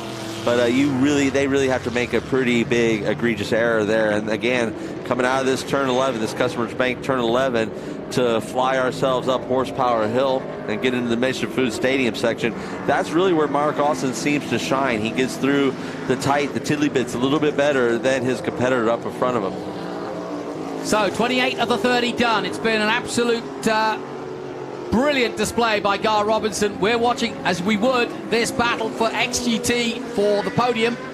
Wang up the road in 6th overall, but this battle for 7th and 8th between Danny Lowry, who's the regular, and Mark Austin, who's done some of the races but not all. Chris Coffey leading in GT. He's in 9th overall. LaPaglia lead. Oh, no! Round goes the number 11. Mark Austin again. So that might have been, that again, it's been really, really slick and greasy, and it seems like the XGT cars are lacking the most support. And for XGT cars, they do have a lot of the things that you're used to having in your road car. For example, analog brakes, and a certain amount of it's a race programmed traction control and stability control. So I think sometimes you can rely on those a little bit too much, but the laws of physics can't be rewritten by those programs, and they're exceeding the laws of physics and spinning there. Who's not exceeding the laws of physics is doing it just right is my buddy here, Wally Dallenbach Jr. in this Ultimate Headers Dodge Challenger. I guarantee you he is grinning from ear to ear, doing such an awesome job as you imagine from this man. And I know my car owner, my good buddy John Cloud down there is also got a big smile from ear to ear watching the performance of his 2 race cars here today. He's going to see the white flag fairly soon, but Dallenbach rolling back the years, just as Boris said is doing too. Gar Robinson, just 28 years of age, but already got 2 championships under his belt. He left Trans Am and went on to IMSA, and he's been hugely successful there at the sharp end again in 2023, but decided to come back for the one-off and race the Riley chassis in honor of his dad in many ways, because those were the colors of his dad. And Wally Dollenbach, as always, for Ultimate Headers, given a chance by John Cloud to race, and he gets that chance and takes it. And you can see the Ultimate Headers on the side. What do they do, the Ultimate Headers? I presume headers. Yeah, they do custom headers for all your needs, all your automotive needs. Big in the hot rod industry. They have a patented manifold attachment. That's how you instantly know that it's an Ultimate Headers. We are running Ultimate Headers on our TA2 car, so it's awfully cool to get to have a sponsor in the car. We're actually using the product, and you know, they do phenomenal work, and you know, any of your header needs, they could do one-off custom pieces, measure your car specifically, do exactly what you're looking for, and they build horsepower. As you see, Gar has no problem putting that horsepower down, gets a little wiggle, and fires up horsepower hill. How much do your tires go off in TA? You've got all that power, and surely you must be putting a lot through the Pirelli. Yeah, here at Circuit of the Americas, you're going to go through the tire. You know, it's a tire management. I'm honestly seeing that's maybe what Gar was doing when we saw the battle so close between Boris Said and Gar Robinson was, you know, maybe a little bit of tire management. Gar was really good at that in the Big Machine Vodka Spiked Coolers TA2 series when he won his 2 championships. So I think he's definitely carrying those lessons over to the bigger cars. And what a great job. I mean, you can't say enough about what the young man has done here today and this weekend. And he's carried this pace, and they come prepared. They come setting themselves up for success. You know, Gar just didn't jump in the TA car this weekend. Won his first time driving one. They went and they tested, made sure that things are ready and that there's no surprises. So they do. The Robinsons are really smart at setting themselves up for the best chance of success. But you still have to execute, and that's something that Gar has shown throughout his career. He's very good at executing the plan, and as he comes down the start-finish line here, I believe, is this for the white flag? No, it hasn't come out yet, so that's interesting. Oh, no, there's the white flag. Yeah, sorry. White flag's white out. flag, last lap then. Yeah, we'll circulate the last lap here for this young man. Keep forgetting, because the checkered flag is always at the front, but now it's been moved for Trans Am, and Gar Robinson picks up that white flag. 1 to go then for the mighty Gar Robinson. And the local man from Austin, we had Riley Dickinson here a few weeks ago doing the business in Carrera Cup, a local man from Austin, or just down the road a little bit, in Buda, and I'm going to tell you, outside Kyle. No, I tell you, it's going to make Gar smile so big, not only winning this race, but to share a podium with Wally Dollenbach Jr. I know. This is the person that has been in Gar's life his entire life. George Robinson and Wally Dollenbach Jr. are the best of friends, and they hunt together, they fish together, they laugh together, eat great food together. So I mean, it's just it's a big happy family here. So he's going to have a lot of enjoyment, a lot of great memories that he's making here. Just has to keep that wheel nice and steady. He's got himself a massive 5.5 second lead over Boris Said, and just bring this thing home. Down the back straight for the last time then, Gar Robinson. What a day for him. He picked the colors of the car of his dad, George, and he said, this is like as close to my dad as I could possibly get, racing here at home. Friends and family are here to celebrate it. It's been a great weekend. I read the press release last night. He said, we're just having a ball here right now. And he's concluded it with a win, and that's all he could ask for. And he's a great character, his Gar. I saw him earlier in the day and congratulated him on the pole position. No mean feat to jump into any other championship that you're not in, regardless of your pedigree in the past. But he jumped straight onto it, took the pole over guys that have been doing it all season long. And he's now about to complete it. Just a few quarters to go. He's going to hold off the mighty Boris Said, one of the greats of all time here in the USA. And, of course, Wally Dollenbach Jr. Here he comes, out of 19. Yeah, he's got to just navigate turn 20, 90-degree left. He'll make that hit, nail the apex, nail the throttle. Look at the big power slide, do it in style. George Anderson Robinson coming to get that checker flag. Gar, you did it. You're a Trans Am winner. You've won in both classes, TA, Big Machine, Vodka Spike Coolers, TA2 series. That's in rare air. Congratulations. Yeah, so he is another guy that's won in TA and TA2. We've had one back-to-back in VIR. Connor Zilic did it. Here comes Wang to win in XGT. That's Xuan Quin Wan in the number 22 from the West Coast in that Lamborghini. And Gar coming down to a slowdown, but really enjoying it. And now he's going to do some burnouts in the Pirellis. But what a great race that was. First place, Gar Robinson. Boris Said second, and Wally Dollenbach third. Yeah, this is...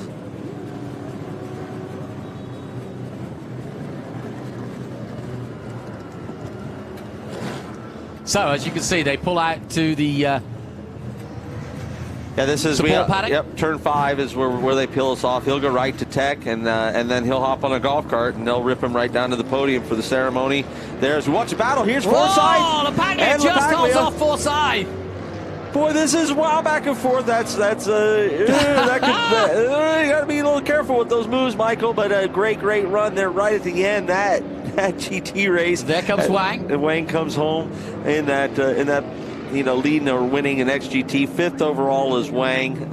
Really great run by him. Danny Lowry's going to come in 2nd. Mark Austin in 3rd in XGT. Chris Coffey winning GT. We watched Michael Lapaglia and Richard Forsythe. Richard Forsythe set the fastest lap of his race. I know, that's amazing. On the last lap. Wow. So he was definitely putting in the fight all the way to the end. But great racing all the way through. As we also look, I said, Chris Coffey, Joey De Silva, and Todd Naparowski round out your GT podium as well. Yeah, Coffey doing the business in that one. 9th overall.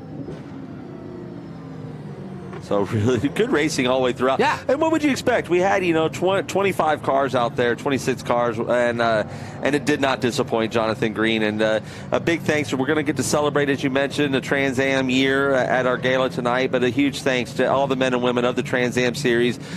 Pirelli Motorsport Holding, you make it just a magical place to be, a wonderful place to race, and we can't thank you enough, and for all the time and sacrifices away from home, and to be here at Circuit of the Americas to celebrate it all tonight is going to be great and special. Yeah, and there's lots to tell you about. Boris said winning the Masters, of course, as well as getting 2nd place overall. XGT, the 11 winning in that. That's Mark Austin. And in the National Championship, and Wang in the Western Championship. And we welcome our viewers back on MAV TV as we conclude our TA feature race of the final day of the Trans Am Series for 2023. Here's the results. Confirmation then of Gar Robinson and 74 Ranch Resort with a win in TA, and he's been a winner in TA and TA2, just like Connor Zilic. Boris said takes 2nd. Wally Dollenbach in 3rd, a great run from the back. Chris Dyson in the end finished 4th, having had that spin into the gravel. Joaquin Wan, the top man in the West Coast, and also leading the XGTs, but in 6th place it's Mark Austin. Danny Lowry 7th, Tommy Dreesy in 8th. Chris Coffey leads the GT crew in the Maserati in 9th position. Michael Lapaglia leads in SGT and wins in SGT ahead of Richard Forsythe. Good little finish to that one. And also Joey De Silva in the GTs. Naparowski, Hampton, Menet, Ricky Sanders in 16th, Larry Luck in 17th, and then Sharakanian in 18th position, Joe Bogadich in 19th, and Brandon Westenberg in 20th. And a little further down, Michael Attaway, part of our regular crew for the National Championship. Michelle Nagai from the West Coast. Will Rogers, likewise, after that problem in the pits and the rear suspension and tyre, down in 23rd. Milton Grant, a regular in SGT, and Jack Rinke going out with suspension early on. Wow, catch your breath. Another great 100-mile race, and a great way to finish the season off with a bumper field, and probably the most GT cars we've had all season long. And I would have thought that would have been a good place to get a view of it, up at the tower there. Little fella, I don't know if I'd be up there at his age. It was the best view of this track for sure. Yeah, from up there. He's not scared, is he? You can't really find a bad spot to spectate here when they.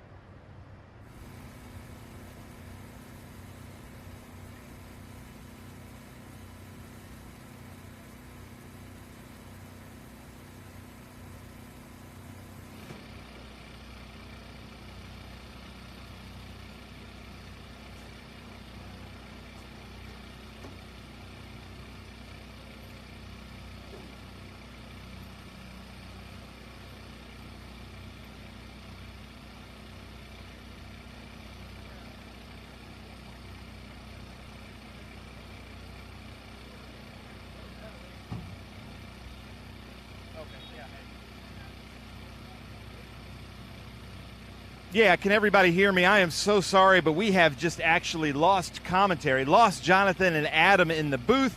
We are here at the SpeedTour tent at Winter Circle, but the operations here are a little bit different. The cars, drivers will then get onto golf carts and come down here, and it's about a mile and a half golf cart ride down here. So I'm so sorry that we've lost contact with our commentators, but we've got a lot of the teams here waiting and talking. So if we want, let's come over here while the drivers come in, and we'll talk to John Cloud and Pancho. And so John, we've lost the commentators, so we're going to talk. And man, great performance there. Wally Dallenbach starting from the back and now coming into third place. That's got to feel really good. Isn't that amazing? Yeah, it's the best finish we've had this year in Trans Am, and Adam had the best finish we've had in TA2. So it's a really, really good high note to end the year on, and I'm just so pleased with these guys and the team and the way these guys prepare these cars. And then Pancho for letting us use that car for this race because ours wasn't ready. A very, very gracious man, and much appreciated. So we'll see more of that with Ultimate Headers next year. But great team, great effort, and I like to surround myself with quality people, and I think I've done a good job of that. So nice. I appreciate it. And you're a quality guy. Tony's a quality guy, and I'm just tickled pink. Nice. I love it. I love it. Well, thank you so much, John Cloud.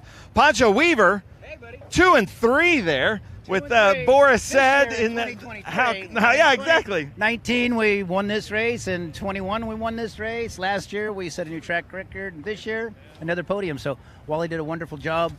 You know, we were hit with adversity this whole weekend. We lost a rear end gear on the first day, and then the engine was a little iffy, so we changed it. And you know, and trying to get the driver comfortable. Every driver has a little bit different feel, so you got to give them what they really need. You know, and it takes a crew. This crew did it. Thanks to John Cloud.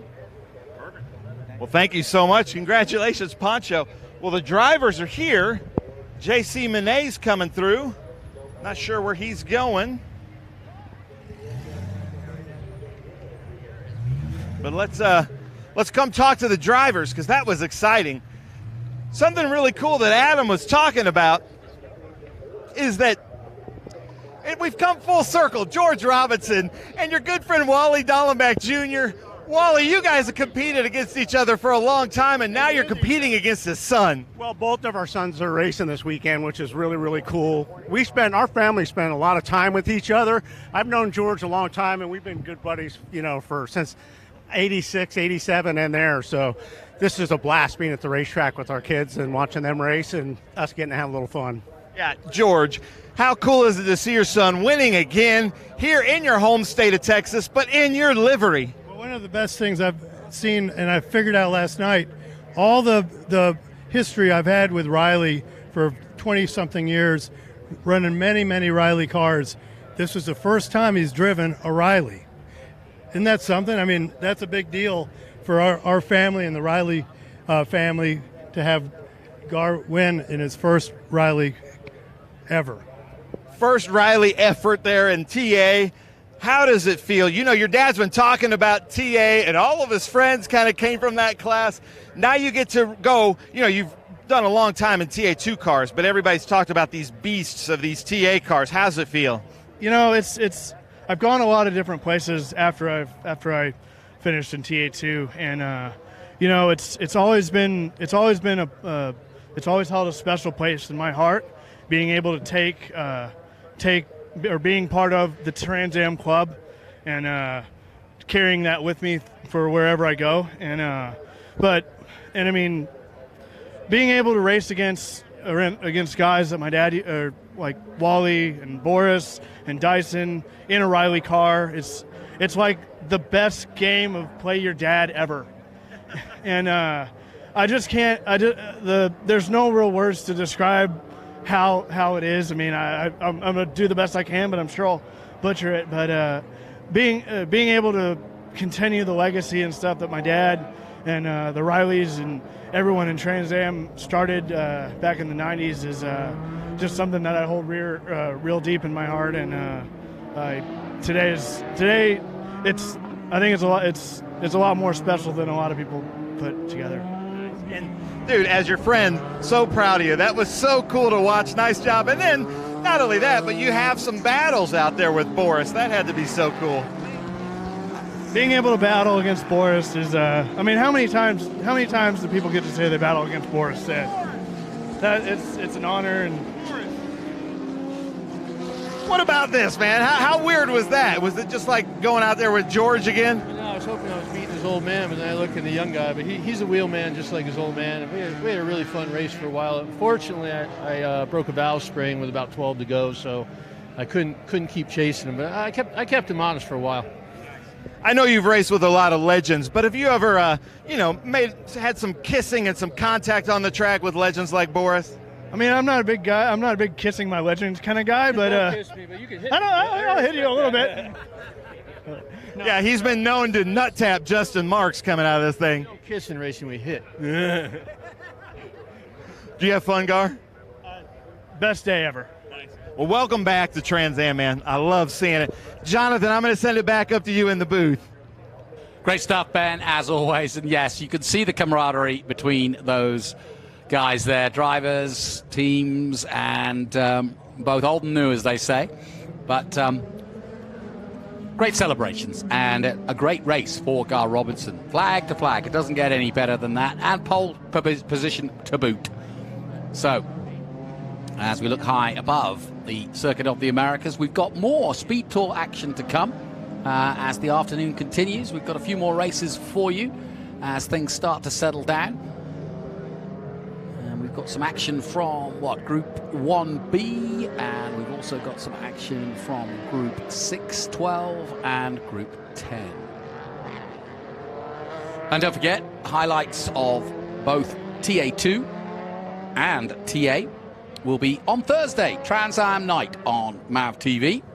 And it all starts at 8 p.m. Eastern, Thursday, November 9th. TA2 Series highlights, the Big Machine Vodka Spike Coolers TA2 Series.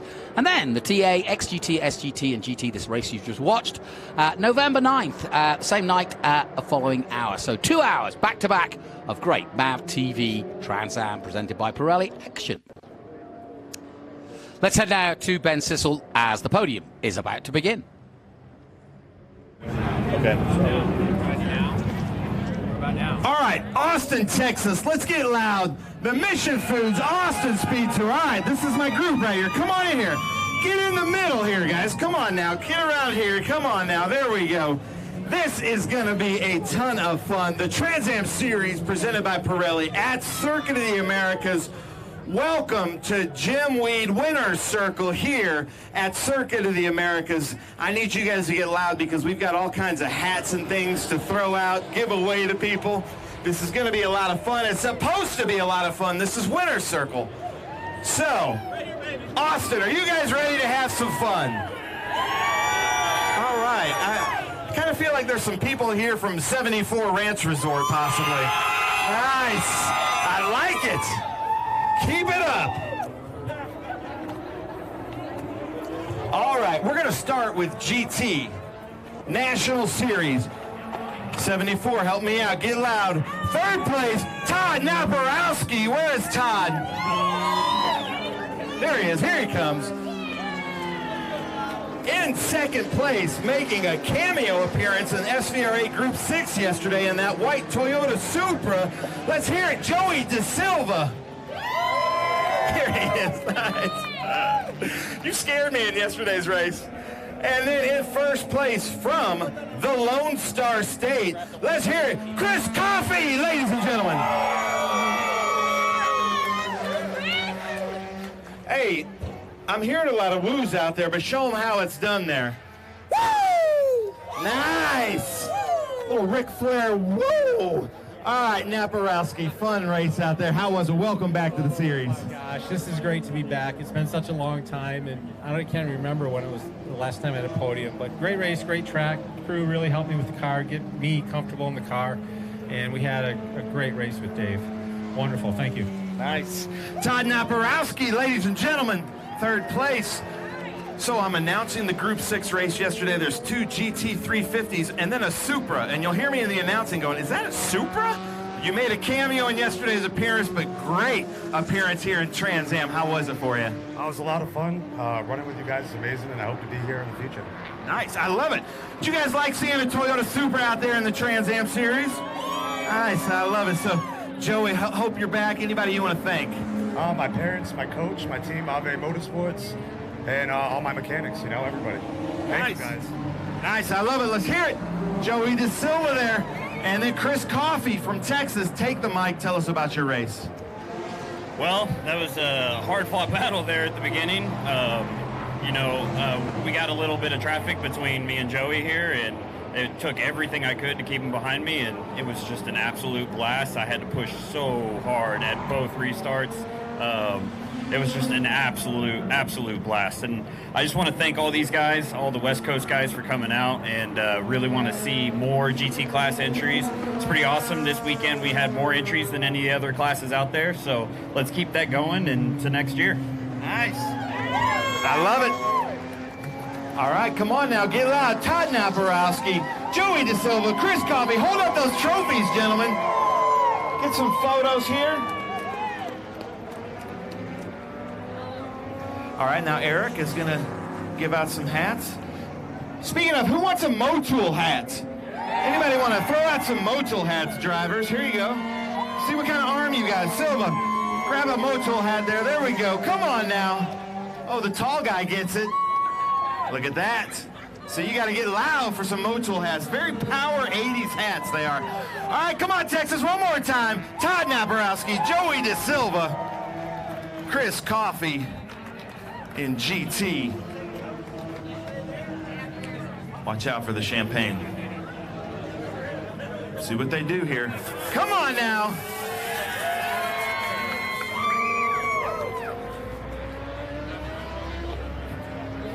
All right, 74. Keep it up. Keep up the energy now. Come on now. Nice job, GT guys. All right, Super GT. Whoa, Chris, you all right? Yeah. Did you get it in your eye? Yeah. He needs one of those sticks now. In second place from Memphis, Tennessee, Super GT. Let's hear it. Milton Grant. Where is Milton? Come on now, Milton. Come on, crowd. Is Milton here? All right. Not here yet. In first place. He also got first place with us just a few weeks ago at Worldwide Technology Raceway in that beautiful Corvette from the Lone Star State. Let's hear Richard Forsyth.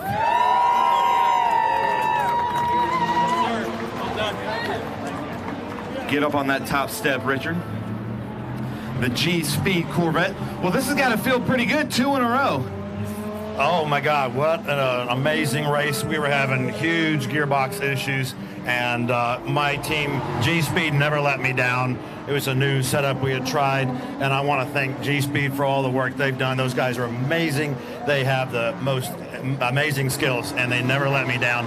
And our other sponsors, Sambuca Restaurant and the new Rayleigh we're opening, and Lewis and Corey and Jason and Dakota, all you guys, this one is for you. You guys rock. Nice. G-Speed, ladies and gentlemen. Let's hear it for Richard Forsyth. Come on now. Richard, congratulations. I'm going to change the hats. Don't let me get in your way. What you doing here?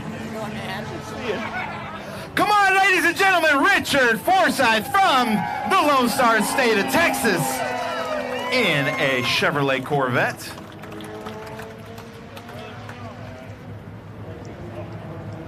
Oh, well, you can enjoy the champagne if you'd like. Oh, I think he's about to spray. There we go. Come on now, Richard Forsyth. One more time, ladies and gentlemen, Super GT.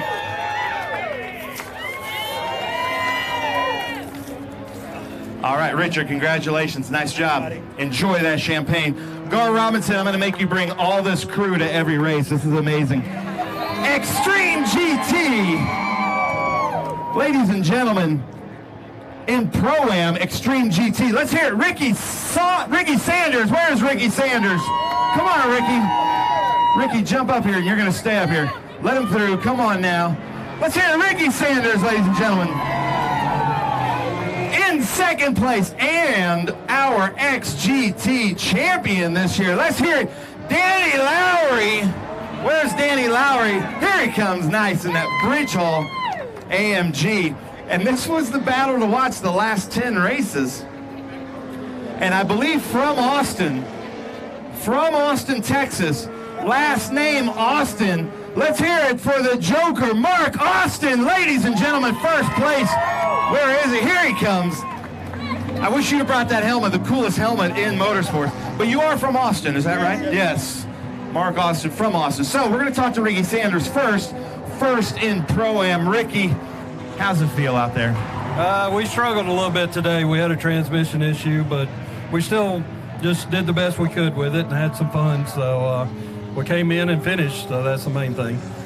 So I got to thank Danny for letting me use the car, all the sponsorship this year, Bridge Hall, Bennett, all the crew guys. We got Sweet Cheeks, Garrett, Tyler, Jason, all the guys at the crew.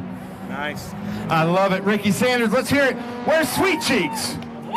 Where's Sweet Cheeks? Raise your hand. There he is. There's Sweet Cheeks. We were watching your battle there the last 10 laps. A few little spins, a few mishaps, but an AMG competition nonetheless. Danny, how's it feel to be back up on the steps and to be the XGT champ? Well, you know, Ben, it always feels good to be up here on this podium and definitely to win the championship. But, you know, we waited till the last race of the year to have the best field all year for XGT. So thank you for everyone that came out and run XGT. Had a fantastic race with Mark and Ricky and Wang. I mean, these guys, they were really better than I was. But the way it turned out, hey, I ended up on the podium. I'll take it. I love it. Danny Lowry, ladies and gentlemen, Bennett Bridge Hall. Let's hear it. Now, Mark Austin, I hope you don't mind me saying this because you've been away from Trans Am for a while. We've missed you. But, man, have you gotten fast. Take the mic. Tell us about your race. Yeah, we had a really great race. Thanks, everybody. We a little bad luck. We were leading the whole thing with XGT, and I was having a ball staying up with the big boys watching them fight until we cut a tire down. So the Lone Star Racing team to get the tire change that fast to get me back out, amazing. Best team there is. JG Roofing, 1492 Coach Works, thank you. It's fun to be back here at Trans Am and headed home and take a win. And there's no better racetrack around, so thank you guys, thank you. Nice. Let's hear it. Mark Austin from Austin. Come on now. Come on, Texas. Get loud. Ricky Sanders, Danny Lowry, Mark Austin. Mark, welcome back to Trans Am. There we go. There we go. Nice. They're fighting for the hats. I love it. One more time, Texas. Come on now. Ricky Sanders, Danny Lowry, Mark Austin. Hey, and Danny, your daughter did a great job on the start command, so that was a lot of fun. All right, let's see what we got going on here. Come on, Texas. How's Lando doing? Come on, Texas. Get loud. Right in the eyes of Ricky Sanders. I love it.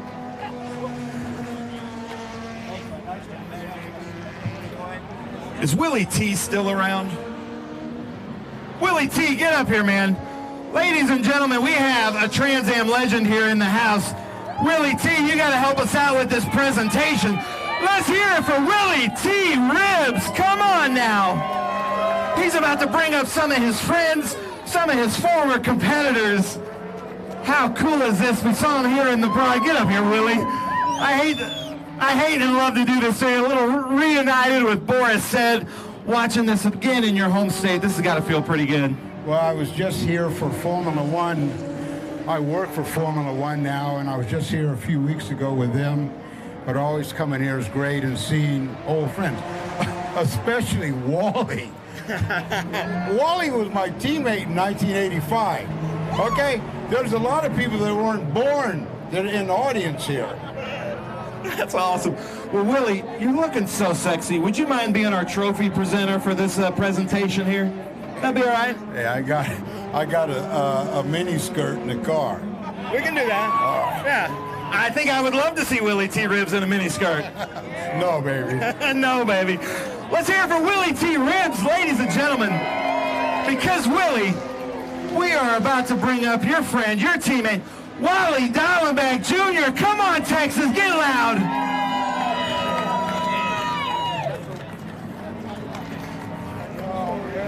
Look at this reunion here.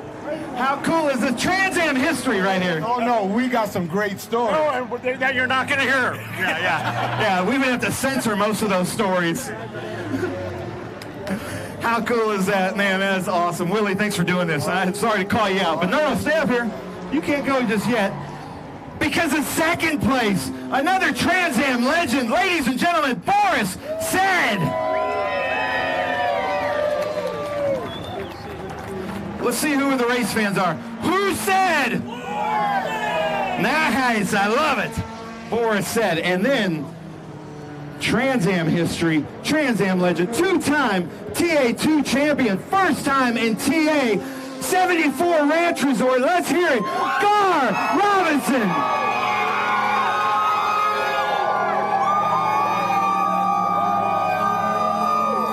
And Willie, that's got to be a little bit weird because it looks like you're looking right at George Robinson. No, actually, when Boris and I and Wally were racing, he wasn't even thought about, let alone born. I feel old, baby. I love it. Willie T, such an honor to have you here, man. Such a legend. Thank you so much. Wally, starting from the back, your team worked all night long. Poncho Weaver and the whole Cobra crew, everybody pitching in, and now you're up here on the podium. Didn't expect it.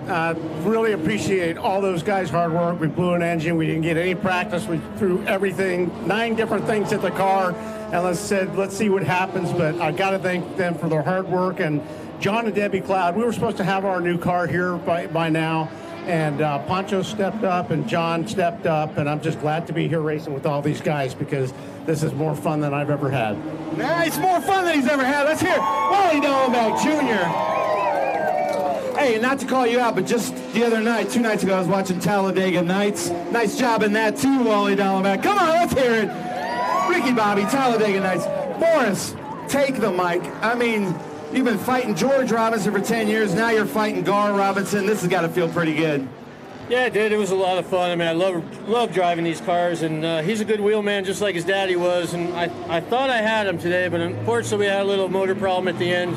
Cost us a shot at it, but still a lot of fun racing. And, we have a little small team with Steve and AJ and Steve's son and Christina and Jen. They just do a great job, so a lot of fun driving these cars. Nice.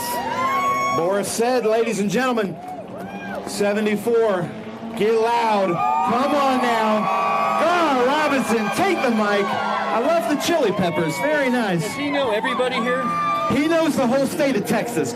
Boris just said, does he know everybody here? Yeah, he has an entourage. Gar, tell us about your race. That was probably in all of my starts of motorsports, that was my favorite start ever. A lot of the stuff that I drive that you go to the throttle and it just but this thing actually like kicks your ass right from the get-go. But I mean, these are the most fun cars to drive, and being able to drive against all the guys that my dad used to drive against and just all the legends and be a part of it, and it's just and be able to have it with all my friends and family that come. I don't even have to do the hi to my friends and family at home Scott Pruitt line either. But I mean, extending the relationship with myself, my family, and the Riley Motorsports and all that just in Trans Am is this has been the best day ever. Nice. I love it. Best day ever. All right, crowd, let's get loud. Wally Dollenbach Jr., Boris Said, Gar Robinson.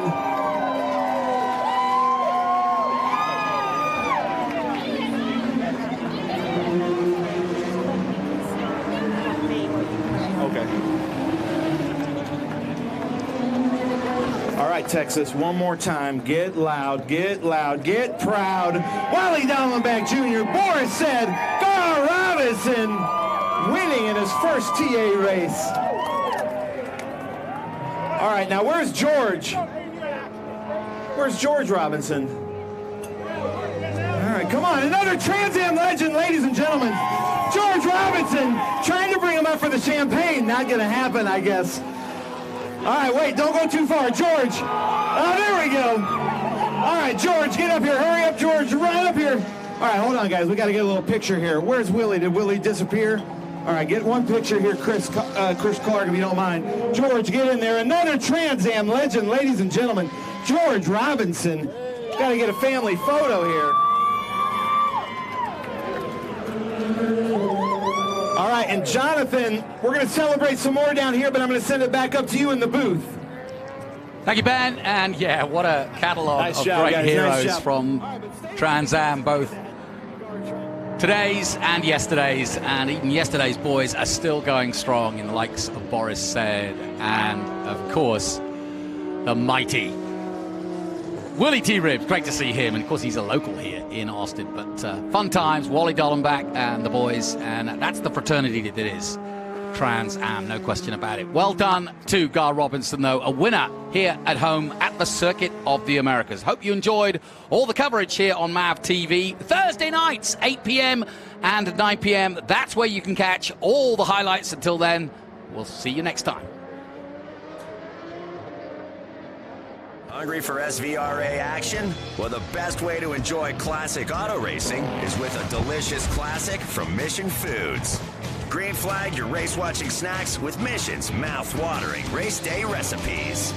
Try some of our tasty tacos, piled high nachos, fresh chips with guac, and more. So gear up your ride and fuel up those stomachs with delicious Mission Foods.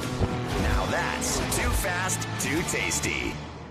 For low to medium volume production parts and full assemblies, utilizing the latest manufacturing technology and automation, which 3D continually invests in. We are able to deliver high quality parts rather than empty promises. 3D takes on the jobs our competitors simply can't. The Three-Dimensional Services Group loves the challenge. Our team is your team.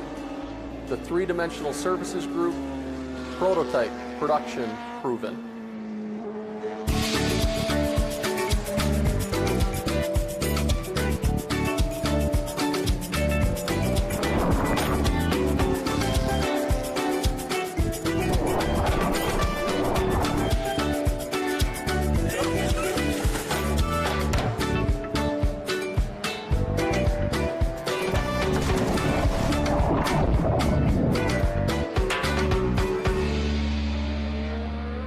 You've got a business to run, big and heavy products to ship, and customers who need them now.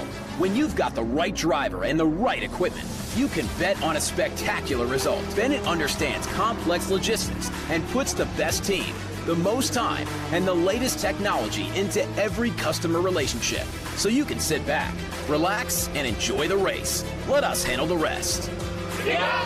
Together, we can move anything.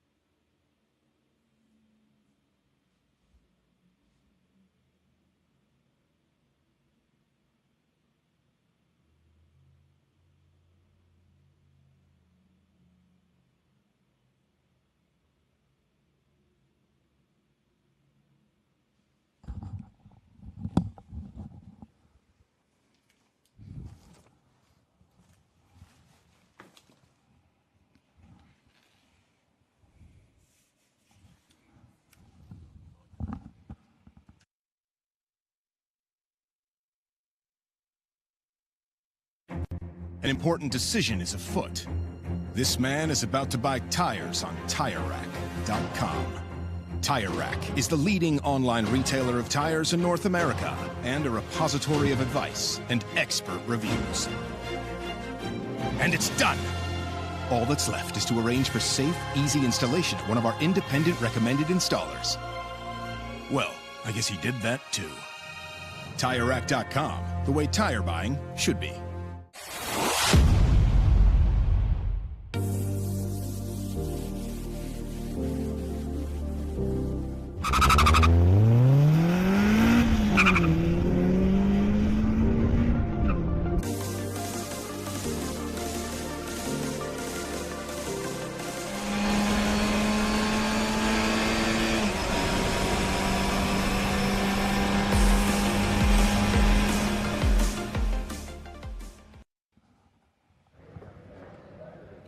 Welcome back to the Circuit of the Americas as the Speed Tour continues, and we're getting ready for more of our Mission Foods Austin Speed Tour live from COTA.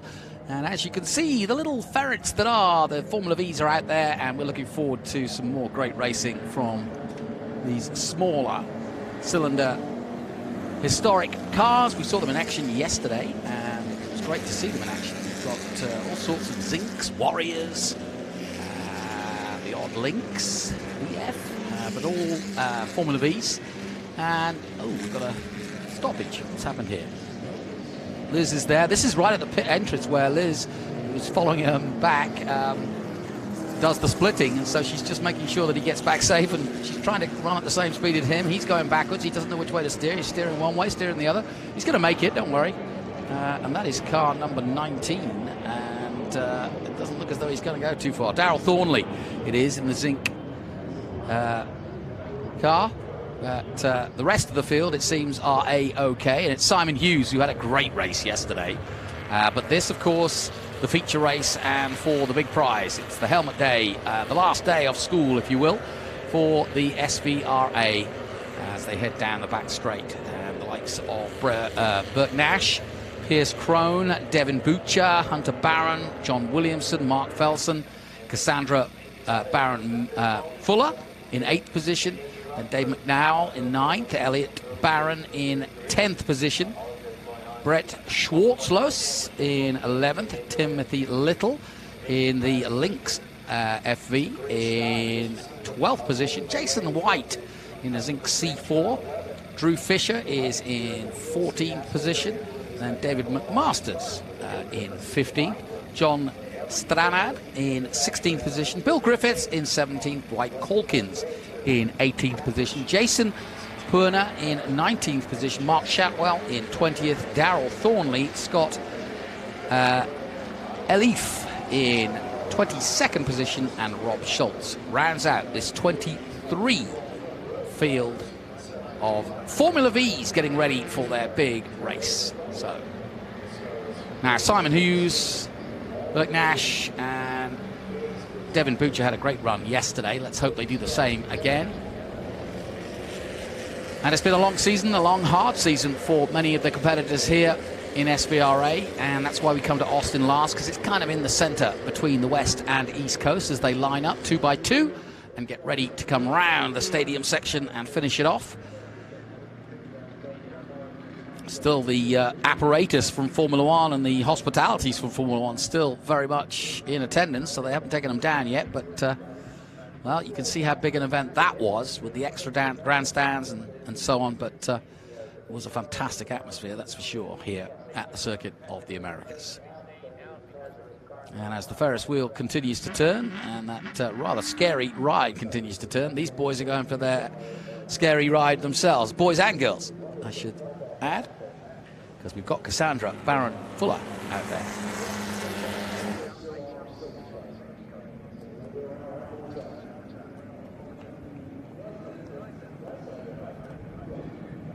Looks as though we'll do a second formation lap while they gather them all together, so they've got some more time to put some heat into those tyres. But on the front row, you see the number 9 there, that's Simon Hughes, so we can get our bearings here. Simon Hughes in a Formula V Lynx B. And late 66. That's Bill Griffith in a Warrior FV. It's the only Warrior out there. There's the odd Scorpion, there's the odd Caldwell, and as we get closer to some of the cars, we'll point them out what they are, because that's the beauty of Formula Ford, Formula V, Formula First, all these tiny formulas. They all have many, many different chassis makers, but basically the engines, whatever it is, whether it be a Ford in Formula Ford or whether it be Formula V in the Beetle engine, the Volkswagen engine, they all have identical engines, and that's the price point. That's the idea. Late 60s, early 70s, these cars, and all from 1968 to 1972. If my memory serves me. And as you can see, just heading over the top of the brow towards 9 and 10 under the safety car to bring us round to formation. Burke Nash on the front row alongside Simon Hughes. He's in a zinc C4, and then he's followed by just a Formula V zinc of Pierce Crone. Devin Butcher is in a Formula Car X, and then it's a Carlson Mach 1 behind him, and that's with Hunter Barron in 5th place. John Williamson is pedaling a Caldwell D13, and like I said, there's 2 Caldwells out there. And then the Zinc C4 of Mark Felsen behind him. Cassandra Barron-Fuller, who I mentioned before, she's in an Auto Dynamics FV. That's in 8th position. Dave McDowell in the Zeltler VF, the ZD06. Then a Pegasus, a famous name, Pegasus FV. That's in the hands of Elliot Barron. And then another Zinc in Barrett Schwartzlos. Then comes the Lynx of Timothy Little, that in 12th position. Jason White 13th in a Zinc C4, another Zinc Z5 behind him, that's Drew Fisher, and a Zinc FV of David McMasters. The Formula V Lynx B of John Stranad is in 16th place. Behind him is Bill Griffith in the Warrior, I mentioned that earlier, in the FV. Another Lynx B of Dwight Calkins in 18th position. Then 19th is Jason Perner in the Caldwell D13. Mark Shatwell in the Scorpion Formula V. Darrell Thornley in the Zinc FV. Then a Zinc C4 from Scott Eatful and Rob Schultz in the Auto Dynamics FV. That brings us into the stadium section, and I'm joined once again by the Big B. Ben Sissel has been having so much fun with all our Tramzan fraternity there. God, what a gathering.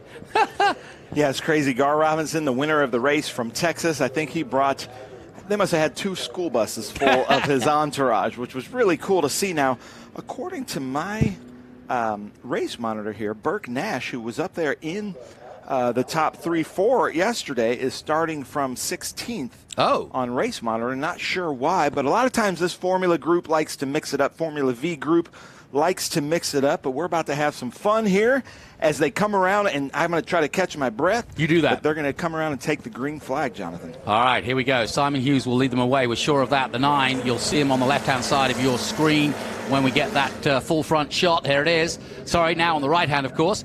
This is Group 1B, the helmet race for Group 1B, and we're looking forward to it. And in a moment, they'll accelerate away. Watch out for Nash, watch out for Crone, and watch out for Butcher. Butcher in the 60, and away they go.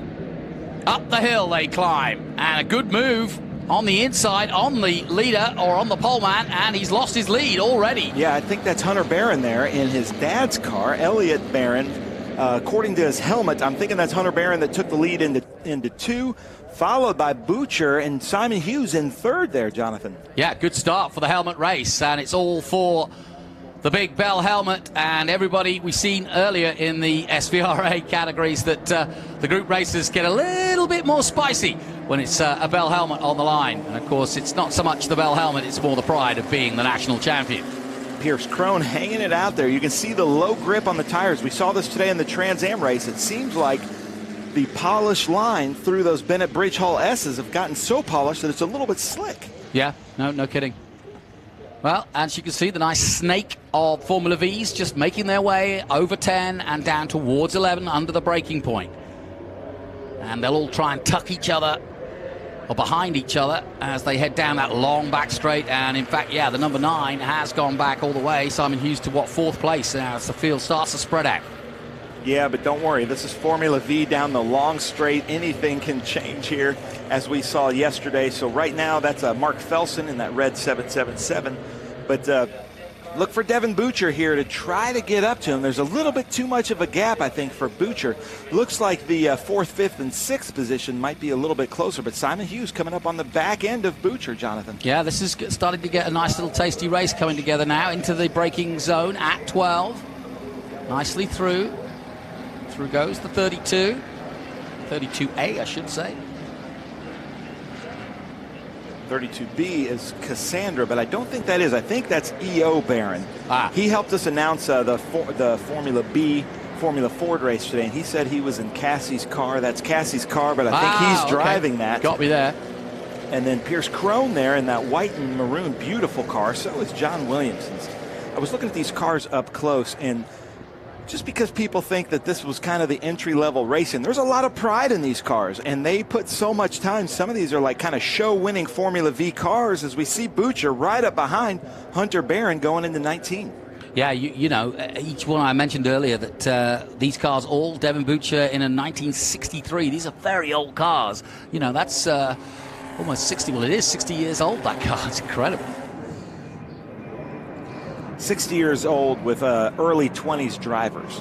So let's see what we got here. Butcher and Petunia right behind Hunter. That car's name is Petunia. You'll see it on the side here because we're going to get some great shots of Robin. Now watch the cars kind of, you can see how low that number 60 is in 2nd place. The cars, the body just sits low. The suspension and the rails are up a little bit higher, but you can see Petunia there right above the door. That's a cool car. Oh, really cool car. Yeah, and they've kind of lowered the body to the car. It's a really cool setup here. Great shots from the drone. Field starting to spread out, but this little battle at the front is really nice, and the pole man starting to catch up. Simon Hughes is still 3rd in per plates. It's got Baron Fuller in 4th, then Crone, then Williamson, Stranad in 7th, Schwartzloss in 8th position, McDowell and White rounding out the top 10. Felsen's dropped to 11th now. Crone, I think, is having his car's usually set up a little bit better. I think he's having some grip problems. I don't know if he's on older tires or a lot more heat cycles, but I can see he's coming out a little bit wider. He's usually running a tighter line than that. He's got a loose car on him today. This is such a fun class. I know, it's really fun, isn't it? I love it. I'm just sitting in here smiling. Simon Hughes, really fast driver. I think he's going to be a little bit down on himself from that start. But Hunter Barron taking that inside line, you know, just really taking that gap, doing a good job there. Now, the man leading, Elliott Barron, is in the 1972 Pegasus. That's the leader. It's Hunter Barron is in that car. They keep changing on us. Sorry Don't about worry. that. But yeah, that is Elliott's car. Elliott, unfortunately, they've had a rough weekend, the Barons. He had an incident. A Barron weekend. Yeah, out of his motorhome. He tripped and fell and hurt himself pretty good. Sorry, I shouldn't be joking. That's not fun. And then, truly, E.O. told me today that they had a house fire while they were gone. They got a call from their neighbors, and their house caught on fire. And so they've been dealing with that this weekend. So our heart goes out to them. But right now, you're 1, 2, and 4, and all your cars are top 4 right now. So hopefully that puts a better spin on things. But I tell you, the car that Hunter Barron is driving is just a beautiful aluminum polished car. They were with us at Indy. And having a great race. But this is a good race here between Hunter and Devin. Really good friends. They both work on these cars together, so this is going to come to an end here. You know, racing drivers cease to amaze me. It doesn't matter if your house is burning. They're going to enjoy their racing. Yeah, and they don't live that far away. They're about a 4-hour drive from here. But no chance were they going to drive home and do that. They're like, you know, that's Monday's problem. Yep, okay. Somebody will put it out. As long as they got confirmation of that. This is a great little tussle here as they come out at 20. They pulled away from the chasing group, but look at this. Wheel to wheel. Now watch for Devin Butcher to try to pull out, but he's got just a lot more surface area on that car, so he may not be able to take advantage of the draft like Hunter. But he's going to try and make a block pass, isn't he, at the top of the hill? I think so. He's got it. I think Hunter's going to have to let him take it. There's the Petunia insignia on that car. They were going to redo it for the 60 years of Formula V, too wide going into turn 2, but they decided it looks so cool that they decided to keep it as it is. Yeah, I don't see why they wouldn't. Yeah, that's great. Well, he's got the lead for now, but for how long we wonder. These two pulling away. No, Hunter's car looks like it's a little bit more planted. Devin Butcher, though, really good driver, but see, he's going out a little bit wider there. You can see he's spraying a little bit out the back. Hunter Barron, a really accomplished driver, and Hunter's car is going to be able to take advantage of that draft. You don't think about drafting through the S's, but in Formula V's, you can draft through corners pretty well.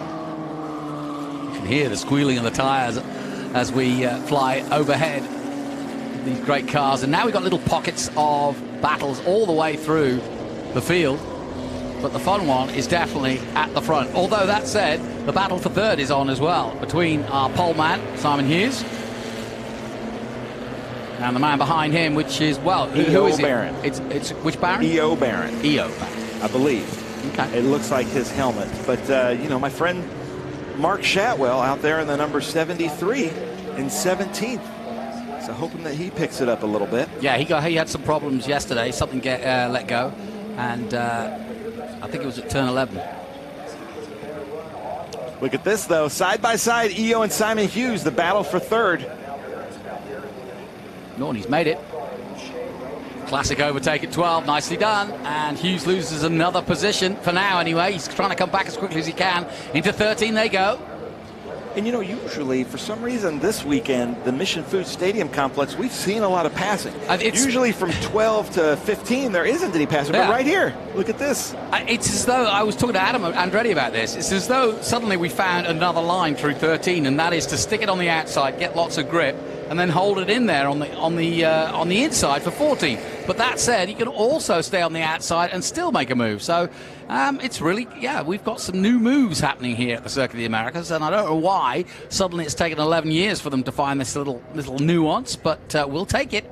Good fun. Yeah, it really is. I haven't ever seen that before, but we saw it, and we've seen it in almost every class. Some people are going high, some people are going low, and they're finding a way to fight for it here. Another lap completed. The clock ticking down, though, on this helmet race. And a little bit of air, finally, between Barron in the 60 and Devin Butcher in the 23 and Devin Butcher in the 60. But it's side by side here for third. I think the white flag is out. I can't confirm that, but I heard RC call for the white flag. So this may be the last lap of this race. That could actually be RC surrendering after the day he's had. RC never gives up, but he could. You know, we'll see. But it looks like Hunter Barron out in front of Devin Butcher, then Simon Hughes, and then E.O. Barron.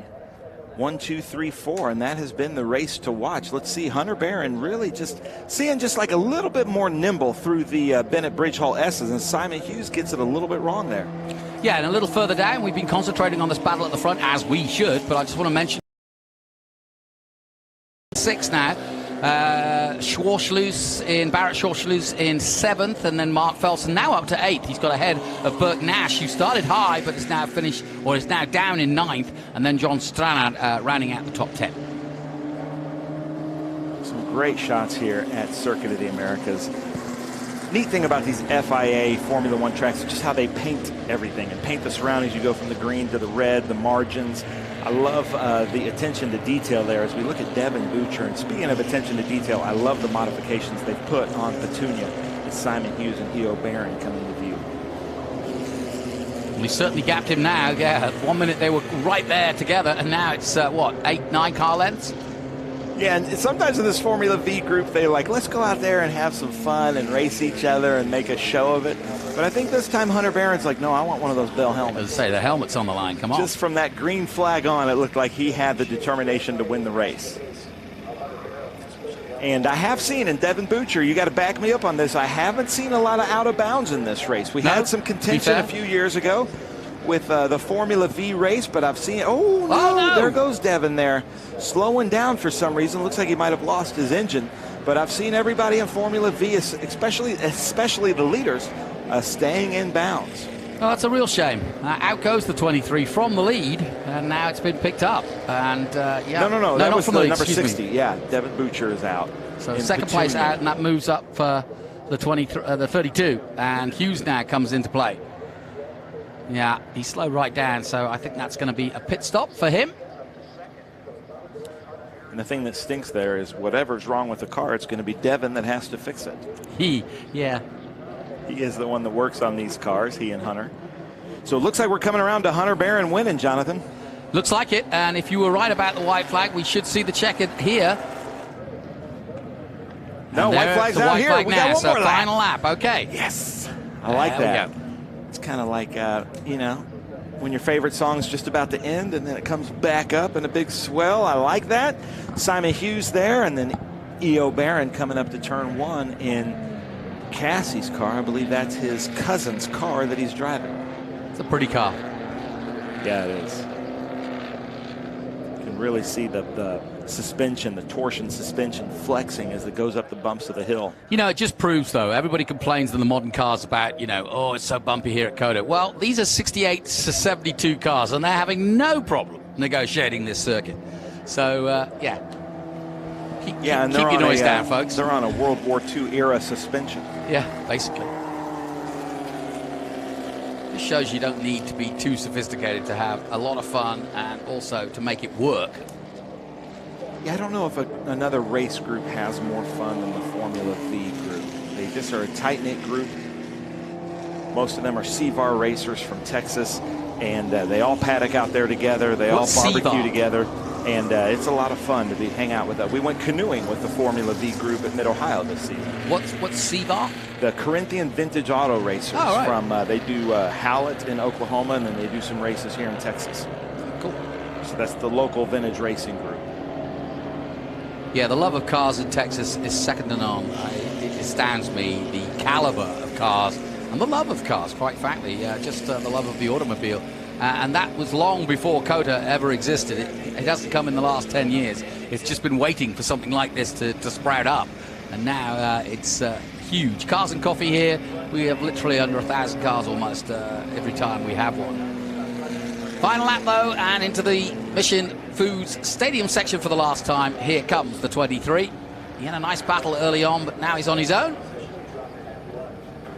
You know, there was another winner in the number 23 named Michael Jordan. Did he race? No. Walter Payton raced in the Trans Am Series, though. Did he really? Pretty cool, yeah. That I didn't know. Yeah, look at that. I just posted something of the 1993 season of Trans Am on our social media, and he was in the race. Wow. Sweetness himself. So that's pretty cool. But here comes Hunter Barron around the last few corners, Jonathan, to take the Bell Gold helmet. Yep, Hunter Barron then on his way, just 2 corners to go, and he's led most of the way. It's been a battle at the start, but now he's on his own. Hughes and Baron Fuller will follow him home in third, or Aya Fulham, as you call him. Or is it Aya? Yes. Anyway, here comes Hunter Barron to take the checkered flag and win here at the Circuit of the Americas. That's the usual checkered flag point I'm always waiting for. They changed it for Trans Am, totally spoofed me, but not to worry. Hughes takes second, Baron Fuller in third, Williamson, Crone, Nash, Felson seventh. Good go. Up there in the 777, all the way up to seventh. McDowell eighth, and Schwartzloss in ninth. Stannard in 10th. We'll take a short break from the action here at the Speed Tour. More racing to come, though, from the Speed Tour. Stay with us. One of the main reasons for poor vehicle performance is a dirty fuel system. It can cause decreased fuel economy and actually do harm to your engine over time. By adding Lucas Fuel Treatment to your vehicle, it cleans and lubricates the entire fuel system. Pump, carburetors, fuel injectors, and valves as you drive. It also improves your vehicle's performance. It's a non-solvent product designed to protect both gasoline and diesel engines. Lucas Fuel Treatment. It works.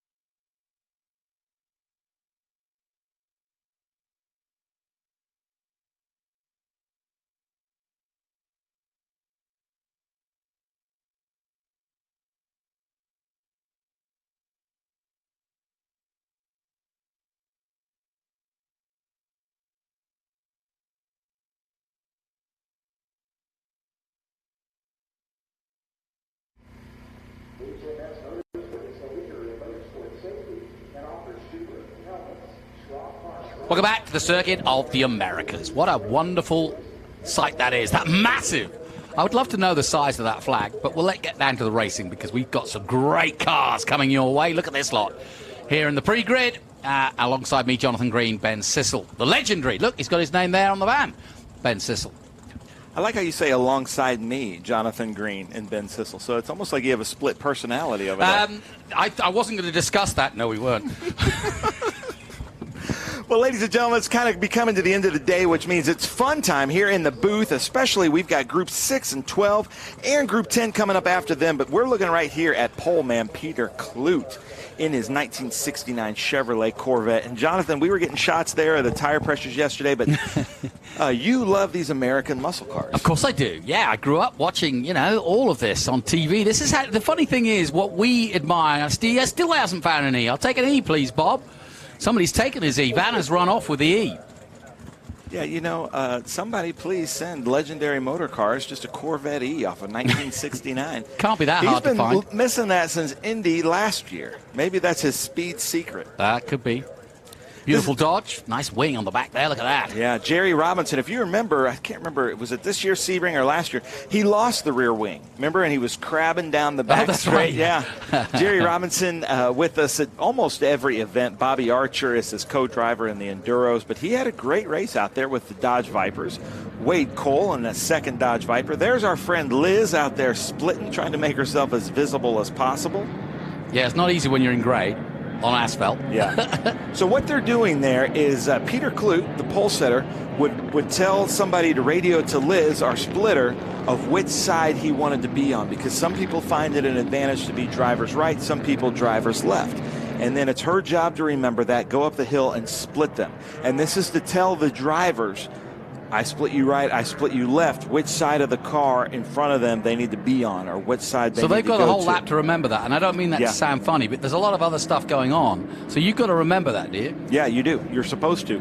Or you just fill up the gap ahead of you. But let's go through this beautiful grid here. So we've got Peter Kloot first, Jerry Robinson second, Wade Cole third, Jody O'Donnell fourth, Jonathan DeGainer in that Devon fifth, Claire Schwindeman sixth, Peter Dolan seventh in a actual Shelby GT 350, Kurt Vogt in a Ford Boss 302, Jim Sandberg Chevrolet Corvette, Joe Rabo Chevy Corvette, J.P. Griffith 1968 Chevrolet Corvette, Sean Guthrie Shelby GT 350, Andrew Threat Dodge Viper ACRX, Scott Shadle in a 1969 Chevrolet Camaro, John Bergendahl in a Ford Fastback Mustang Blue, Michael Gertz in a 2010 Dodge Viper ACRX, John Schott Chevrolet Corvette, Steven Seitz in a Ford Mustang 1965, Alan Davison in a 2000 Panos GTS, Mark Hannafin 1970 Chevrolet Camaro Z28, beautiful car, George Wright in a 63 Chevrolet Corvette, Vincent Dean, 1965 Shelby Cobra. Eric Ritchie. Losing my place here. Sorry, ladies and gentlemen. 1967 Chevrolet Corvette. Phil Molechek in a Shelby GT 350. Sterling Molechek in a Shelby GT 350. John Miller Chevrolet Corvette. John Miller in a Chevrolet Corvette. We're going lights out, but for some reason I'm hearing from the pace car that they're pretty spread out. John Miller, Wayne Parks, R. Paul Evans, Bob Lima, Chevrolet Corvette, Carl Jannon, Scott Brady, and Stephen Cole. 32 cars in Group 6 and 12. These are the big bore cars. Group 6 means that they were 72 or older, and 73 or newer is the Group 12. And we've got some V10 Vipers out there. We've got some Shelby GT 350s, some 427 Chevrolet Corvettes. So a little bit of everything. But if you like loud, and you like when they take the green flag, they've got so much torque that it might change the rotation of the earth as they come through the Matthew McConaughey section of the track. They certainly do. And it's the McConaughey Complex, I'll call it. McConaughey Complex. And why is that? Because it's all right, all right, all right. See, I love hearing Jonathan with the Texas accent. I can talk funny when I need to. All right, here we go. Peter Kloot leading the way, Jerry Robinson alongside. Well, no, Jonathan, not all right. Here we go. This is vintage racing. We're supposed to have fun. Okay. You know, we got to be professional for Trans Am, but Vintage Racing, this is one of our most popular groups. If you don't like the fun that we're having here, leave a comment on SpeedTour TV and YouTube, but we got to make this fun. Group 6, Group 12 at Circuit of the Americas. What's more fun than that? Nothing. Nothing at all. I love it. Well, here we are in your backyard. Jonathan, take us to the green. Yep, here we go. Side by side, the Viper and the Corvette. Two massive, big American muscle names going side by side and head to head in our Group 6 12A helmet race. Let's just pause and listen to them roar. And the Corvettes have got the run on the Vipers for sure. Now, Jody O'Donnell smoking his tires in that 46, but got the run there on Jerry Robinson. Claire Schwindeman coming up now. Like we were saying, this is kind of the last race of the season. Everybody's like, I can repair the car in the offseason. I want that Gold Bell helmet here, Jonathan, as they come through the Bennett Bridge Hall S's. They're going to be hard pushed to beat Clute, though. He was excellent yesterday. He's excellent again today. He's got a great hole shot and a good start. Through comes the 37. That of Claire Schwindeman bouncing off the curves nicely.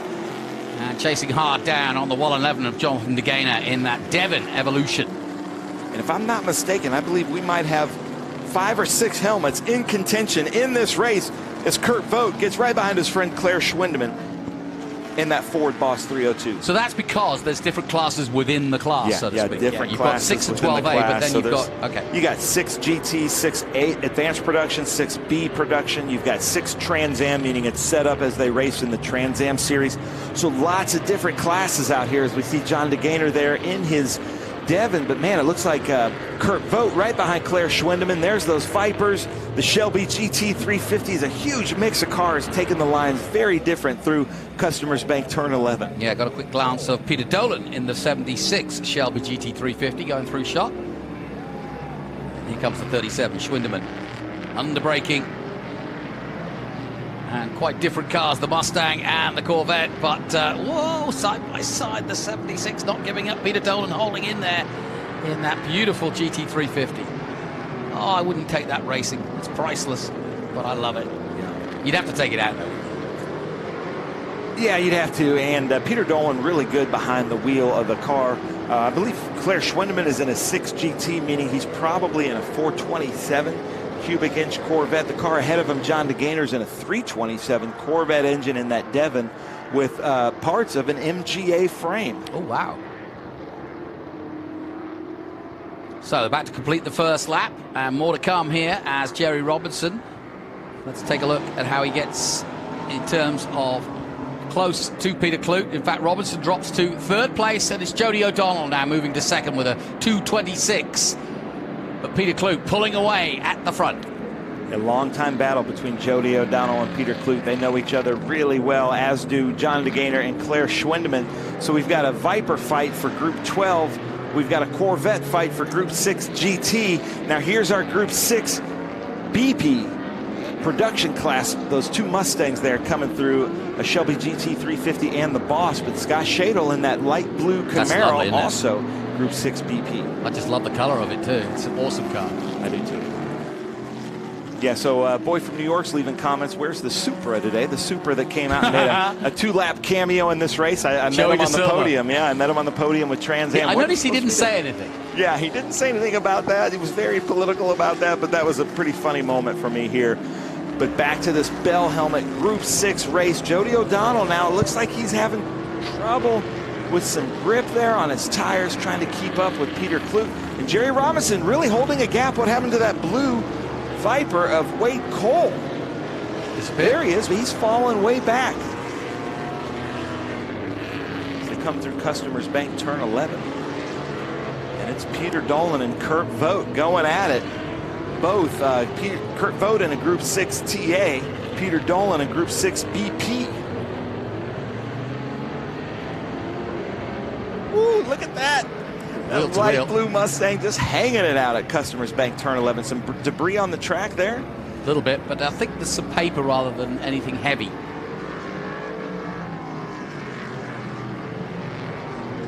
That Viper, that huge rear wing on that big Viper should have the downforce to keep those rear wheels planted.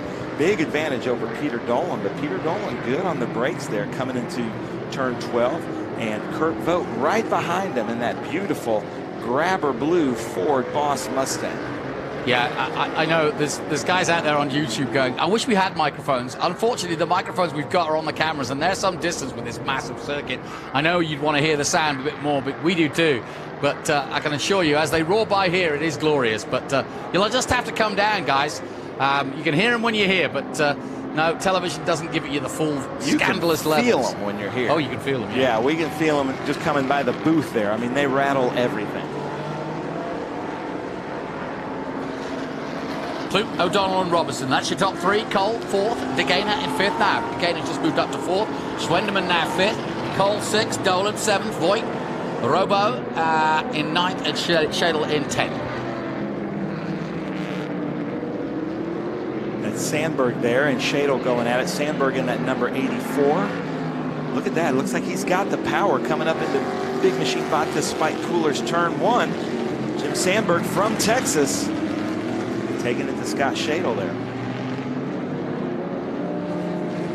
Used to seeing Scott Borchetta in Group 6, of course. Mass, yeah. I think he had 27 wins in his Corvette. Yeah. Really miss having him out here. Hopefully we'll see him out here pretty soon. It was great seeing him at the Big Machine. Yeah, did a good job in commentary. Music City Grand Prix. Did a fantastic job there. Yeah. But man, I love this is the most Vipers I think I've ever seen in one race. Keep thinking Lee Saunders is going to join him. Yeah, he was here today, but not racing. Yeah, unfortunately. Why not? He's got some setup he wants to do for next year. But it's really cool to see how these Vipers and these Group 6 cars are competitive with each other. I mean, there's probably 30 years of technology between them, but still competitive. Good little three-way battle here. Viper, the Mustang, and the Corvette. The Viper coming up the inside of 11. I'm going to put you on the spot, Jonathan, and one of these drivers would come to you and say, I'm going to give you my car, my track day car for you to take on the track. Which one would you pick? Ford Mustang. Which one of those two Mustangs? The blue, the American colored one, of course. The GT350. Yeah. It's a good choice. Yeah, I like that. I like that era, that fastback. I like that, but I also love the lines of the Boss 302. Yeah, true. But you got to go classic. And my long-time commentator, co-commentator from Australia has a fastback in his garage, just like that he rebuilt. Wow. Bought it in the States, and he's been lovingly building it. Steve Martin, if you're watching, I hope it's going well. Nice. Yeah, exactly. Fastback. Now, Kurt Vogt's car, let's get a shot of this when he comes up to the camera operator, turn 1. He seems to be smoking out of the rear end of that is it a cigar Boss 302, or cigarella, or what is he actually smoking? I don't know. Maybe it's oil, it looks like. The Boss 302, the grabber blue, Rob, if you hear me up there at turn 1, the grabber blue Boss 302 coming around turn 20 right now. You're going to see him. He's in second place behind the white and blue Mustang. I saw some smoke. Yeah, that car second in the shot there was smoking on us pretty good. Okay, we'll take a look. Here he comes. He's panning down. There's Jim Sandberg there. I'm not sure. I'm hearing that we have a fire at turn 3, so I'm not sure what's happening here. We're going to have to go. See anything at turn 3? This is turn 3. Yeah, I'm not seeing anything there. It's a bit hazy. Yeah, it is. Then at Bridge Hall, turn there. Let's see. Here's that 23 we were talking about. I was seeing some smoke, and the front of that car is dragging just a little bit. But Kurt Vogt, who builds these cars and runs Cobra Automotive, is a good wheelman, so I don't think so. I think maybe that was just some tire smoke as he released 12, and I'm hearing safety cars stand up. So we might be going full course caution here in this Group 6, which could bring it all back together. Yeah. We are double yellow. There you go. Full course yellow then for some sort of incident at turn 3, but we didn't see it as we passed through there, so it must have been something that's pulled off or got out of the way, but it's got trouble and needs to be attended to. Too sweet. And there's that smoke you were talking about. Look, quite right. I forgive you, because I didn't see it before. It wasn't a fire. It was the driver got out of the car. And so usually when the driver gets out of the car, it's because it's on fire. So they have to react like it is a fire. Yeah. So safety car is out. Clute still leading O'Donnell and Robinson here in our Group 6 and 12A helmet race. So they don't really want to stop proceedings, but they had to.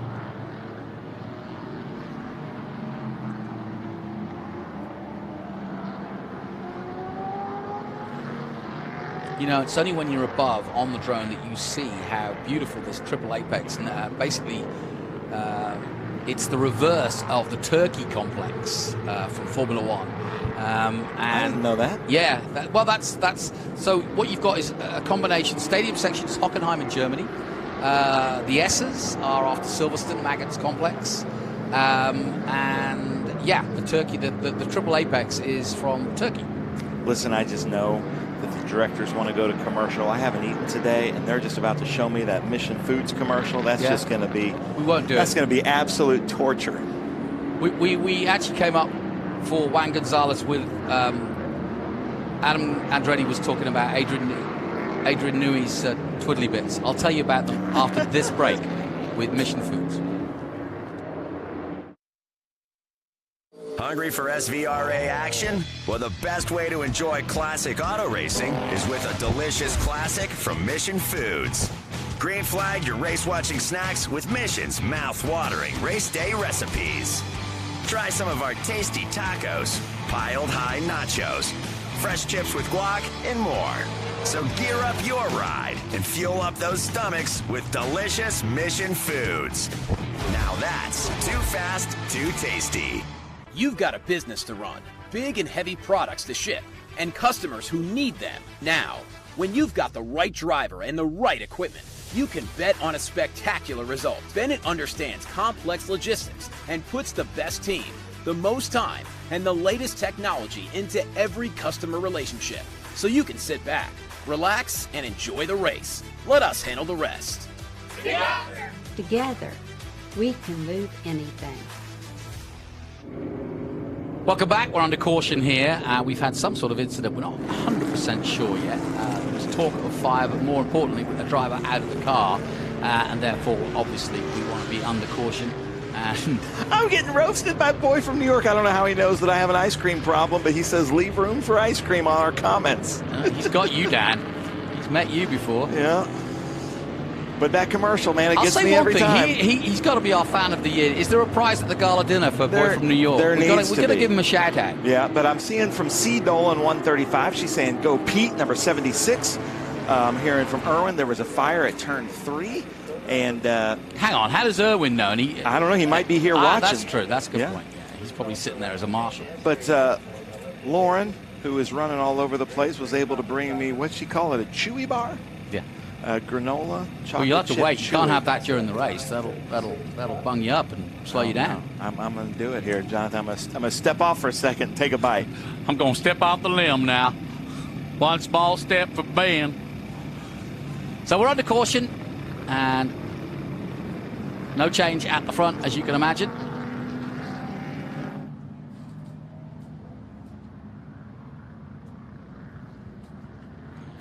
And Kelly Parks says she's looking for 13. Looking for 13. West Parks. I'm hearing on race control that 314 has been passed by 2 Vipers, so we're going to see if we need to sort that out. No, Jonathan, laugh out loud, says boy from New York. Can't help it. What can I tell you?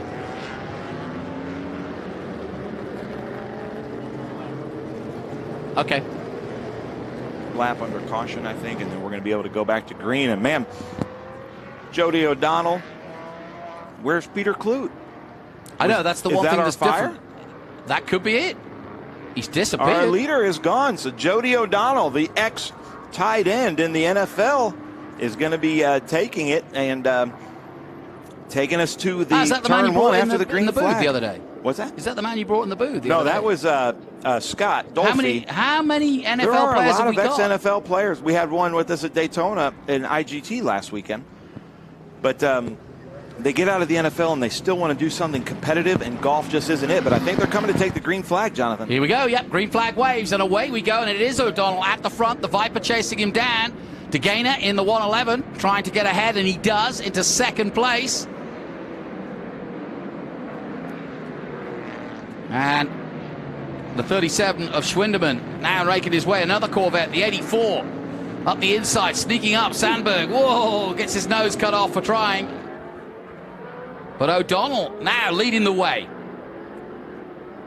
Jody O'Donnell in that 1967 Corvette at the front. Claire Schwindeman, the man from Texas, Dr. Claire Schwindeman, our neonatologist. In his other life, he operates and works on premature babies. So a hero there is Dr. Claire Schwindeman. Yep. And at the weekends, he races that 65 Chevrolet Corvette. Love it.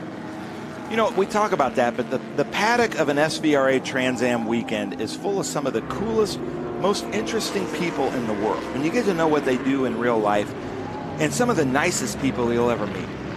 And it's really cool to see. But right there, Dr. Claire, what a hero. You know, he's a neonatologist, but also out here racing a Corvette with us. We got to love that. Yeah, it's really cool. So we've had a bit of a pause to the action here, but it's fast and furious again. The lights on the Viper as he slings shots his way around the outside to try and make it before turn 12, but that's going to leave him hung out to dry on the outside this time anyway. Good Viper battle here. The ACRX, I believe that's an ACRX, way cool, but it's not listed in the system. But then Jerry Robinson in a proper, like, street-going Dodge Viper. So, but we saw Wade Cool fall back, but that caution really cost Jerry Robinson. So let's see if Jerry Robinson there in that green Viper can get back at Wade Cool. I'm hoping I'm saying your name right, Wade. Please tell me if I'm not. That's a 2002 Dodge Viper. Jerry Robinson in 2010. And that's John DeGaynor in second place in Group 6 GT, just behind Jody O'Donnell. So happy to have Jody O'Donnell back with us here in SVRA. He kind of took a hiatus there for about 1.5 to 2 seasons, and it's so glad to have him back. But they go side by side, John. Oh, yeah, that's good racing.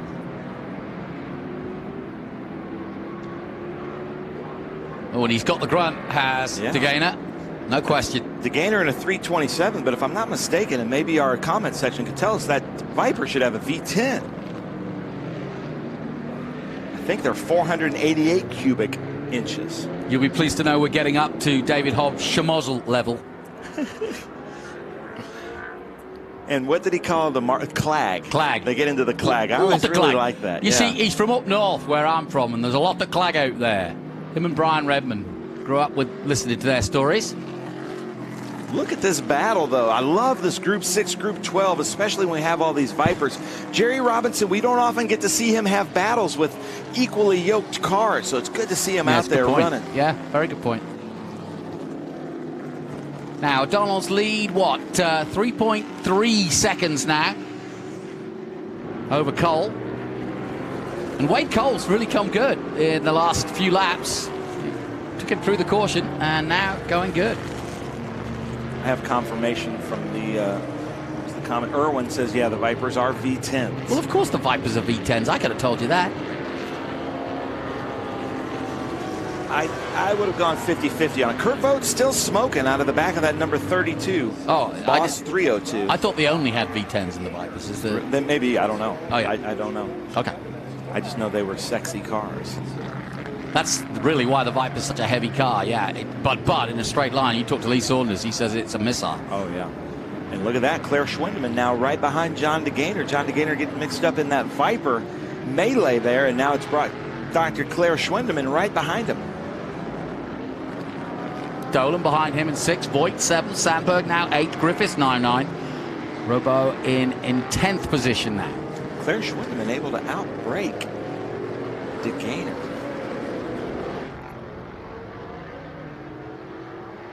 This has been a fun race here, Group 6, Group 12A at Circuit of the Americas for the Mission Foods Austin SpeedTour.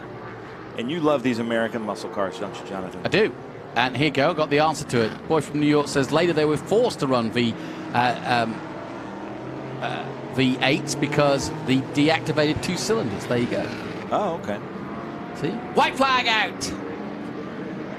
That's actually what a lot of our Trans Am TA racers do. If it's raining outside, they'll just pull 2 plugs so they have more grip out there because those cars are just so torquey. As we see John DeGaynor coming up the hill for the last time in that Devon with Dr. Claire right behind him. Yeah, these two are going for it, aren't they? Is there a helmet to be won between these two? I think they're both 6 GT. So Jody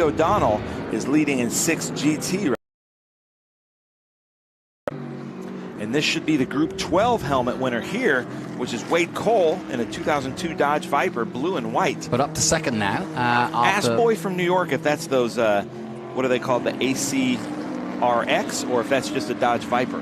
Okay. But look at that. He can hear you. Look at that split bumper.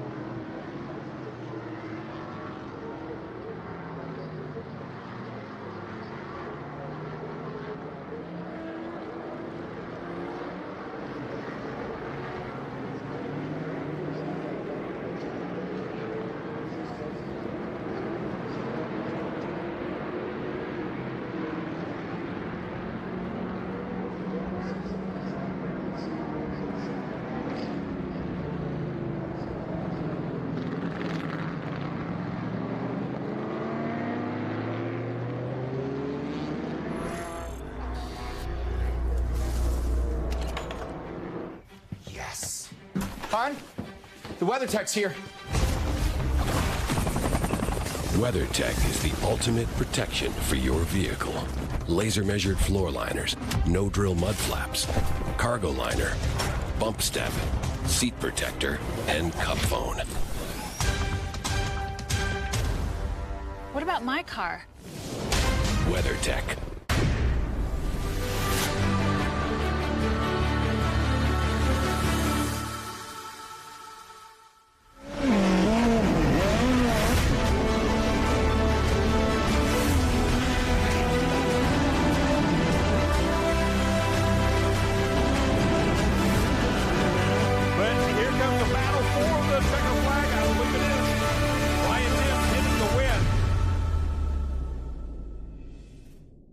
Okay, so pretend this is your race car. It's on the trailer, and you have an accident.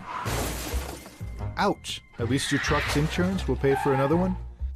Yeah, not so fast. Standard insurance won't replace your race car, whether it's in the trailer, in the paddock, in the garage, or the repair shop. But at Hagerty, we can protect it for what it's really worth anytime it's off the track. No matter what or where you race, offer less than a set of race tires. Hagerty, let's drive together. Taking on the challenge, moving ahead. It's about going further, faster.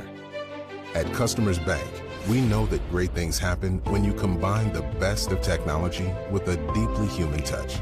So we offer a wide range of personal, small business, and commercial banking solutions with outstanding personal service, giving you the edge you need to take on tomorrow.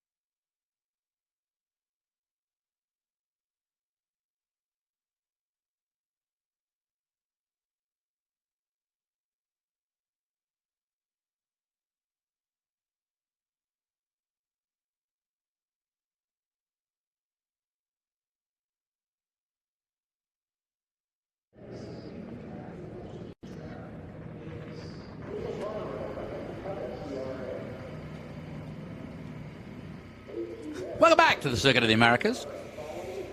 One more race to go here in our Speed Tour coverage of the final race of 2023. Ben Sissel and Jonathan Green bringing you the action live from the Circuit of the Americas, the newest circuit in the USA. There's one coming online in Tennessee very soon. Yeah, right in my backyard. Yeah, and they're looking for MotoGP, I believe.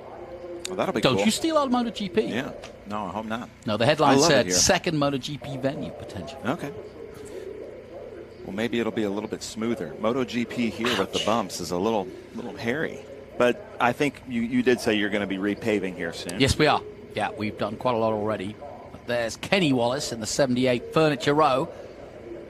Alan Savajan driving Kenny Wallace's car. But, you know, it's championship weekend here, national championship weekend here with SVRA. And if you will indulge me, Jonathan. Go for it. Walt Brown from Phoenix, Arizona area is in this group, which reminds me that my brother, Chris Sissel, yesterday won the Women's Division I Western Athletic Conference Soccer Championship yesterday with the Grand Canyon University Lopes. So congratulations to the women's soccer team, the Lopes at Grand Canyon University, for first time winning the Western Athletic Conference Division I championship. Was he playing My brother's or the coaching? head coach. Oh, I'm glad you explained that, I because should when have you went into started that, with that's that. not where you started. Yeah, I should have started with the lead, but congratulations, Chris Nothing Sissel, like head brotherly coach love. of the Grand Canyon University women's soccer Antelopes, the Lopes of Grand Canyon University. How cool is that? Very cool. Can't wait to celebrate with them and on to the Nationals. Oh, well done. So you've had somebody successful in the family? Yeah, it's good, you know. Chris is pretty successful. And your holding sons it down are pretty for, erudite and it skips smart? a generation. Okay.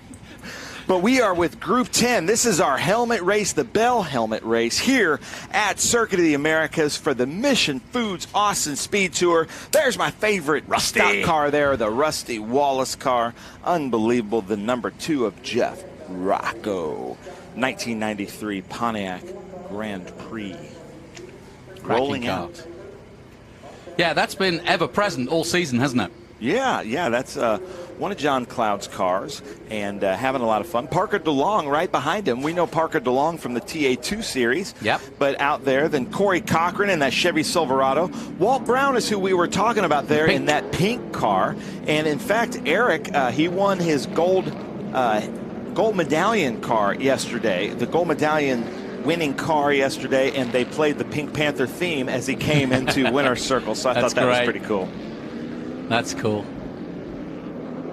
Well, let's hope we have a clean race, because this is going to finish our proceedings with this final helmet race. Looks to me like Alan Savajan just kind of inherited the top spot, because Alan Cohen, Wyatt Dallenbach, and Rich Marziali didn't show up.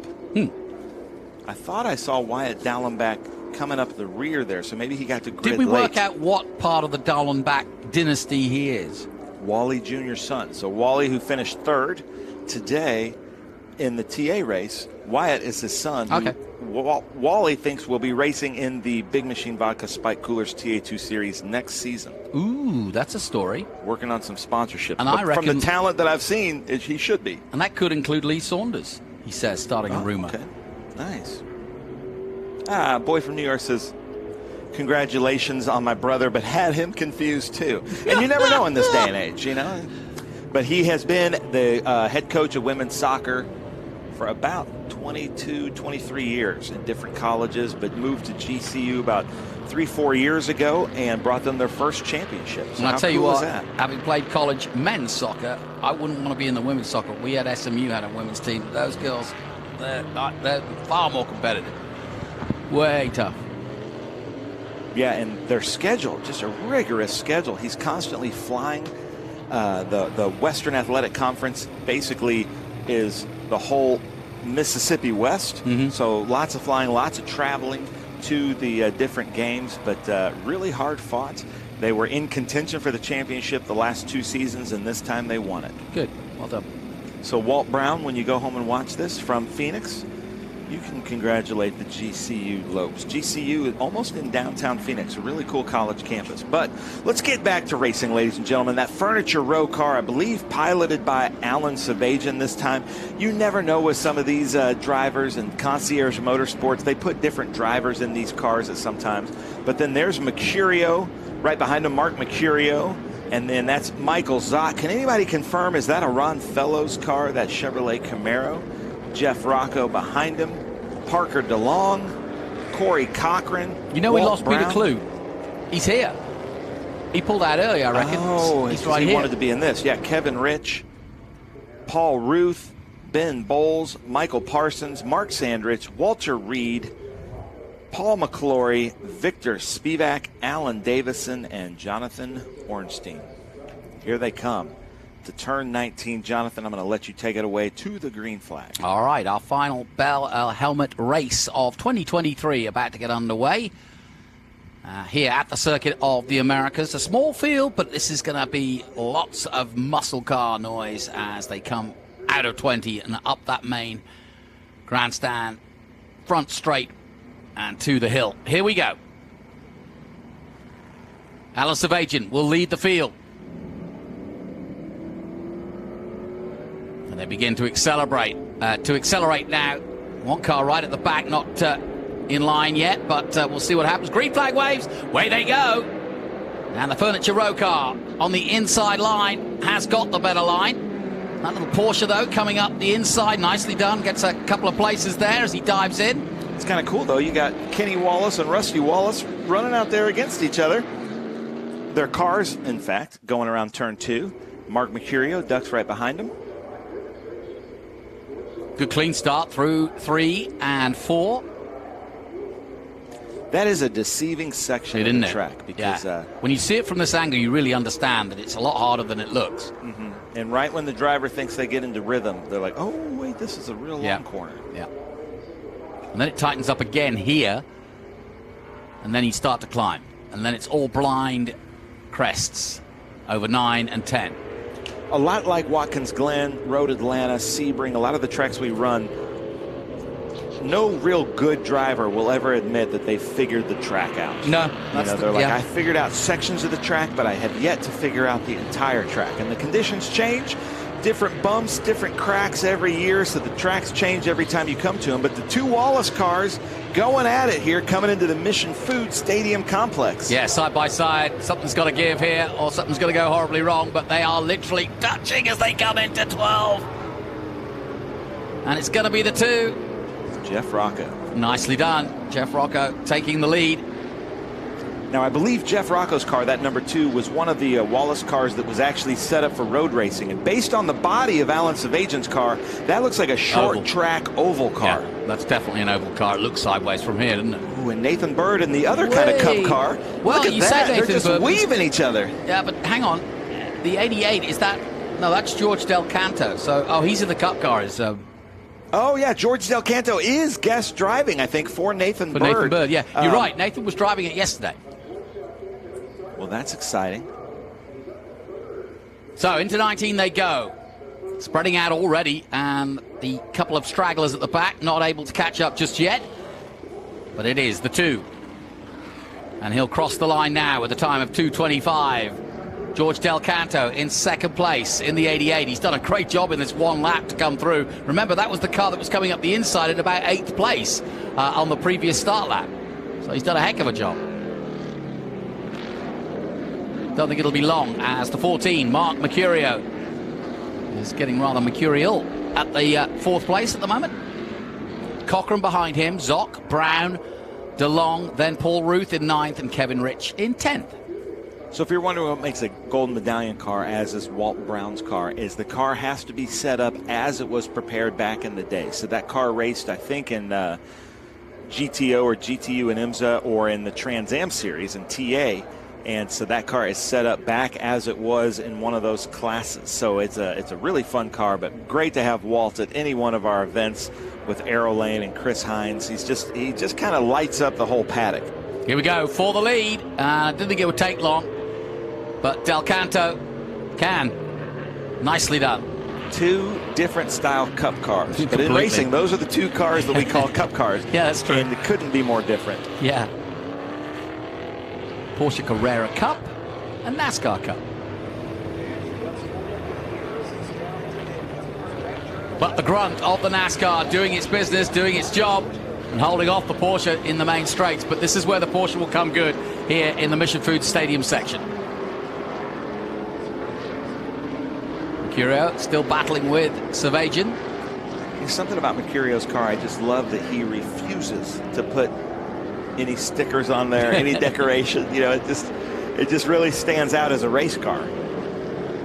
Doesn't need to. I like the painted lines on that, though. I've always really appreciated the lines on that car. Yeah, sure enough, the Porsche has got through into the lead again. And I kind of thought that might be the case, that the 911 just a little bit more nimble through the slower sections where the NASCAR struggles. NASCAR will be here next March at the Circuit of the Americas as part of the Cup Series. And looking forward to seeing them here. Now he's got the lead. Is that a fun race? Where the NASCAR Cup races, is that a fun race here at COTA? Do you know, I haven't done it. I've only done it once, the first one, and it was heavy rain that year, but it was a lot of fun. Yeah, it was real heavy rain. Here comes Walt Brown in the Pink Panther there, that Camaro, and then Parker DeLong in that Chevrolet Corvette. So as anticipated, Jeff Rocco catching up there on the straight, but now he's got to go through the S's, and we'll see how he deals with that. As through goes Paul Ruth in the number 10 in that Pontiac, the ASA stock car.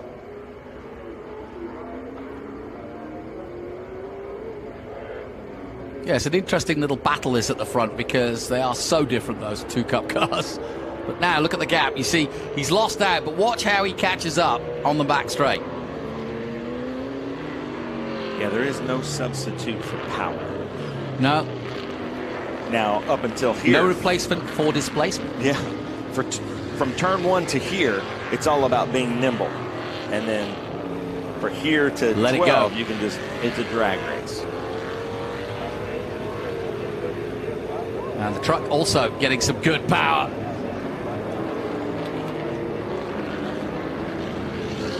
Who's driving the truck today? I think the 95, that 96. Corey Cochran, yeah?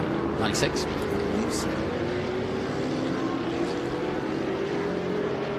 Silverado at the moment. Oh, goes slightly wide on the exit of 13. Gets it all back together. Takes the traditional line through 15. But like we talked about, we've seen some different lines this weekend. I feel like some people are figuring out that section. Yeah, I agree. Or maybe they're finding grip that just wasn't there before, but we're seeing passes there that we haven't seen in the last 10 years at COTA.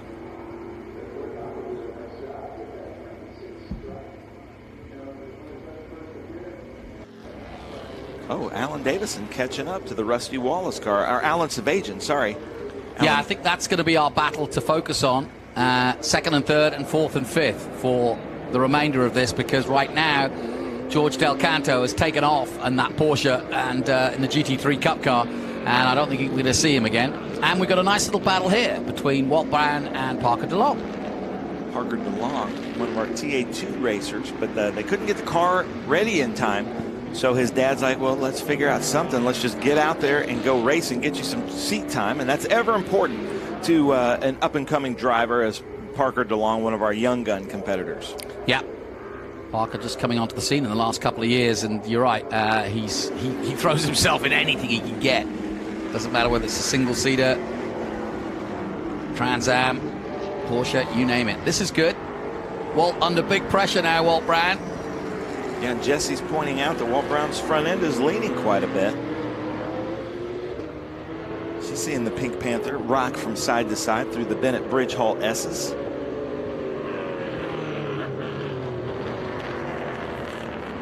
George Del Canto has a youth racing ministry, and a lot of the students from his ministry were here helping out, hanging out yesterday with us, so that was really cool to see.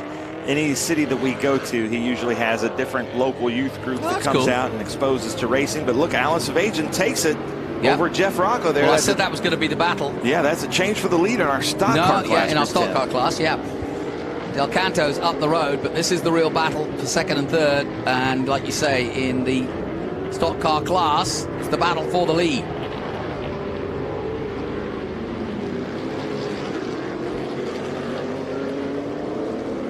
You can see how they struggle through the tighter corners. Just want to go a straight line or on an oval, don't they? Designed for that specifically. That's why it's so cool to have NASCAR here, because the road racing courses now have changed the face of NASCAR, and I think it's opened up NASCAR to a bigger audience because it does create different racing than NASCAR's used to at the ovals. Well, it was cool hearing from Brian Keselowski, Brad's brother, who's been with us in TA2 all season long, saying that his brother is aware of TA2 because they know that this is the best training for road course racing coming into NASCAR. So we just keep hearing that from more and more of the NASCAR field. And Brad now a very prominent figure in NASCAR as a team owner himself, part team owner. I'm hearing that Zoc 4.6 is stuck driver's right at turn 10. Okay, we'll keep a lookout for them. They've just gone through turn 2 and 3 and about to come through the Bennett Bridge Hall S's. So that would be that Sunoco Camaro.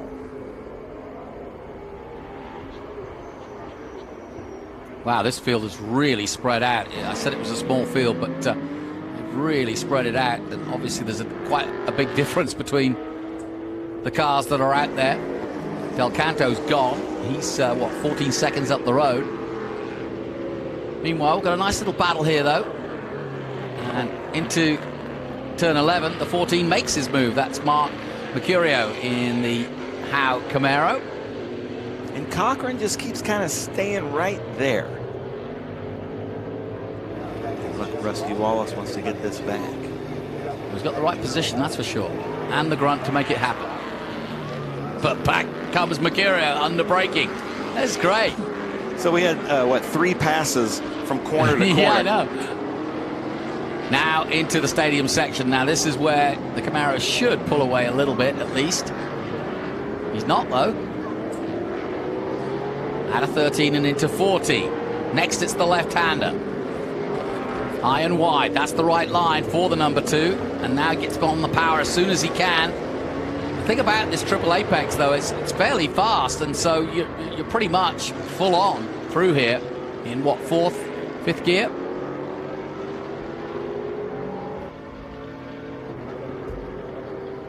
And then he should get a good run at him on the main straight. His last lap, a 2:19.5, his fastest lap of the day. So Mercurio putting it down here with 10 minutes to go. Now let's see how much power he gets. Cochran getting a little bit loose there through 20. So the Rusty Wallace car there of Rocco is probably unrestricted. Mercurio's probably running a little bit of a restriction in that Howe chassis Camaro that he's got. Is that a rule thing or choice thing? I think just to be a part of to be in the class that he's in, I think he's having to run something like that. Now he's just running over those pylons there, just kind of nilly-willy. That we were talking about with Scott Goodyear in the Trans Am races, that can really disrupt the cars. Yeah, it can, yeah. So there's where that incident is. You can see the flashing lights here at top of 9. Yeah. So there's a local caution there by the looks of things. Yeah, there you see the parked car just there. I think he's just gone to the Portaloo there, isn't he? Maybe. So it's still Del Canto, Savajian, but now Del Canto taking it to 19 seconds.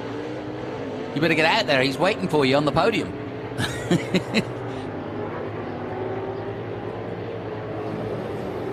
There he is. There's the leader.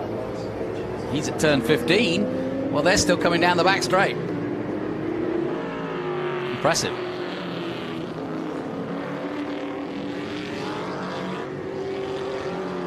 And there's our drone doing a little bit of play-by-play coverage. Like it. Nice work.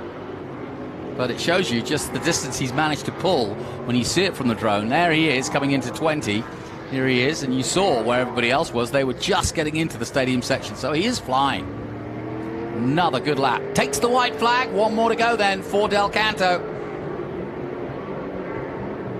It's been impressive. He didn't start. I think he started about 8th, and he was up to, 4th by the end of the first lap, and once he got the lead, he was going to stop him.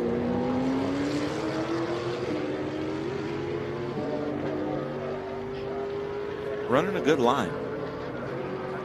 Yep. No, he's put on a good performance. This is he knows what he's doing out there. That's for sure. Using the curbs nicely, but not too much. You know, just drifting through them rather than banging over them.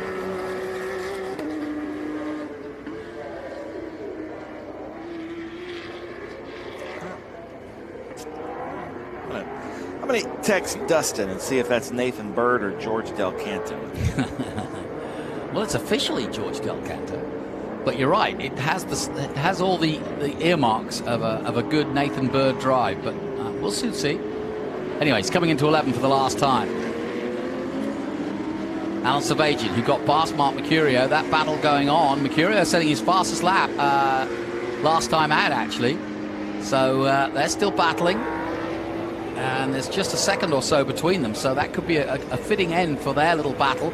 Jeff Rocco now down to 4th. Corey Cochran is 5th place. Parker DeLong now 6th. Into the complex, the Mission Foods Stadium section for the last time comes the 88 then. Sonesta sponsored all black and red Porsche 911 GT3 Cup car. Looking for the result. All right, here we go. Nathan Bird comes around through the Mission Foods Stadium complex. Yeah, it's Nathan Bird coming through. Thanks, Dustin, for texting me back. And yeah, they've.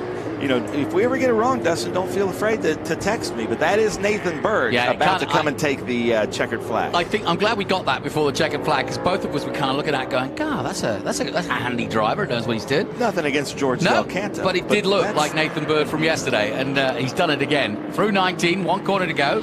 Glad you put that in, and he is a flying bird, because here comes Nathan. Nathan Bird then comes to the checkered flag, and there it takes it here at the Circuit of the Americas. Another good day at the office then for Nathan. He's done single-seaters today, he's done Porsches today, and he's had a fair few laps. Miles ahead of the chasing pack. Yeah, I would say he's probably in the 1 percentile of the people that have the most race laps in 2023. And is that because the birds are in racing? It's because he races every weekend, it seems like. Yeah, it does seem like usually 2 or 3 different cars. As we see Alan Savagian, but maybe Edward Savagian taking the checkered flag there in the Furniture Row stock car. And then it should be Mark Mercurio also in the Howe Camaro taking 3rd. Yes, it is. And then your Rusty Wallace car, Jeff Rocco, taking 4th. Corey Cochran taking 5th.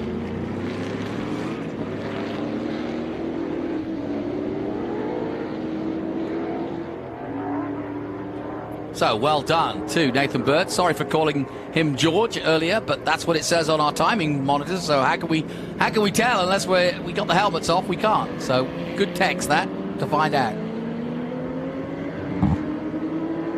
A little bit of research happening here last minute. Nice drive from Nathan Bird. Very good for Arrive and Drive Motorsports. A nice clean race. No question. I agree. Yeah, it's good to end the day on a green to checker race. Yeah. Well, thank you once again, Ben Sissel. I'll see you at the gala to hand out the prizes. Looking forward to that. But that concludes our coverage of SVRA's 2023 Helmet Race Day and also our Trans Am winners. Well done to you guys in TA, XGT, SGT, and GT. Fantastic stuff. For a little bit of history as Brent Cruz becomes the youngest ever TA2 champion. Well done to him. Chris Dyson wrapped up the championship in TA way back in VIR. It seems a long time ago that. It's been a great season though. Hope you've enjoyed it. My thanks to Greenlight TV and for all the marshals, stewards, organizers, race directors, RC, everybody involved in getting this event together. We thank you for your time, energy, and perseverance in some of the delays. But from me, Jonathan Green, until we meet again, have a good night and Enjoy the rest of the weekend. That bush is really coming along. Hi, Carla. What are you up to? Oh, I just spent the whole morning having a little battery-powered fun. I can see that. This thing is powerful. Hey, honey. I was just gushing about our new favorite toy. Let me tell you, the battery life on this thing, you wouldn't believe it. Sometimes we need a little extra push to get there. Sometimes, hey, I let it do all the work for me. And it has so many different settings. All right, Joel. Ready to go again? You should join us sometime.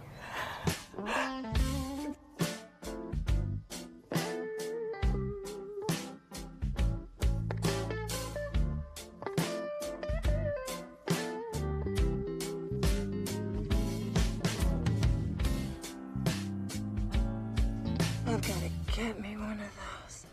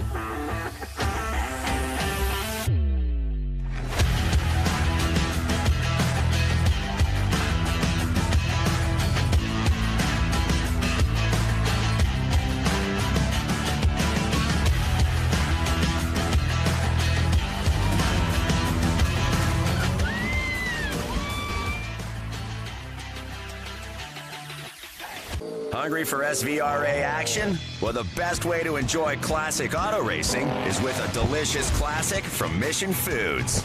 Green flag your race-watching snacks with Mission's mouth-watering race day recipes. Try some of our tasty tacos, piled high nachos, fresh chips with guac, and more. So gear up your ride and fuel up those stomachs with delicious Mission Foods. Now that's too fast, too tasty.